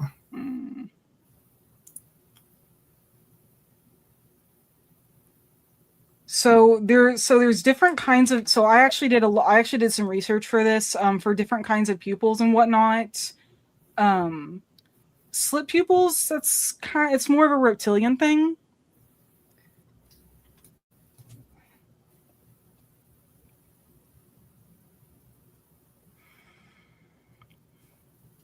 So I'm thinking.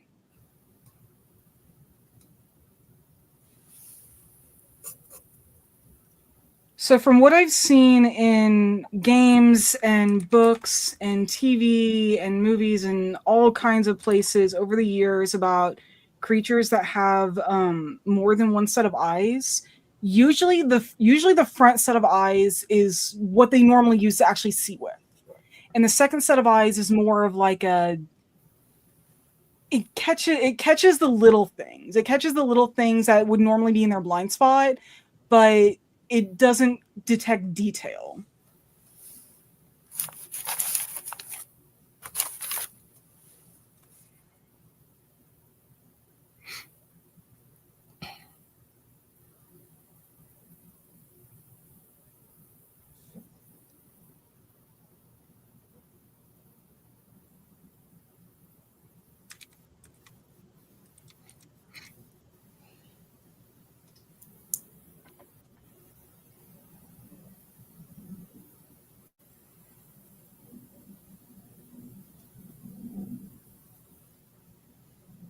So I'm not going for like super detailed, but just enough to give an idea of what that would look like.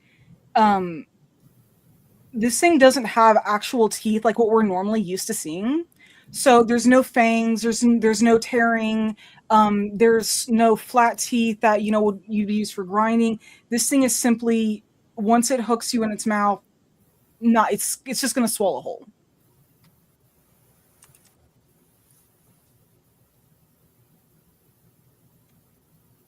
And so let's see. And then I'm going to do another layer with that. I always do these in layers. It is easier to like hide things as I need to. Mm-hmm.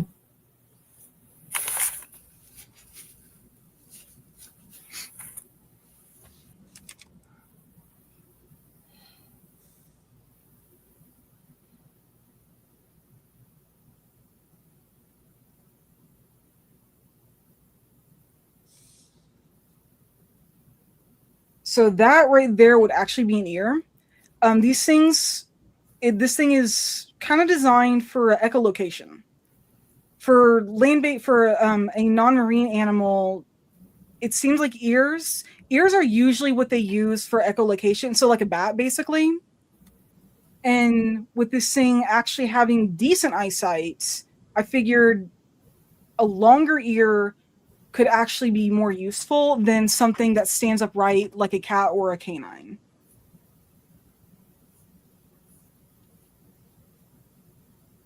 Very familiar with bats too. A good friend of mine loved bats.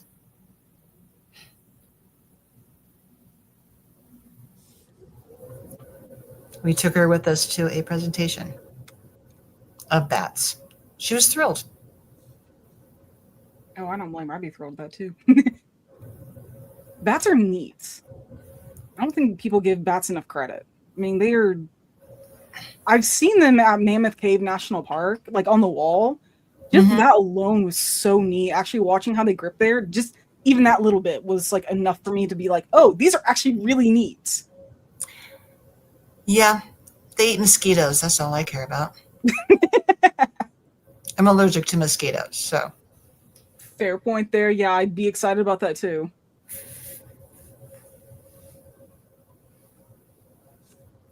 So for this thing having an eel-like snout, I feel like the neck would be a little longer than it might be on other creatures. It honestly makes me, the description when I was first designing it, it made me think this thing is limber. It moves along shorelines.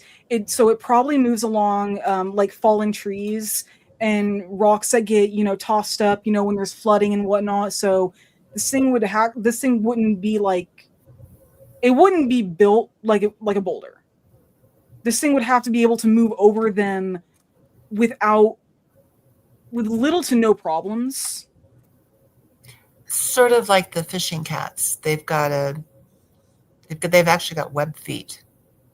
I always forget those have webbed feet. Yeah, they're really interesting. So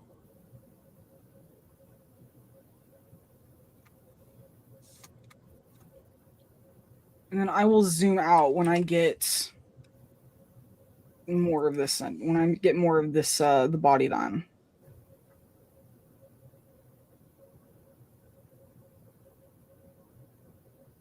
Mm-hmm.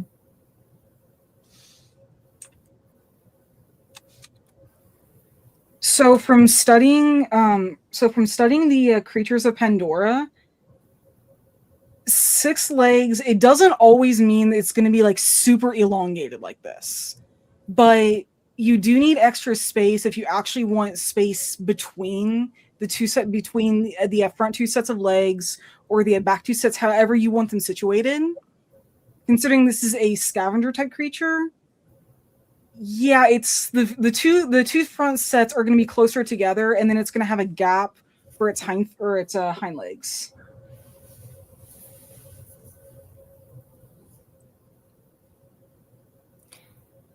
Yeah, scavengers are interesting. There's a species of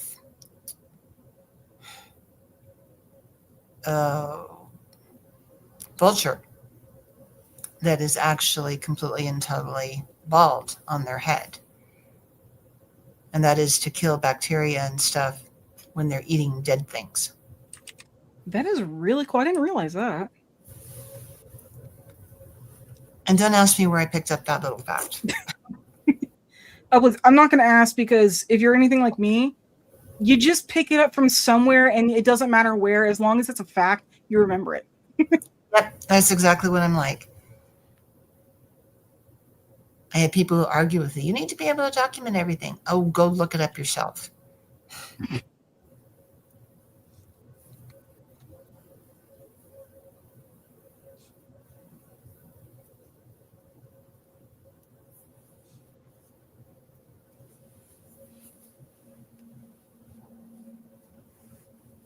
Yeah, sometimes I feel like I've got so much trivia in my head, it drives me nuts.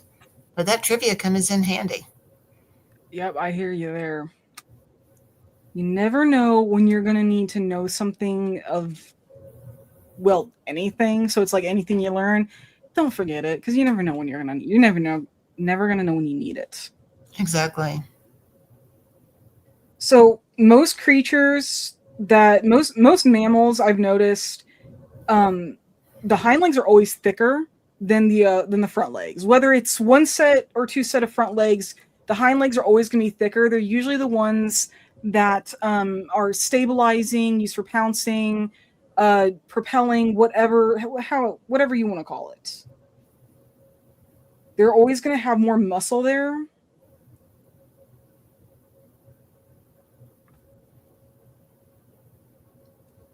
Even if you look at a cat's leg, you can see that there's more in the back than there is in the front. Even when it's subtle, it's usually easy to tell if something is actually a pouncer, a chaser, ambusher, chaser, or really even something like a digger, just based off how their hind legs look. Yep.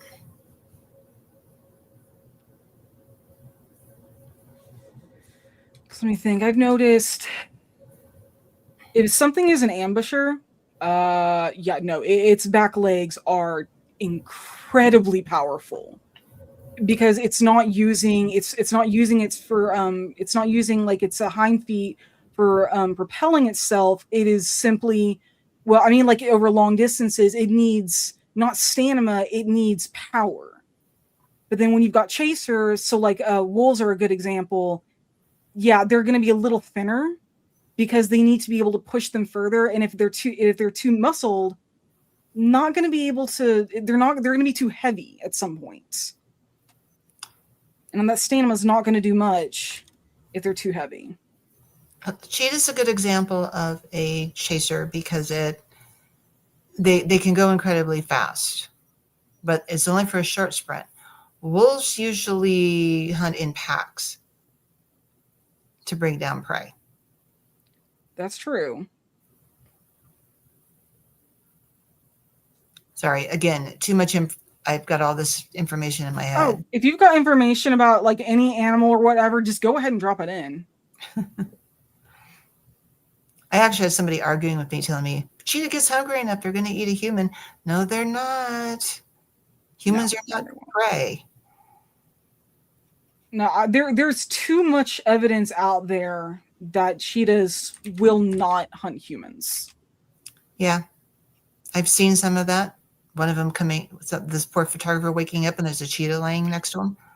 Yes, I've seen that so many times. I love it every time because it's like, just, it could literally hurt you, and it's just, it almost looks like an oversized kitten. I mean, it's obviously not, but.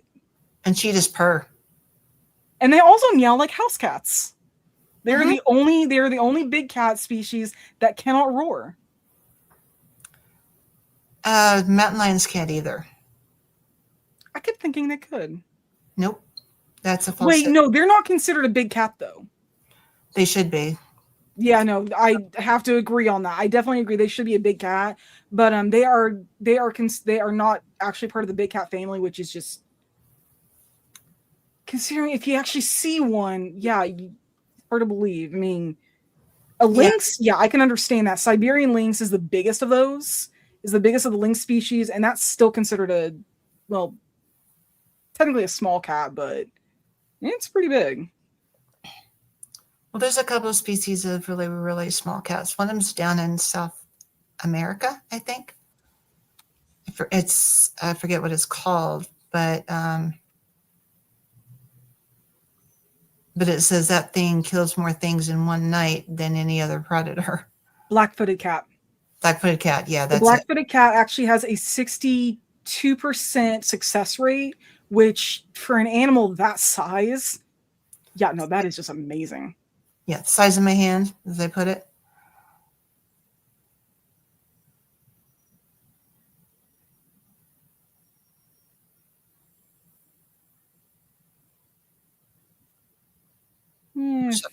Yeah, like I got the.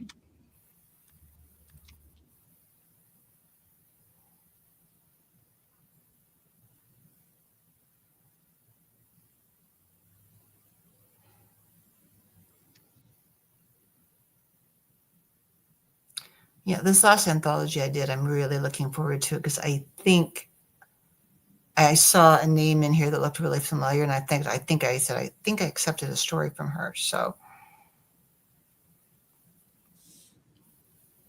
And so now we can actually turn off the pose, and this is what we have so far. Definitely kind of an alien creature. It's a little thinner in the body than what I was picturing, but I can easily change that. But any animal, yeah, no, they're going to be a little hunched in the shoulders. Mm-hmm. There we go. So I don't always name my layers, so, and that is going to take way too long. So I'm just going to do this.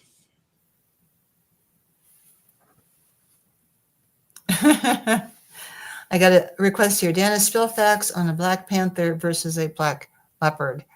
And I'm like, no, guys, there's no such thing as a black panther. Yeah, those are just melanistic leopards. Not just leopards, jaguars too. And jaguars, thank you. In fact, jaguars are actually coming back up into the United States again. I read about that. I thought that was so neat. I mean, I feel kind of bad for him because I feel like so many people are going to be they're going to treat them like they do wolves, which is stupid. But it is nice seeing them come back to their natural habitats. Yes, it is. But no, it's a genetic thing that happens where they turn out black. Because if you look at a black leopard, and I have seen a black leopard in person, you can see the spots underneath the black. Panther, and I'm going to give you the description of this word. Panther is a universal term used for black leopards, black jaguars, and mountain lions. Mountain lions is also called a puma or a cougar.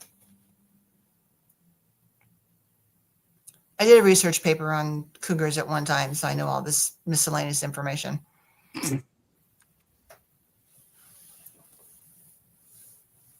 But there's no such cat as a black leopard. All right. I think that looks a little better. So yeah, looks a little odd, but that's what we have so far. Let's see, I actually have a list up here somewhere. Where did it go? Okay, the answer to the question about the saber-tooth, real quick for the person who asked.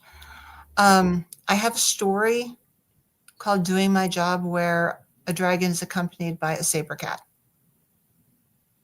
which is the only time I've actually used that kind of cat in a story.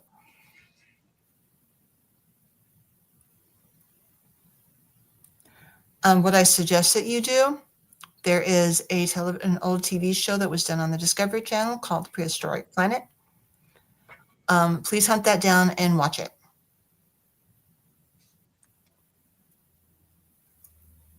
It's going to seem a little campy and whatever, but do sit down and just watch it because there's a whole storyline having to do with the saber cats.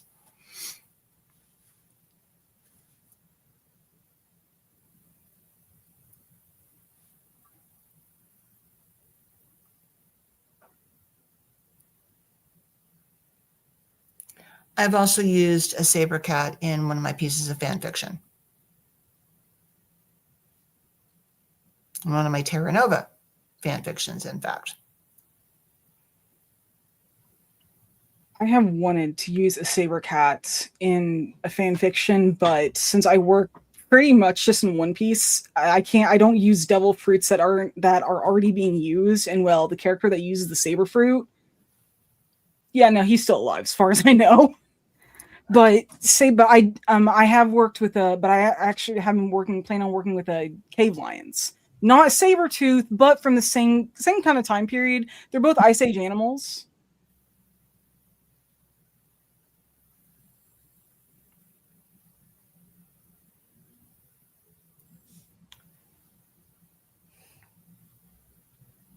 So with something with these kind of feet, these are definitely going to be like grippers. At least the front set is. Mm-hmm. So basically, think of like raptors. So think of any kind of bird of prey, and that's sort of what this thing would look like if it was gripping something.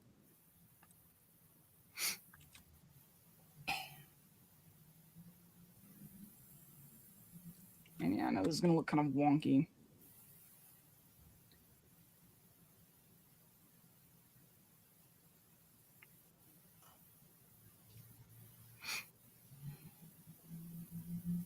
But I will admit, when I was actually trying to think of this, I actually wasn't thinking that all 6 feet would even be the same. I knew the front 2 sets would actually be different. It's not just in Avatar, the 6-legged animals, yeah, no, their feet are pretty much the same. But I've seen a couple others, and I cannot think of. There's a really good one that I know, but I can't think of the name off the top of my head. The front set of feet were actually completely different than the back set, and then the middle set were like toned down versions of the front set, just like flatter, which is kind of what I'm drawing now. Something that was more claws than actual talons. The back set, I believe, were more like paws. The claws were really thick, like a bear's, and they were used for actually like digging into the ground to actually hold itself there. The second set seemed to be more stabilizers, while the front set were the ones that actually like ripped and tore. I've paid a lot of attention to alienish creatures over the years, and well, they're too much fun to work with.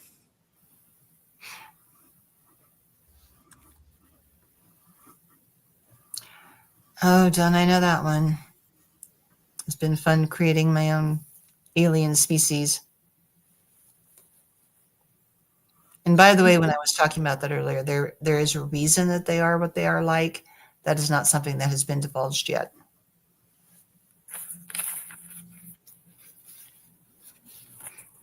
And I actually figured that out after I had written and published the first book.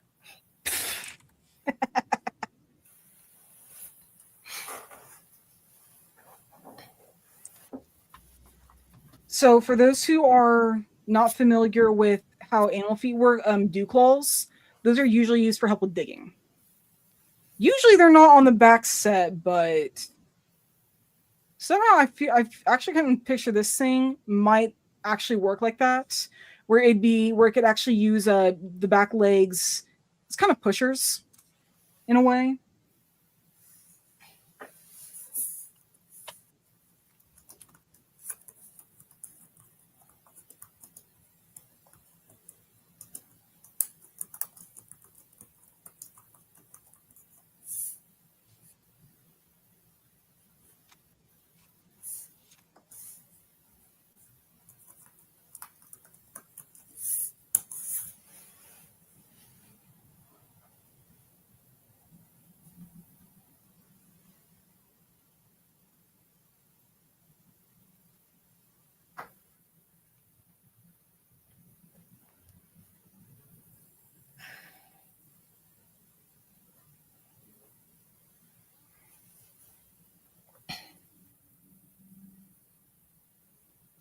And that looked weird.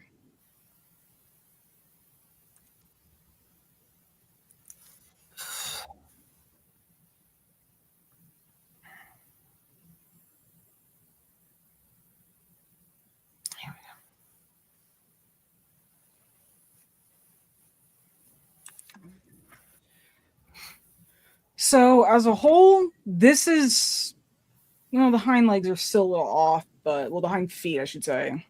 But this is kind of what I was picturing when I first designed this creature, and I asked Dana if she could actually help me figure out how to write from this thing's perspective. Because it's one thing writing from the perspective of a cat, a dog, a bird, anything like that, because we know what it is. We know how we can learn how they think. Something like this is beyond alien to us. We don't have anything on Earth that I think would act like this thing does. We have scavengers, but scavengers can mean so many different things. Sometimes scavengers will actually go and find, prey that's been taken down by something else, and then they will pick off that. Sometimes scavengers can even hunt for themselves. It may be seldom, but they can do it. And then sometimes scavengers are more of, hey, this other animal took down like a deer or something, we're going to chase it away.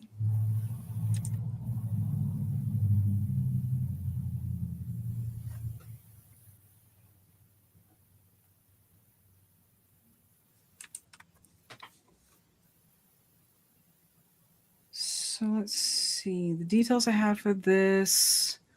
Okay, so let's see. The barbed hooks, elongated, hunched. This thing is said to be. I kind of designed it as a piscivore as well as scavenger, fish eater. For those who aren't familiar with that. The echolocation, the forward-facing eyes, drooping ears. That's what I'm missing. These spines and quills. So for spines and quills, most people will think of like a porcupine. The quills and stuff are not over the entire body. It's usually just along their back.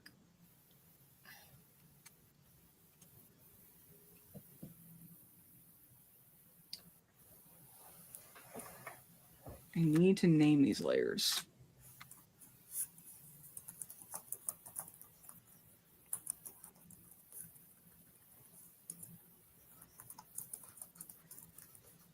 So most animals, if you actually look at them, where something like quills, armored plates, or scent glands or anything like that are, it's always in places that are either easy, that are need to be defended, or that are very mobile, like that can easily be turned towards an enemy or a threat. So shoulders is usually one good indicator. Hindquarters, tail is a really popular and well-known space where animals would have something like a club at the end, or they might have like horns or claw or something similar to a claw that they can move it around. So think of like dinosaurs with that. And then sometimes creatures have prehensile tails that they can actually use for like grabbing and stuff. And yeah, I know these quills are not very like defined, but I'm not going to go like super detailed. And also, this is something that I knew this, but it was nice to be reminded of it when I was researching like the function of quills on different creatures. Quills cannot be shot out. That is actually a complete and utter myth. And I had to laugh at that. It's like, I understand why people thought that, but did people actually really think that? Actually, when I first learned about porcupines, that's what they were saying, and then learned much later that's not true. You have to get really close to a porcupine to get a quill stuck in you. I actually had a run-in with a porcupine when I was young. I didn't get close enough to it to get to me, but it scared me to death. I can imagine. I was at my grandparents' house, and this thing's running around, and I'm terrified.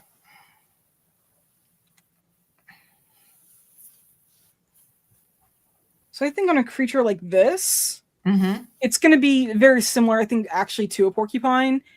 Shoulders and hindquarters are pretty much where the quills are going to be. I think that's where they would be most concentrated, because for the shoulders, even with the neck that limber, how easily can it actually get around and grab something if something is latching onto its shoulders?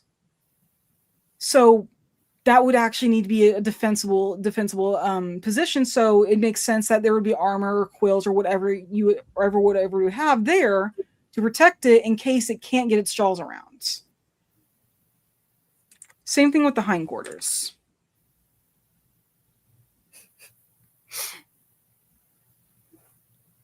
Yeah, I lived in Arizona for a while, and that was one thing that was actually very well known out there is if you get a cactus in you, just be very careful pulling those things out. Live in the desert. It's fun. I was thinking about moving down in that area and changed my mind. It's not that bad. I personally kind of like the monsoon season, provided it didn't have like massive flash floods. I think my reasons were different. They had to do with snakes and bugs, and because I was looking at moving farther south, either direction, and I did the research and went, I don't like the snakes, and I don't like bugs, and I mean, I've been to the desert. I think it's gorgeous, but I didn't want to live there.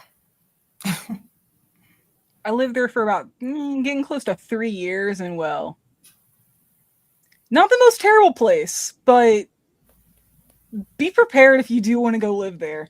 We lived with me and my partner lived with family for a short while, and he put a glass in we were inside. He put a glass down in like the cup holder of the couch. Apparently he set it down on top of a scorpion. Yeah, scorpions. Yeah, it was in the middle of the house. Just be prepared if you're gonna live in the desert. There's some actually pro authors who live down in that area, and I've heard all about scorpion season. So let's see. It's really interesting the number of people that it's on my Facebook that I may not know personally, but I know who they are.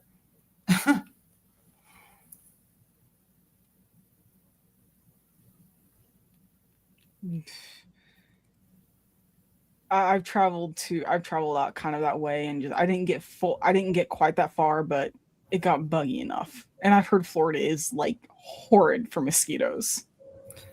Yeah, which is not a good thing for me because I'm allergic. I have been since I was a kid. All right, so now that we actually have our creature, how do you think we might actually write from this thing's point of view? Because we know it's a scavenger. It's something that probably lives along riverbanks, has slick otter-like fur, echolocation. It's got quills along its shoulders, hindquarters, and tail's not prehensile, but it is whip-like. And for those who are trying to think of like what that might mean, think of like a lizard. Think of like a lizard with like a really long, thin tail.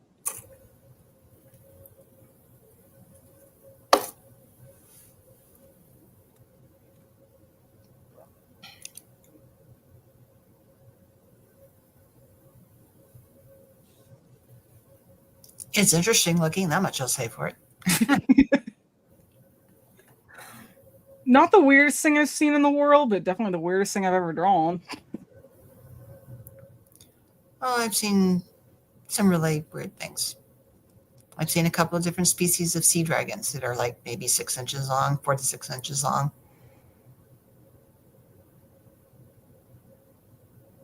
Leafy sea dragons are adorable, though. Well, there are seahorses, but there are also little sea dragons. There's the leafy... Oh, yeah, I think I misheard you then. I apologize. No, that's okay. There's the leafy one, and then there's another one. And I think the only place they're found is down near Australia, if I remember correctly. Yeah, the leafy sea dragons are found down there, the Great Barrier Reef. The other ones, I believe they're found...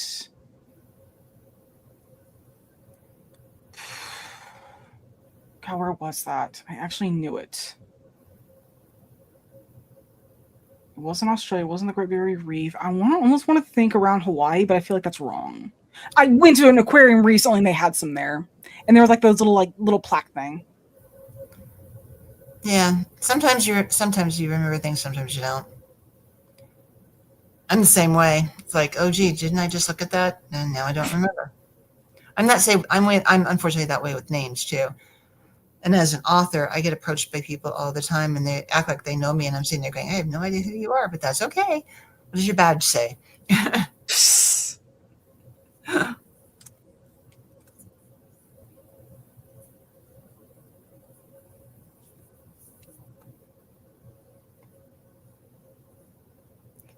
Somebody's asking, can said tail grow back?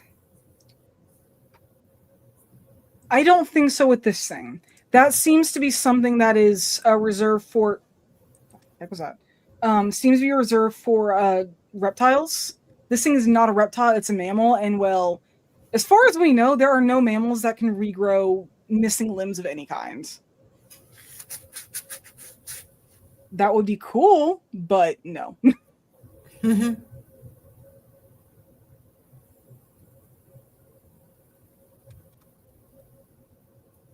And by the way, the person who won the drawing for my book, there may be a little bit of delay. We've got a snowstorm coming in,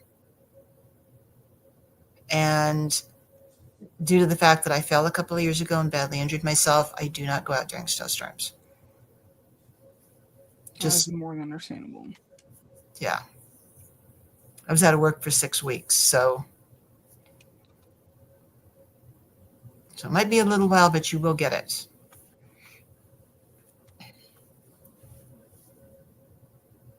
And both of my closest post office are like a little bit distance from me.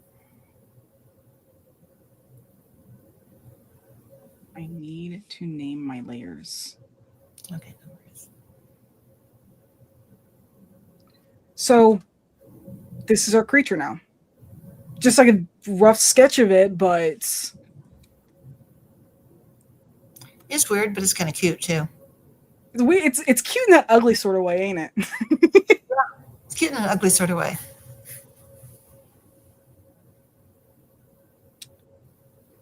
So yeah, I think with something like this, trying to think about how to write it from this thing's point of view, I don't imagine this thing being very aggressive. Like overall, I mean, it's in terms of size, this thing is bigger than a cat.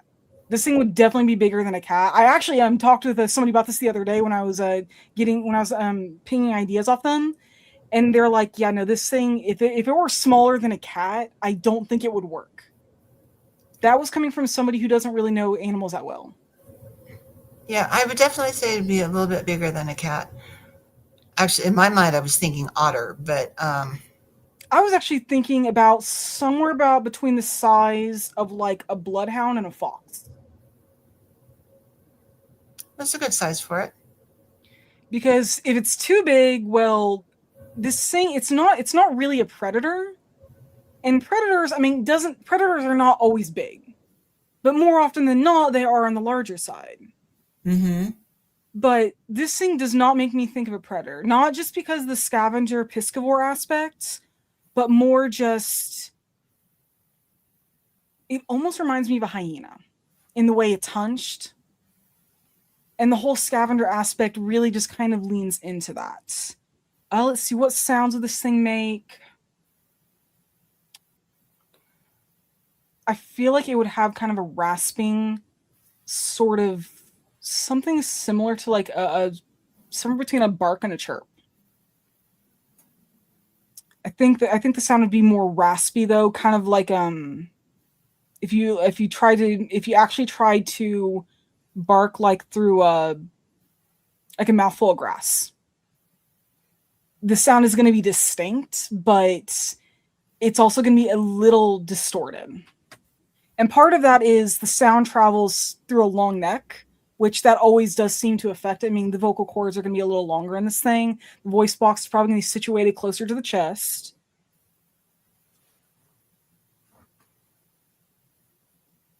I can imagine this thing also making kind of like smaller kind of like chirping sounds when it's younger, or maybe to like talk to its young. I would say probably talk to their young, because here's the thing. In the wild, the quieter they are, the safer they are. That is true. Which is why it amazes me that any kittens are ever rescued, because the kittens are noisy. Man, if a kitten wants your attention, you're gonna get its attention. They're gonna get your attention. I haven't had a kitten in a long, long time, so. I've got 5 cats, and one of them still acts like a kitten. 2 of them actually, and one of them is, oh my god, he's like 9.5 now.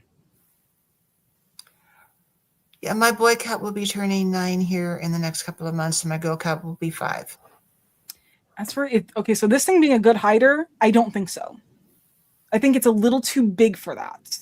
This thing, if it moves, since it's moving over, it's moving over like riverbanks. It's definitely going to be limber. It's going to be able to move over debris that's washed up from like floods and stuff. But I feel like it would be a little on the bulky side in terms of hiding. That maybe like in terms of a den, it'll hide in that. But it's not going to be like a fox where it's going to squeeze into like a small space. I think its shoulders are going to be a problem for that. In home zone, I think that would actually depend on exactly where it's found along the riverbank.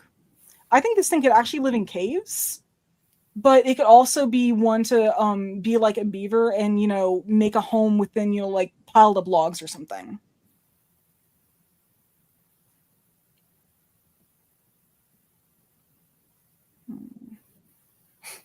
What do you think this thing would make as a den?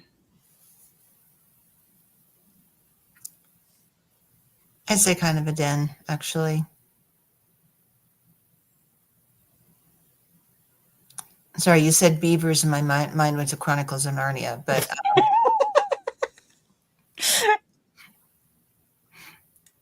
the way the science fiction mind works.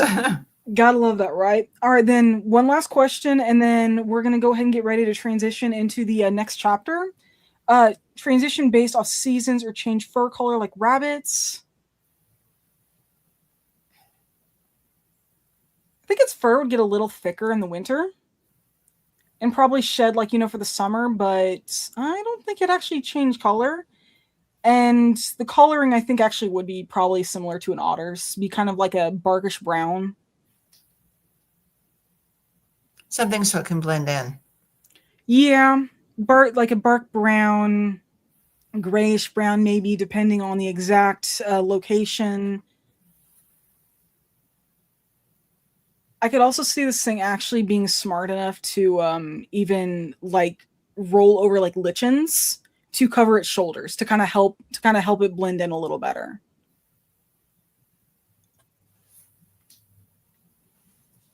All right.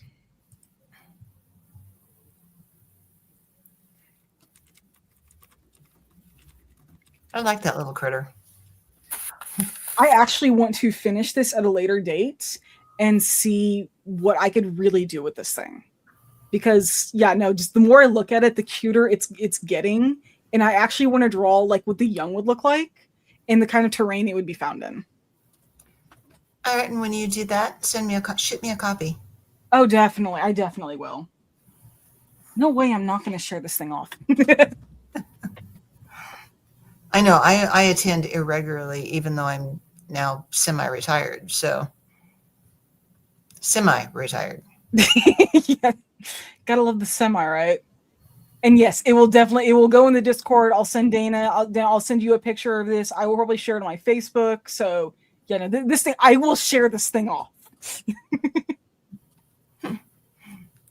All right, but it was awesome that you could join me for this, and loved your talk on writing from an animal's point of view. It's always so neat to learn about. I'm sorry, what? So, I'm very glad that you could join me for the creature creation, and I'm so glad that you did a talk on writing from an animal's point of view, because that was just awesome. Thank you. It was always fun to learn about. But now we are going to be transitioning over into the 3rd chapter of our event. So Dana, I'm gonna have you give Jared his right now. Oh, And so just talk about just an exit, an outro for your talk, and give it right now. all right, guys. Thank you so much for attending this evening. I know it's late in some parts of the country, so I appreciate you sticking around. And my books are on Amazon if you want to check them out, all the stuff that I've written. And y'all have a great day and right now. All right. It was nice to be chatting with you. Mm-hmm. You too. And hope to see everyone over in chapter 3.